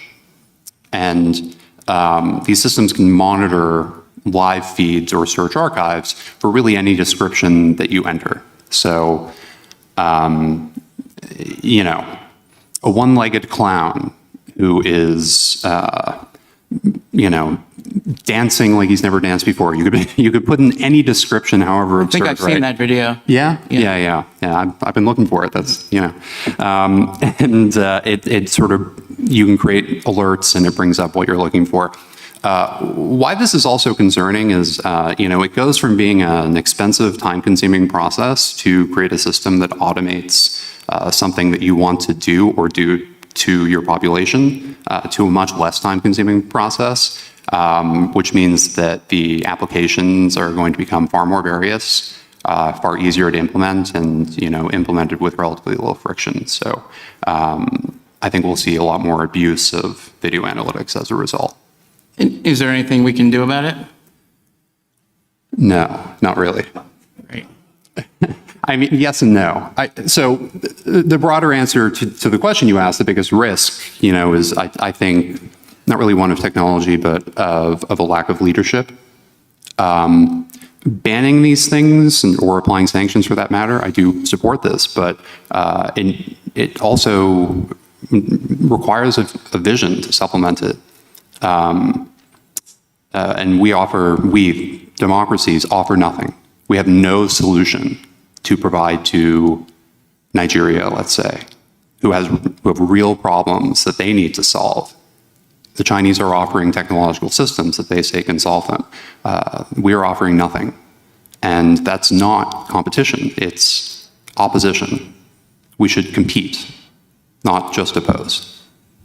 Got it. And IPVM has a research paper out on this very topic, is that right? That our audience members can view at their leisure? Yeah, you can view for yourself just how unrestrained some of these Chinese LLM-based video search systems are. Right. And before we move on, you were telling me also at lunch about a research project that you have going on right now, which we're going to give a sneak peek to for this exclusive audience and everybody on YouTube, about previously, at least, I don't know if it was unknown, but at least poorly misunderstood collaborations between Chinese surveillance companies and the U.S. Army Research Lab. And this is kind of a crazy story. I'm sure I never heard it before. I don't know how many of you heard it, but once Connor told me the story, I'm like, we got to talk about this on the stage. So before we go to the next thing, what's that all about? Well, it's a bit unbelievable to me, too, because these research papers have been kind of hiding in plain sight out in the open. But between and you can go look them up yourselves, between 2018 and 2020, there was a series of 3 research papers co-published by Pu Shilang, who was until recently Hikvision's head of research and development, and simultaneously ran a major lab at the Ministry of Public Security. Between him and 3 U.S. Army lab researchers who are listed as such on these papers. The papers mostly have to do with inventions of new ways of managing large networks of devices that are using neural networks and using video analytics. So basically, in fact, I just double-checked after we spoke about this. They spell out explicitly how you could use these systems to build a large system with lots of devices distributed over a large area that uses a lot of deep learning, uses a lot of video analytics, and how you could make it really efficient and really good at its job. Enter Chinese mass surveillance. That is exactly the kind of system that it was built for. These papers were published again, the latest one in 2020. It's happened. To the best of my knowledge, not ongoing, but it's worth understanding how we got to where we are, I think. So that's breaking news for the journalists in the audience, that the U.S. Army Research Lab has been working with Hikvision to develop surveillance technology research. That's pretty crazy as far as I'm concerned. Even if it's not ongoing, what are the implications of that? Well, it was happening at the same time that the Department of Defense was saying that Hikvision should be banned. This is an almost comical example of a disjointed, poorly aligned set of policies. What should we do with that? I think that if I were to ascribe this to anything, it's academic naivete. Even the U.S. Army Research Lab, these are PhDs, and I have no doubt that it didn't occur to them that this was a terrible idea. And I personally still see that today in conversations I have in academia.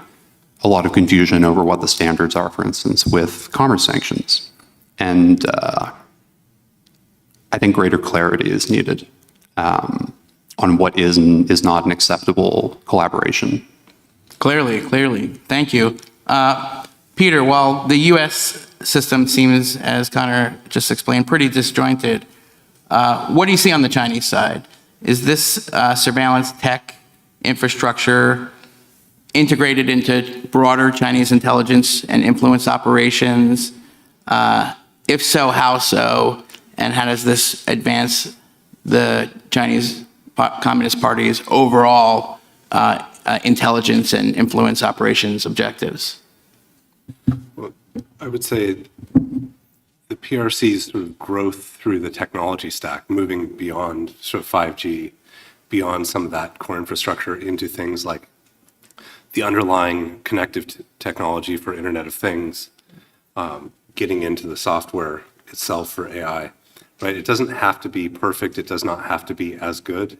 It just has to be cheap and deployable at a faster rate than sort of democracy's technology stack, right? And it's getting in even to, say, the open source silicon.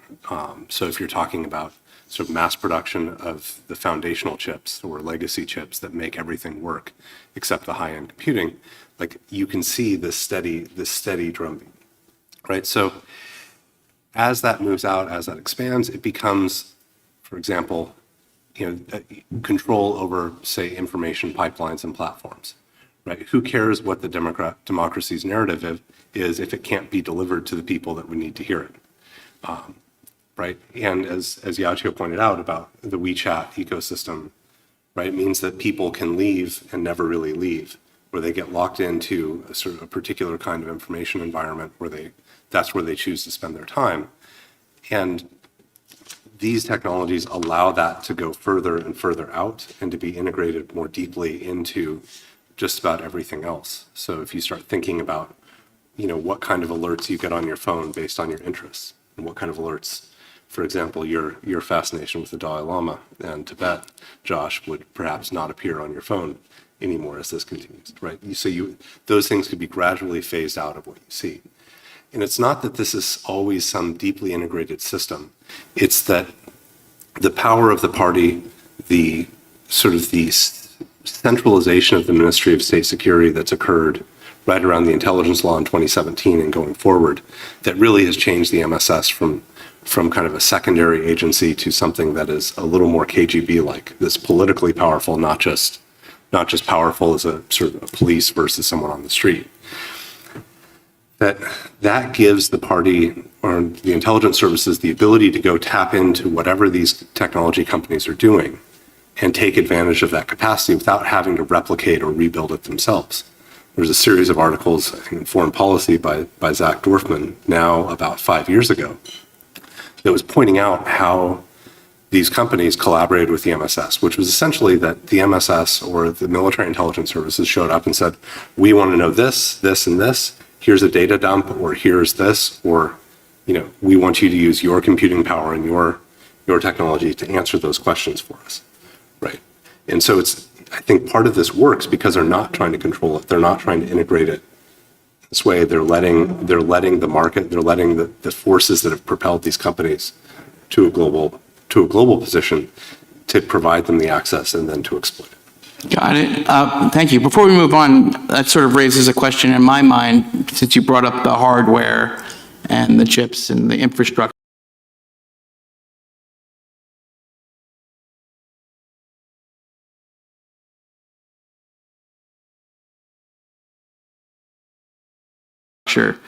Itself is an embedded vulnerability. There's a proper way to mitigate it unless you set forward a set of security restrictions around what allows something to be certified as safe to be sold on, say, a US market or a European Union market.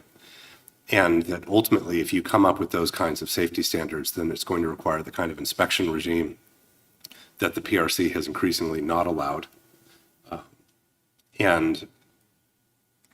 But I think that's the only way to mitigate those kinds of risks, is to provide a set of standards and go through it. Because yes, it's almost an infinite vulnerability to be thinking about the hardware that way, which means like you can't check every single piece of equipment that is being sold or being pushed out of the PRC, and nor could, say, the Ministry of State Security or the Strategic Information Force or any of the relevant PLA actors exploit every single piece of equipment every single time.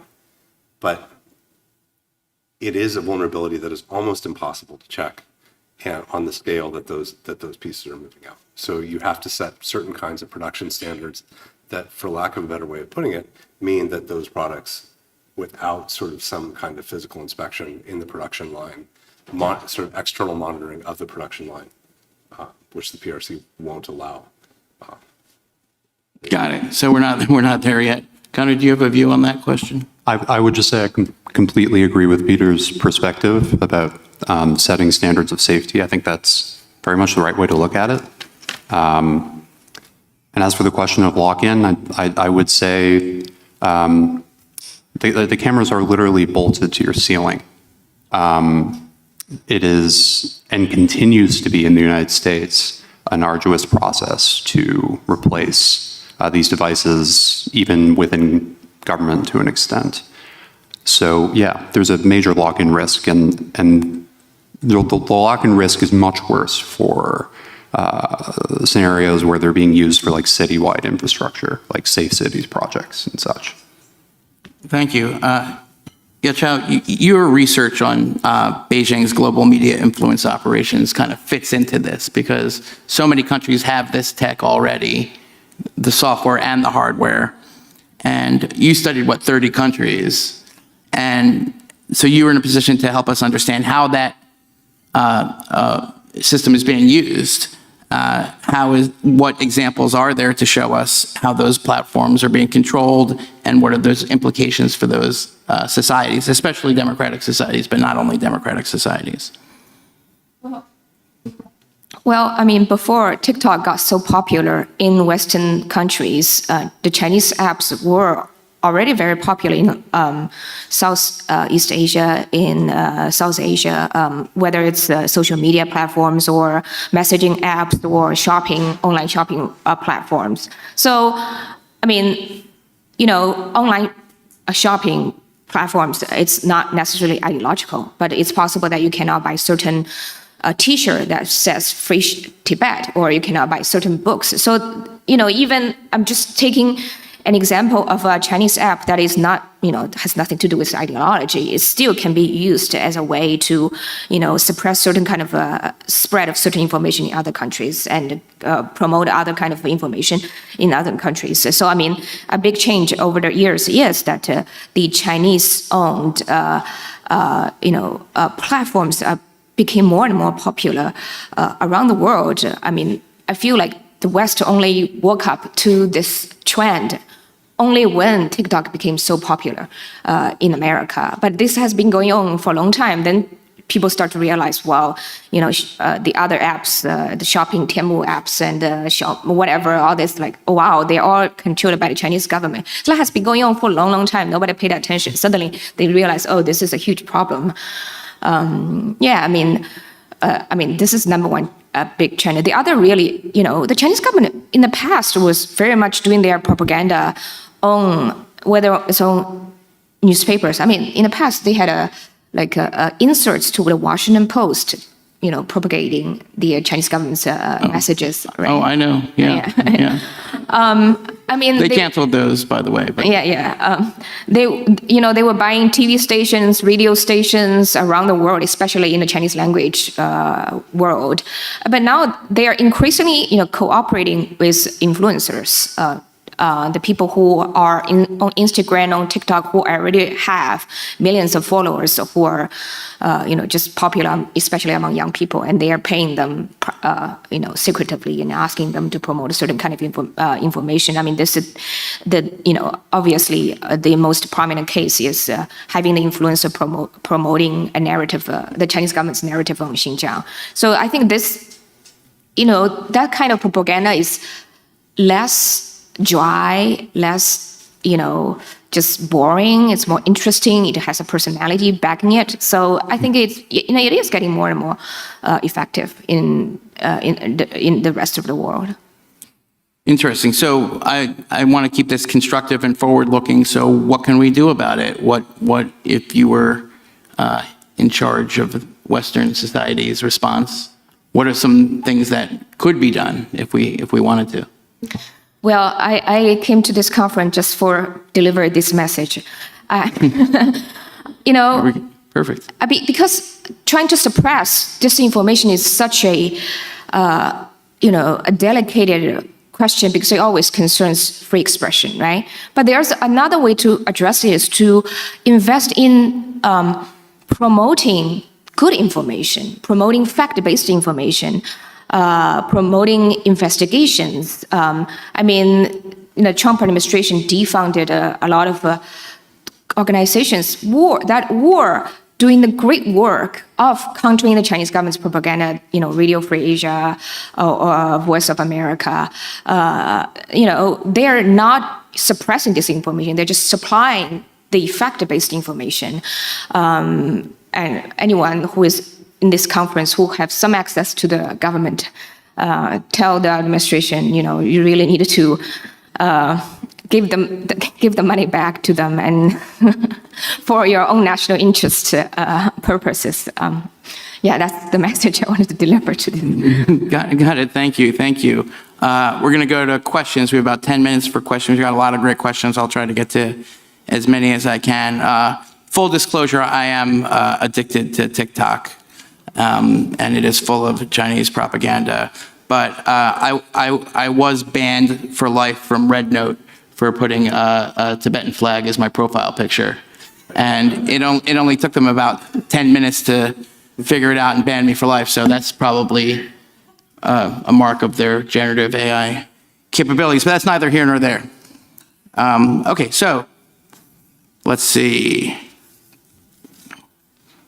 Gotcha. What is the role of, and this is, just indicate if you'd like to answer this. What are the role of American companies in aiding and abetting China's techno-authoritarianism, not just in collecting information about Uyghurs and other persecuted minorities, but in general? And let's call out some American companies who are doing the wrong thing. Who would like to start? Yes, Connor, thank you. Yeah, it's a long list. Yeah. It's a strange arrangement.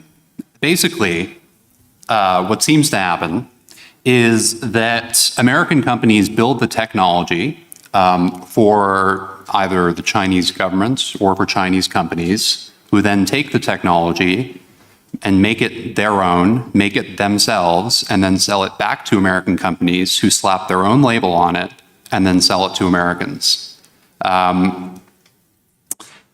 This is an absurd system, and one that it's actually more perverse than I think the fact that it enables sort of China to build up this incredible industry that has totally dominated surveillance, manufacturing, hardware, and to a lesser but still significant extent software. It's that there's this perverse circle of a lack of responsibility that now exists across all the stakeholders who are involved. A very brief personal anecdote.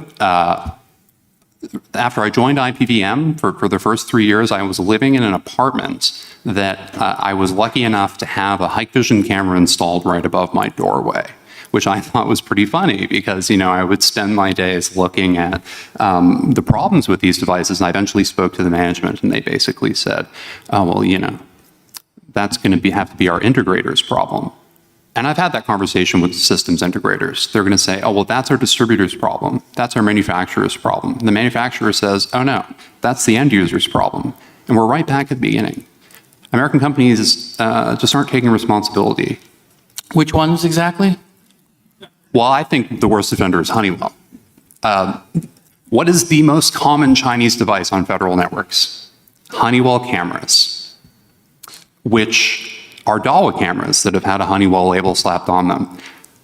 Maybe I'm naive. I personally think that when you have tens of billions of dollars in contracts, including to run a substantial portion of the U.S. strategic nuclear reserve and triad, that you cannot also at the same time be a distributor of devices that can be used to hack Americans. I think these two things are in opposition. Interesting. Thank you. Anyone else? Would you like to name them and shame them?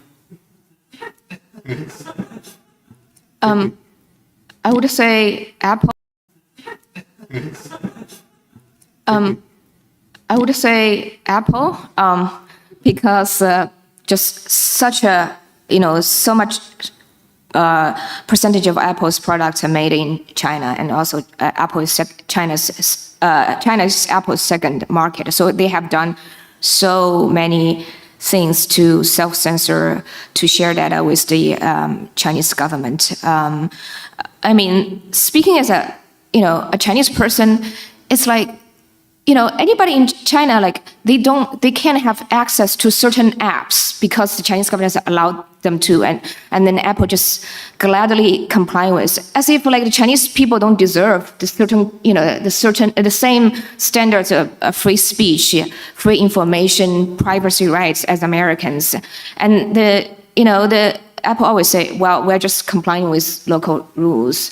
But there's no evidence in terms of they have even done the minimum to push back. When I was working at Human Rights Watch, we have those private conversations with Apple, and it's the PR people.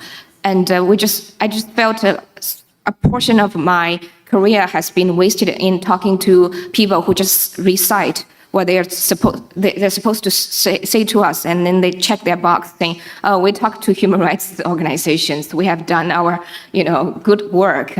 And every time we're having those conversations with them, I was like, okay, you guys are paid several times of what I am paid, and you just need to read what is already written on the paper. What an easy job. Yeah, good point.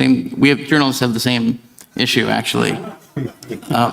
Peter, was there an American company you would like to There's a nice list in the original introduction of the Uyghur Forced Labor Prevention Act of companies that are complicit, but I think for the purposes of this conversation, Deutsche Telekom, and the fact that it is one of the largest sort of 5G or telephonic infrastructure providers in the world, yet even as they're putting restrictions in place in Germany or in some of the European markets, or cooperating with their U.S.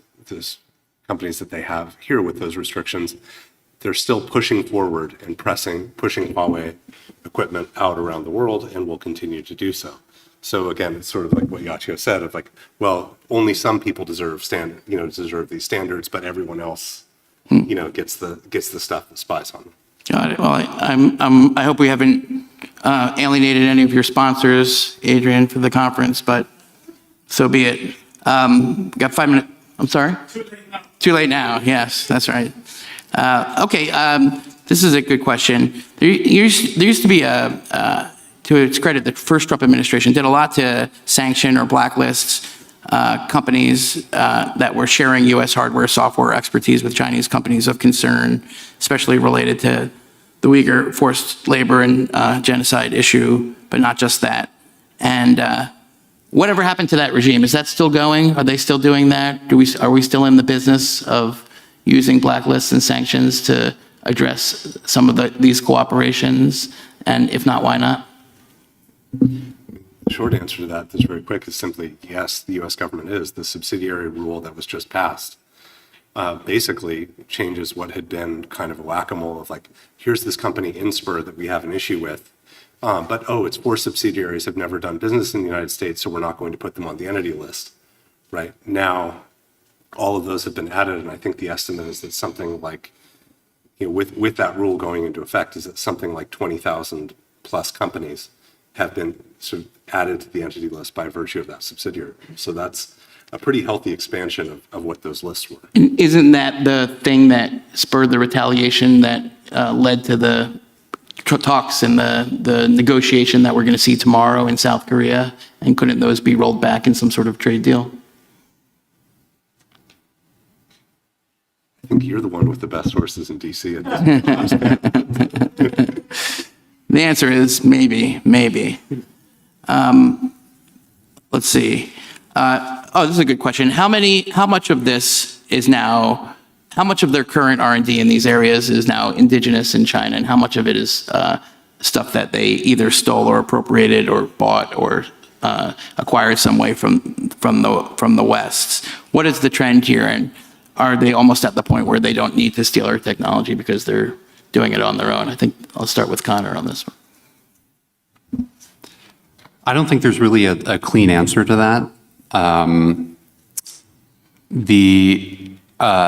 Certainly in the surveillance sector, Chinese companies continue to be followers rather than leaders as far as the sort of what are technically the most high-tech solutions, the best sensors, the best algorithms, and so on. Where they do have a growing advantage is in their just the scale of deployment gives them an opportunity, in fact, has been used to create solutions that would be impractical to try to create or test out here. So there are aspects of the application of the technology that they're becoming, I think, more independent in. It certainly remains the case as of today that China is still dependent on, certainly these sectors, I can't speak for all other sectors, is dependent on American or Western know-how and expertise. For the moment? For the moment, yeah. Okay. Last question, this is for you, Chao.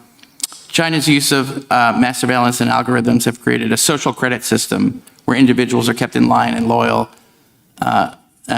for fear of being targeted. Our technology is here in the United States and in other democratic societies is reaching that level of sophistication and concern. And how can our citizens remain vigilant that CCP-style social credit system doesn't take root here? I don't think the U.S. government or our U.S. companies are,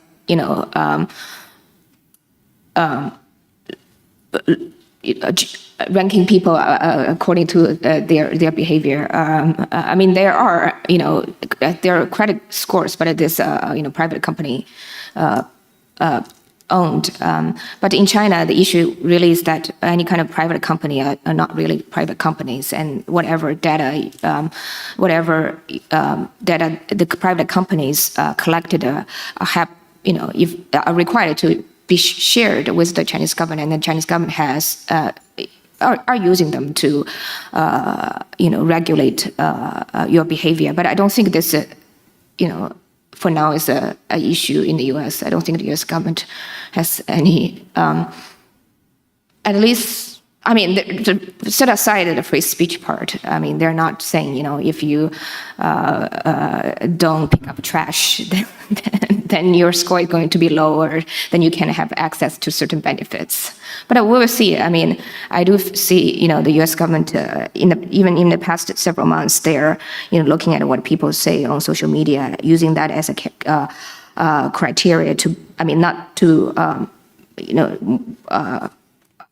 suppressing speech of American citizens, but they are using it as a criteria to see whether they should admit people, foreigners, to come to America. And this is, to me, it's is not the U.S. that I recognize. The U.S. should welcome people who share different opinions, who are critical of the U.S. government. That is the reason why I came to the U.S. Excellent. Well, I think that's a fantastic place to end. I hope that all of our social credit scores survive this panel. And I want to please ask the audience to give our excellent panelists a round of applause. Thank you so much.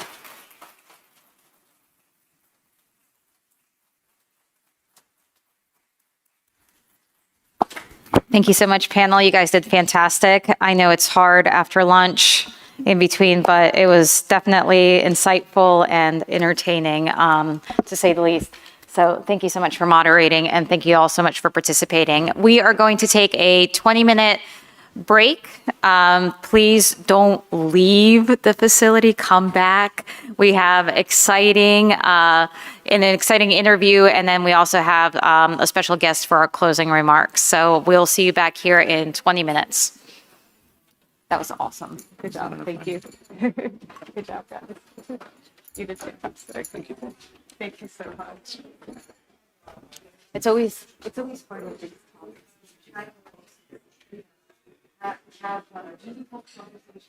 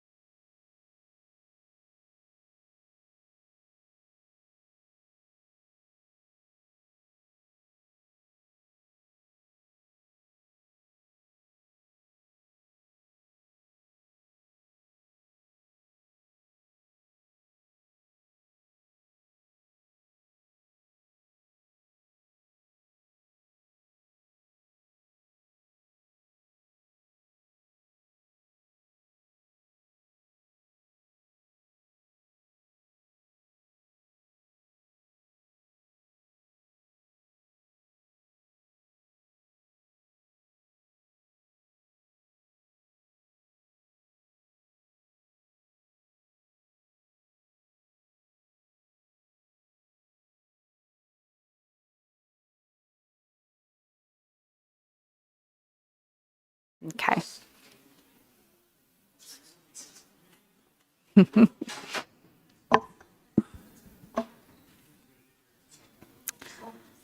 All right. So we are on the last leg of our second day. Thank you again for joining us. Thank you again for spending the entire day with us. I know it's a long day, but I hope you were able to get something out of this, at least make the connections with other people who are in the same space and working on the same missions. And I would now like to introduce our second interview, which will be Adam King, who is the Regional Director for East Asia and Pacific for the International Republican Institute, along with Dr. Adrian Zenz.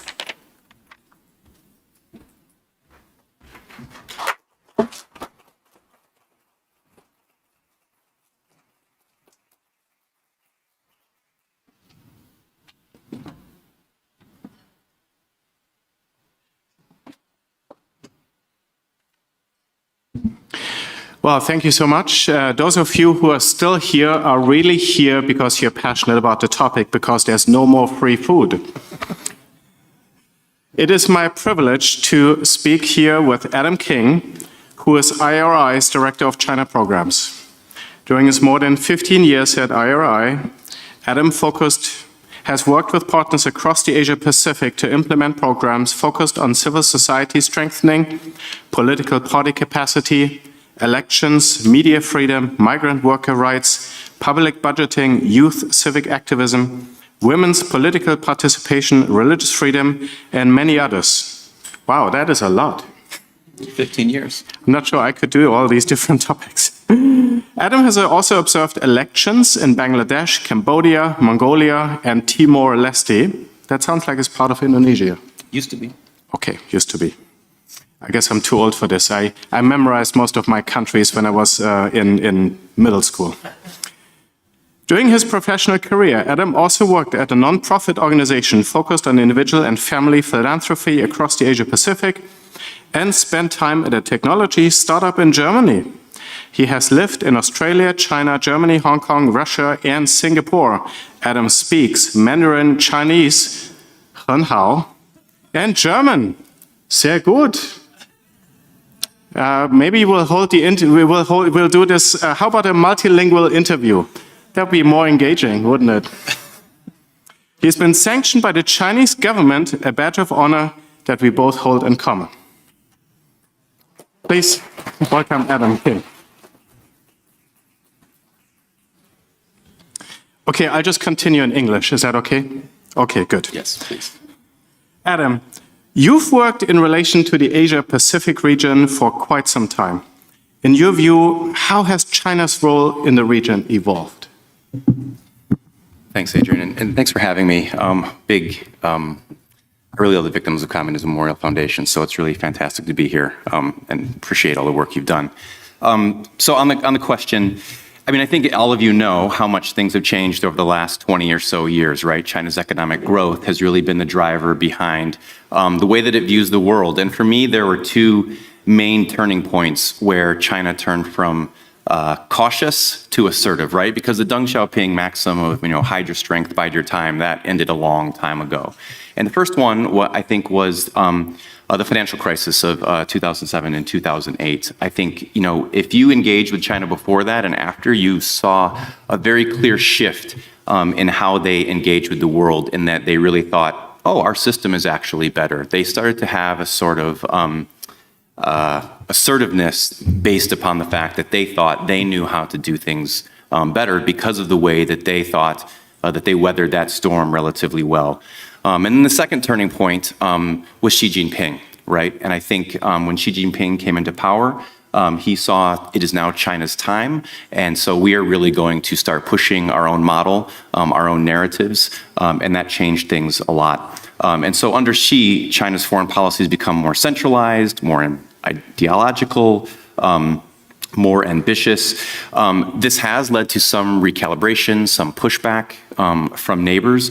But I think this matters across the board, right? Whether you're a diplomat, whether you're a civil society activist, whether you're a journalist, it manifests itself in almost all ways, because when you're dealing with a country who feels like it is rising and learning from others, it's a very different interaction when you're dealing with a country that thinks we have learned all, we are now the experts, we are now the ones who are doing the teaching, and the way we work is best. And so I think from that, you have a country that was inward looking to outward looking, and the ramifications have been profound across the board. Yeah, I think those are very apt points in terms of how China has changed and become much more sort of externalizing its domestic also approaches and priorities and authoritarian practices.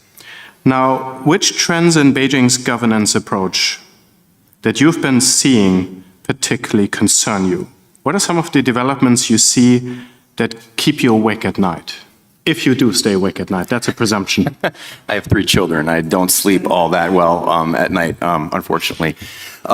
So I think the thing that worries me the most about China is probably for many of you the same, is that here's a country that it desires above all things stability. That's what the country, I think the leadership kind of is always aiming for, is stability, because stability means the CCP stays in power, but it is not a stable country. They might have strong leadership with tight control, glowing global presence, but we all know it's a facade. We know that it's built upon an inherent instability. And I think one of the kind of indicators that I look at for this is we are now 12 years into the Xi Jinping project, or 13, something like that.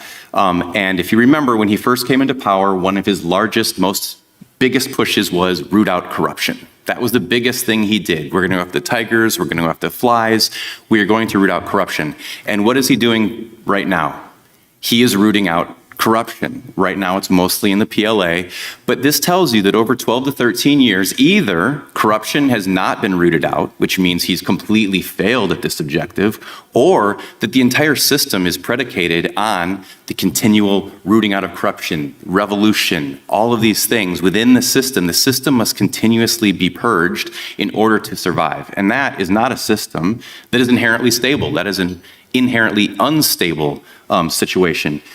I think also you can look at the another indicator of the instability of the system is how the way the Chinese people act compared to the way the government acts is very different. So to give you an example, if you are a very, very rich Chinese person, where do you want to put your money? It's not China. It's in Australia, it's in the US, it's in Europe. If you're a very, very rich American person, are you putting your money in China? Probably not that much, unless, as someone mentioned earlier, it's through a mutual fund or something like that. But you have the Chinese people themselves, when they have the ability, are looking to get out of the place, right? These are not indicators for a system that is inherently stable. Now, if we know the system is unstable, that's what keeps me up at night. If that system begins to crack, if we begin to have a situation where things start to go south, we could have, well, there's a whole number of directions this could go, but the 2 main ones are, 1, we see a democratic opening. We see a situation where they could become something more like Taiwan. One of the more interesting conversations I had with someone I won't name in the KMT was, if China wants to learn how they can become more powerful, follow the KMT path. That's what the CCP should do, whether you think that's realistic or not. Democratic opening would be one possibility. The other possibility, though, is much darker, which is, I think, look at Russia. There was a small time in the early 1990s when we thought, wow, look at this place. It's going to follow the Western model. It's going to end up great. Well, how are we doing with that today? And my fear is that we could get a potential opening, and 30 years later, we actually are living in a world that's in some ways even worse. And so that's what keeps me up at night, is an unstable situation that could lead to something even worse. But that sounds like you consider the collapse of the rule of the CCP in China a real possibility? I'm one of those, I don't know if you want to call it an optimist, but I think in that, yes. I just think that the inherent, the internal contradictions within China are strong. Now, I think, the previous panel was about, techno-authoritarianism. And I think that is, when you talk about how the CCP has managed to survive as long as it has, the adaptations it's taken from the Soviet Union and moved beyond that are incredible, right? I mean, Shambaugh spoke last year. He had a whole atrophy and adaptation book.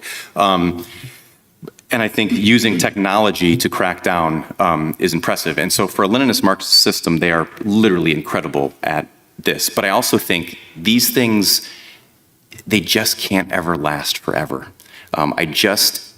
I am one of those people who says, no, there's no way that China can either develop economically to the level of a place like Taiwan and remain authoritarian, or they will fail to develop economically like Taiwan, and that will cause the authoritarian system problems. So I just think at some point something will have to break, but maybe I'm just a naive optimist. Well, maybe you're not. I mean, there are many factors at play. It certainly is very complex, and the conversation about innovative authoritarianism and the role of technology in that, but also the role of sort of economic development and distribution, I think that's a major topic to be continued another time. Now, with the rise of techno-authoritarian practices, including data control, surveillance, and a digital export of governance models, how have you seen China's model influence or even take hold among its neighbors? What are they learning and adapting from Beijing's playbook, or are they not? I think they definitely are. And I mean, I think we all understand the seductiveness of the Chinese model, right? So if you are in the region and maybe you are a leader with some authoritarian tendencies, you're looking at China's model and it's very, very attractive, right? You can have your cake and eat it too. You can have economic growth. You don't need political freedom.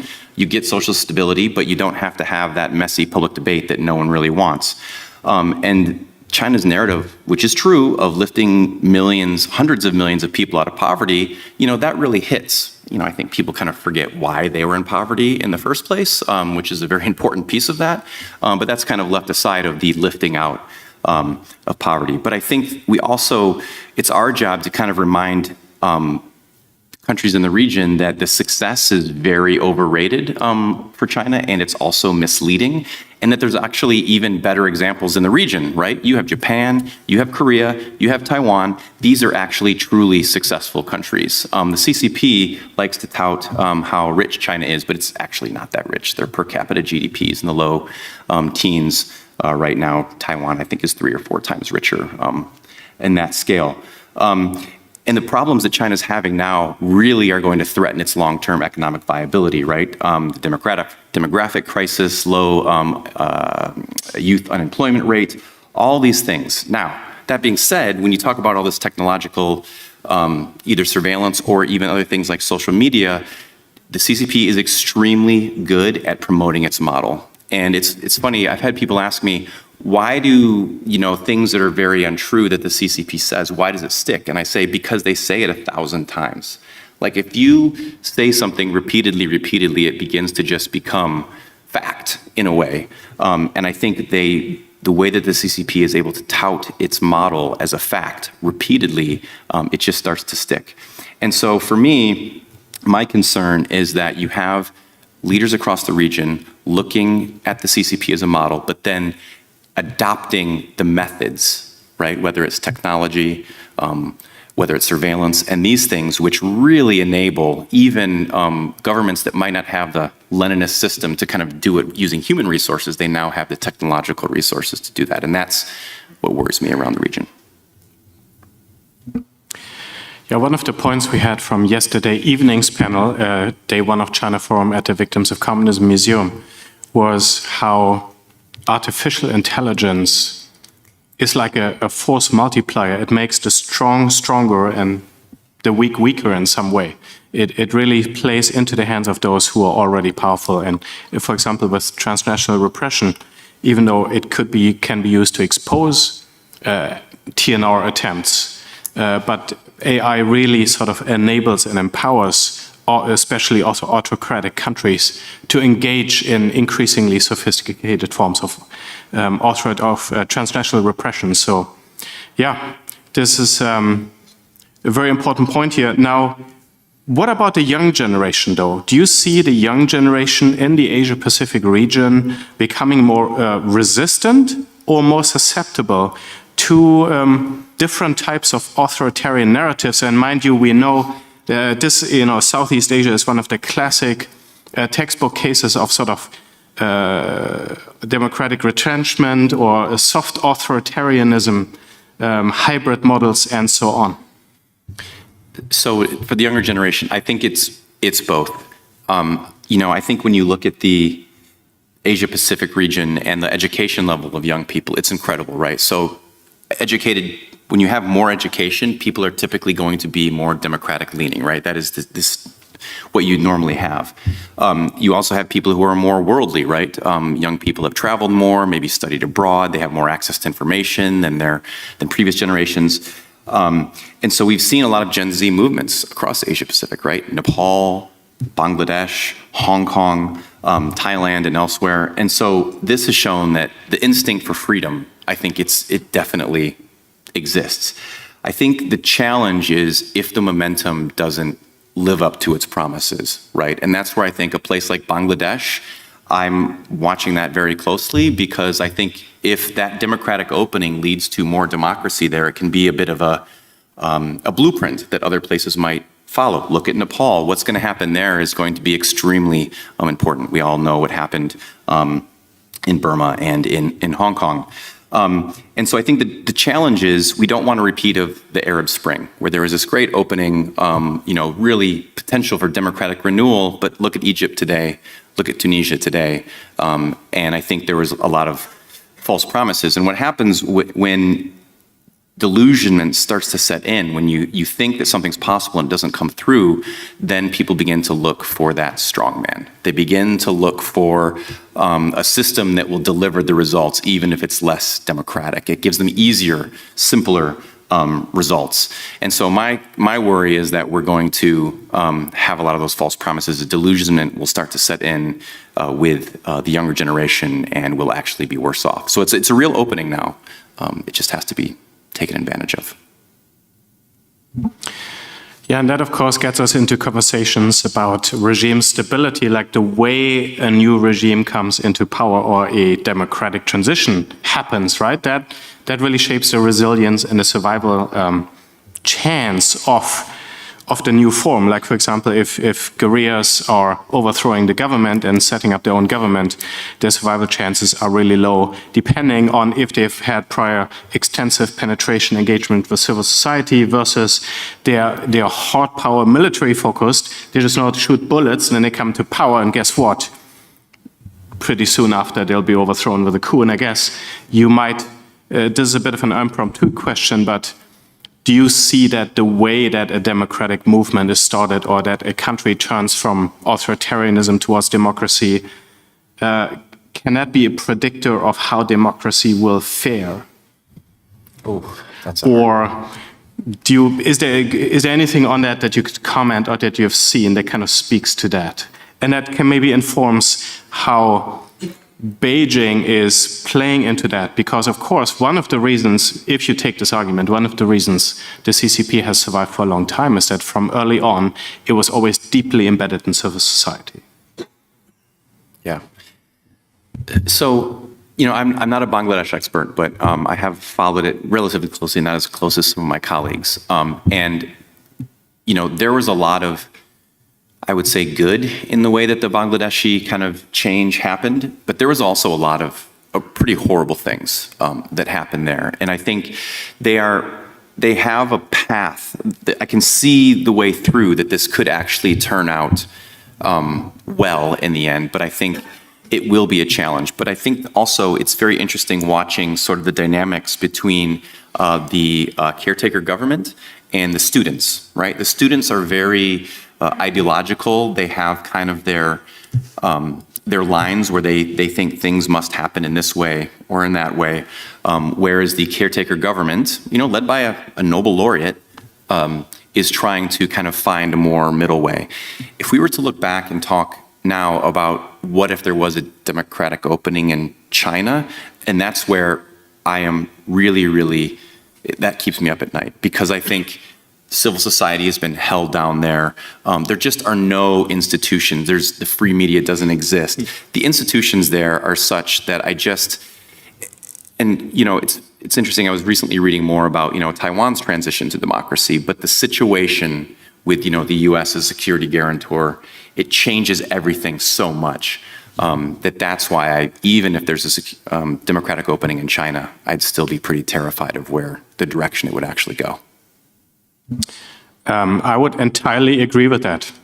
Entirely agree with that assessment. Now, President Trump is in Asia. The US is in some way pivoting away from Europe, focusing on Asia, especially on containing China, even though there's kind of this big question, is the Trump administration actually being isolationist, or is it actually being less isolationist than some people were thinking, or is becoming less isolationist? Now, amid all these dynamics, I know a classic criticism of the Biden administration was that its attempts to counter China's influence in Asia and Southeast Asia were hampered by the lack of economic investment, not just diplomacy and soft talk, but actually because Beijing was coming with real dollars.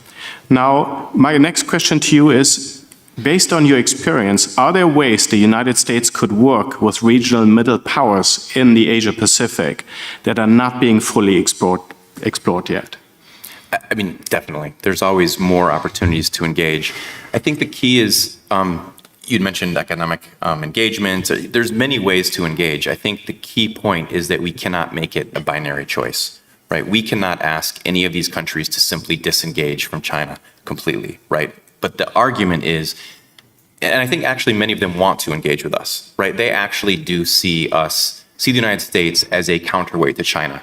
They know they must work with China. They have no choice because, many of them have borders with China. Like, they must work with China, and they do want to get advantage from China's economic heft.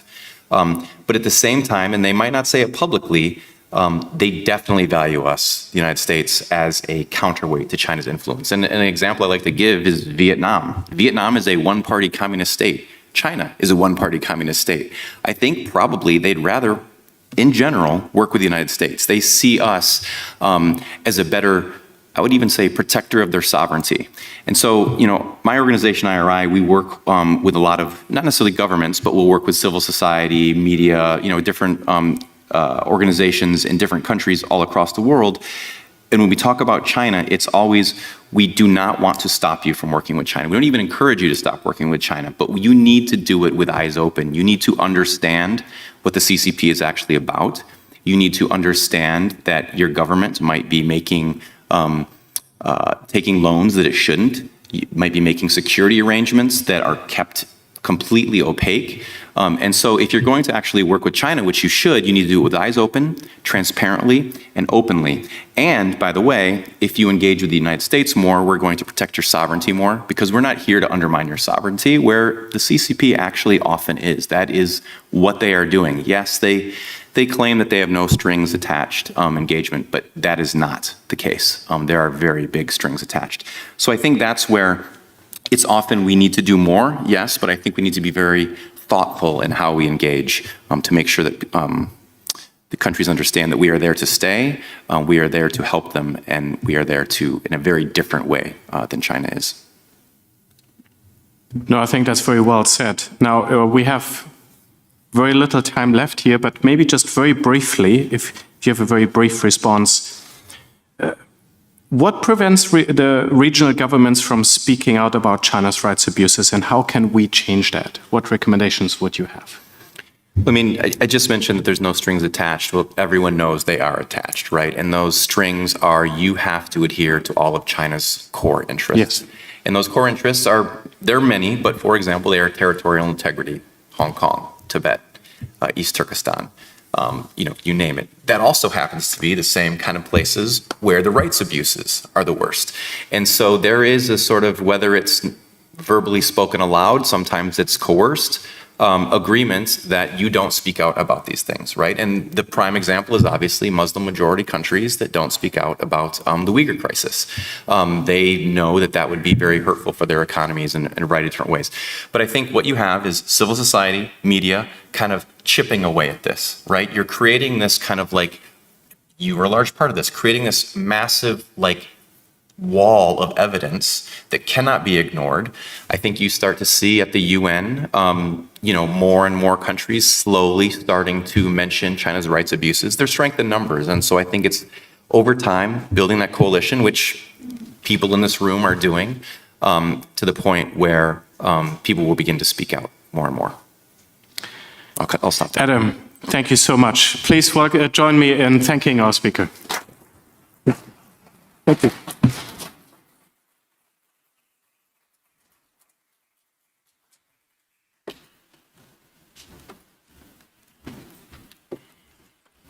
Thank you, Adam, and thank you, Dr. Zenz.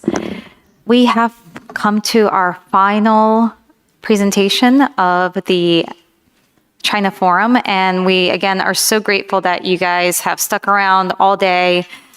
So without further ado, I would like to introduce our special guest. Damon Wilson is the president and CEO of the National Endowment for Democracy, NED, America's Foundation for Freedom. NED is an independent, nonprofit, non-governmental grant-making foundation mandated by U.S. Congress and dedicated to the growth and strengthening of democratic institutions around the world. NED supports the democratic aspirations of people working to advance fundamental freedoms, justice, and human rights with nearly 2,000 grants in nearly 100 countries.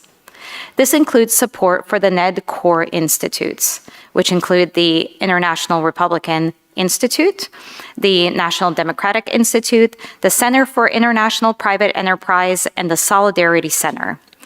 Prior to joining NED, Mr. Wilson served as an executive vice president at the Atlantic Council, special assistant to the president and senior director for European Affairs at the National Security Council, executive secretary and chief of staff at the U.S. Embassy in Baghdad, and deputy director in the private office of the NATO Secretary General. Mr. Wilson began his career with the Save the Children in Rwanda and the U.S. State Department. He is a graduate of Duke University and Princeton School of Public and International Affairs. With that, please welcome Mr. Wilson.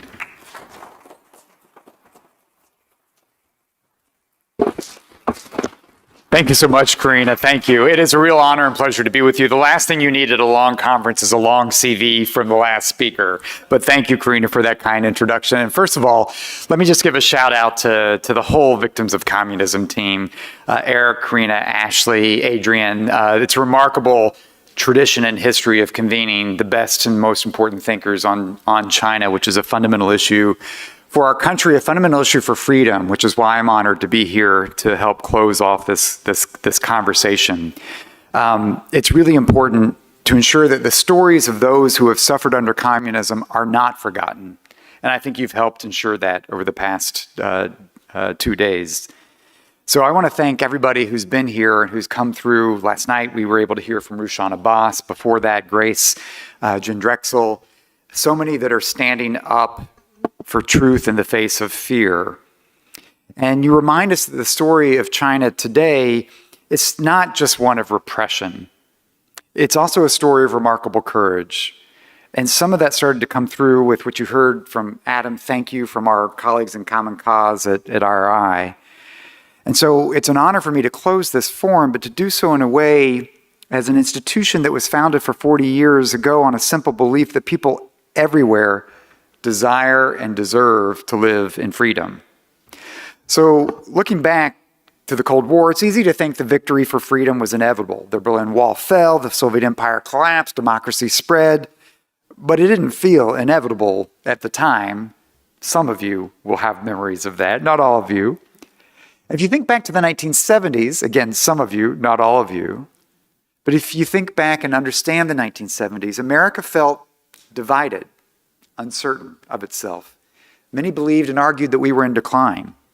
And yet we saw a generation of Americans, Republicans and Democrats alike, come together, and they refused to surrender moral clarity.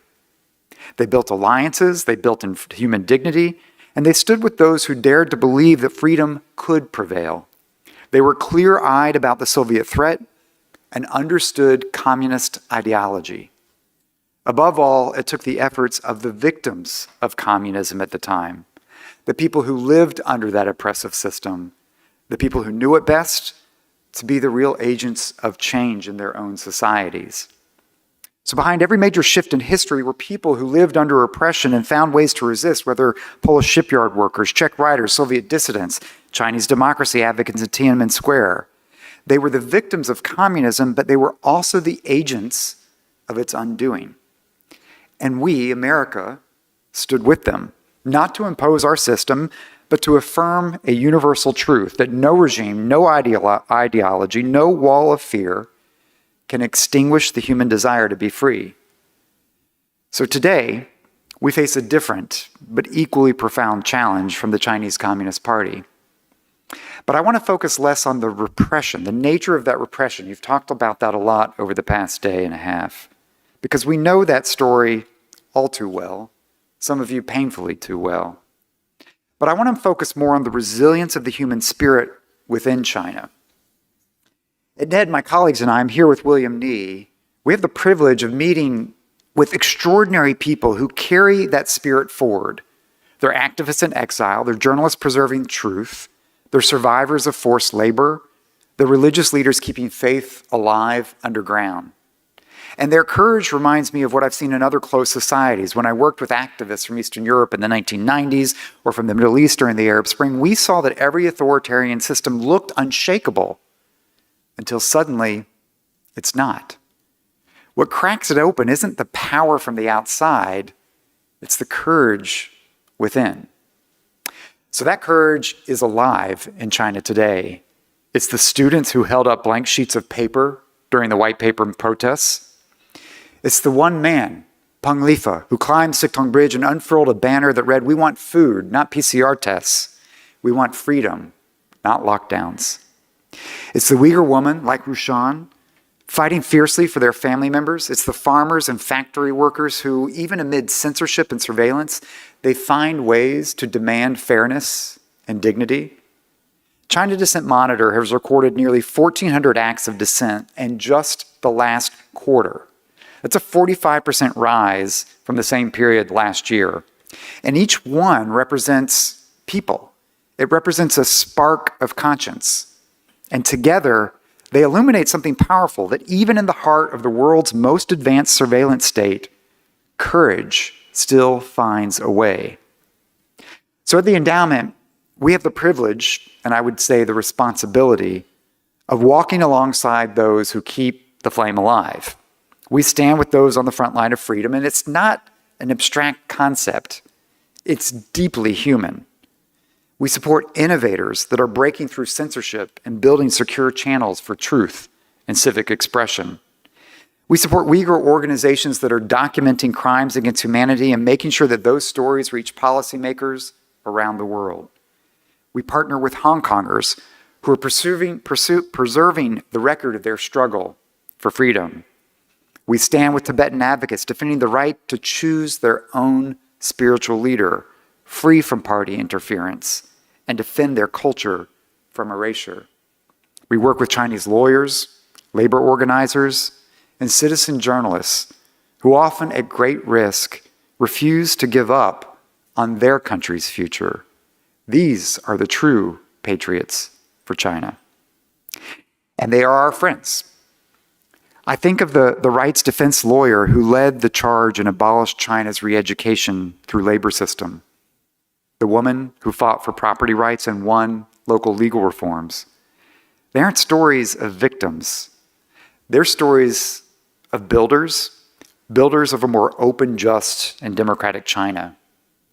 So next week at the Endowment's Democracy Awards, we plan to honor some of these brave voices, Uyghur, Tibetan, Chinese, who continue to defend faith, speech, and freedom, despite the CCP's efforts to silence them. And their stories remind us why this work, why your work matters. And our support doesn't stop there. Around the world, our partners are helping civil society resist Beijing's influence, countering censorship, defending digital freedom, and building resilience to transnational repression. We've helped connect activists and experts across the world who are learning together how to push back against authoritarian tactics. And that's what a global movement for democracy looks like. Xi Jinping wants the world to believe that democracy is chaotic. Look at our shutdown. That freedom is fragile. That it's autocracy that delivers results. But history and human nature, they do tell a different story. Systems built on fear always project strength until the day they don't. They can control speech, but not thought. They can intimidate, but not inspire. And when those systems start to crack, it's the networks that we build now, the relationships among activists, the policymakers, the believers, the workers, the advocates, that will help freedom rise faster. And that's why gatherings like this one matter. They remind us that the line between freedom and tyranny, it doesn't run through nations. It runs through every human heart. And it reminds us that those suffering under the CCP today, they are not alone. They are part of a much larger human story, and one that began long before the CCP, and one that will long outlast it. So as I join you for this closing this evening, I do think of the courage of the people that you've heard from Grace that spoke earlier about her father, Pastor Ezra Jin, jailed simply for leading his congregation in prayer. Her voice is a powerful reminder that faith cannot be silenced. So as we close and as we leave this forum, let us take with us not just the sense of outrage at the injustice. It's real. But let us also take that sense of hope, that sense of inspiration, that hope that's rooted in the courage of those who refuse to give up, and in the knowledge that freedom's cause, it is stronger when we stand with them and we stand together to support their cause. So the day will come when the Chinese people can speak freely, worship freely, and determine their own future. It's not for us to determine that, but it will be for many of those that you know who are working towards that end. And when that day arrives, they will remember, they will know that you stood with them, and not just in words, but in solidarity and in action. So I want to thank you, and may we never tire in defending freedom's cause. Thank you for putting this forum together. It's an honor to be with you to close it out. Thank you very much.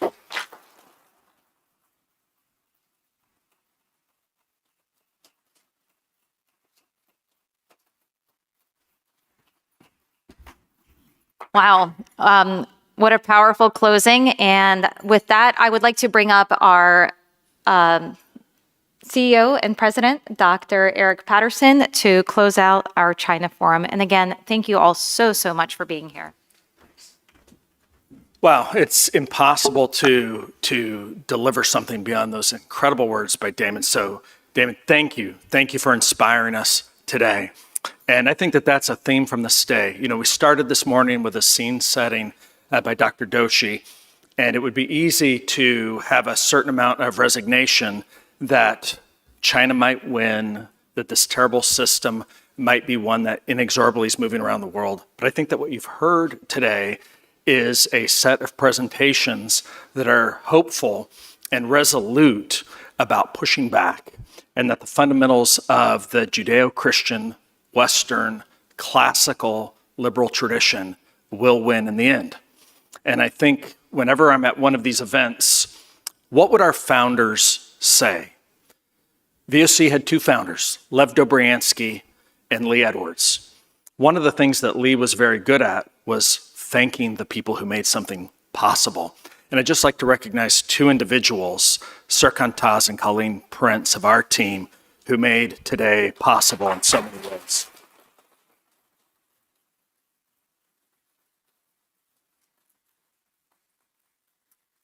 Lee would often talk about individuals and Lev about groups. And so let me tell you, if they were here, I think part of their diagnosis would be Lev would remind us of what he called the captive nations concept. And it was that, and he said that most American presidents until Ronald Reagan forgot this, that the natural aspirations of ethno-religious groups and cultural linguistic groups, groups like Christians in Falun Gong in China, groups like Tibetan Buddhists and Muslim Uyghurs, their natural aspirations to express their group and familial identities would overcome the bland, encompassing, suffocating, but faulty identity of imposed communism.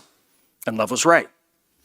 And Lee continually reminded us of the potency of the individual.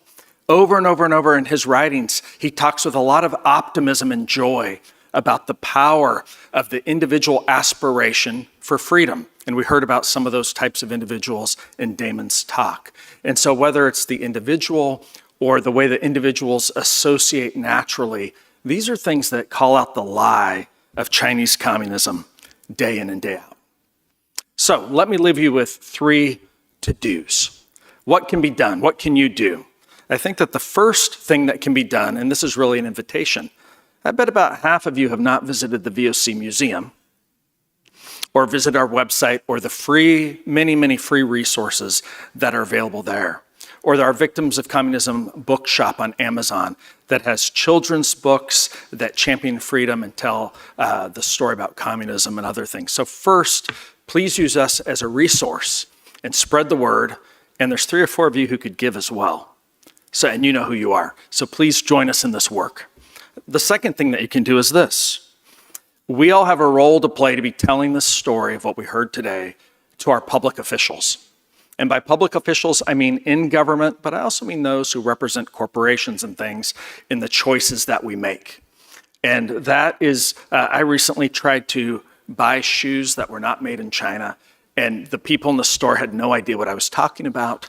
But you understand that it's going to be up to citizens like us to express to our members of Congress, to our governors, to our state legislators, that these issues actually matter to us as a voting public, and we see them as central not only to our identity, but to our national security competition with a major adversary.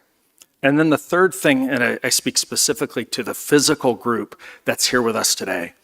Many of you are working on these issues every day. And so I just say to you, keep doing what you're doing.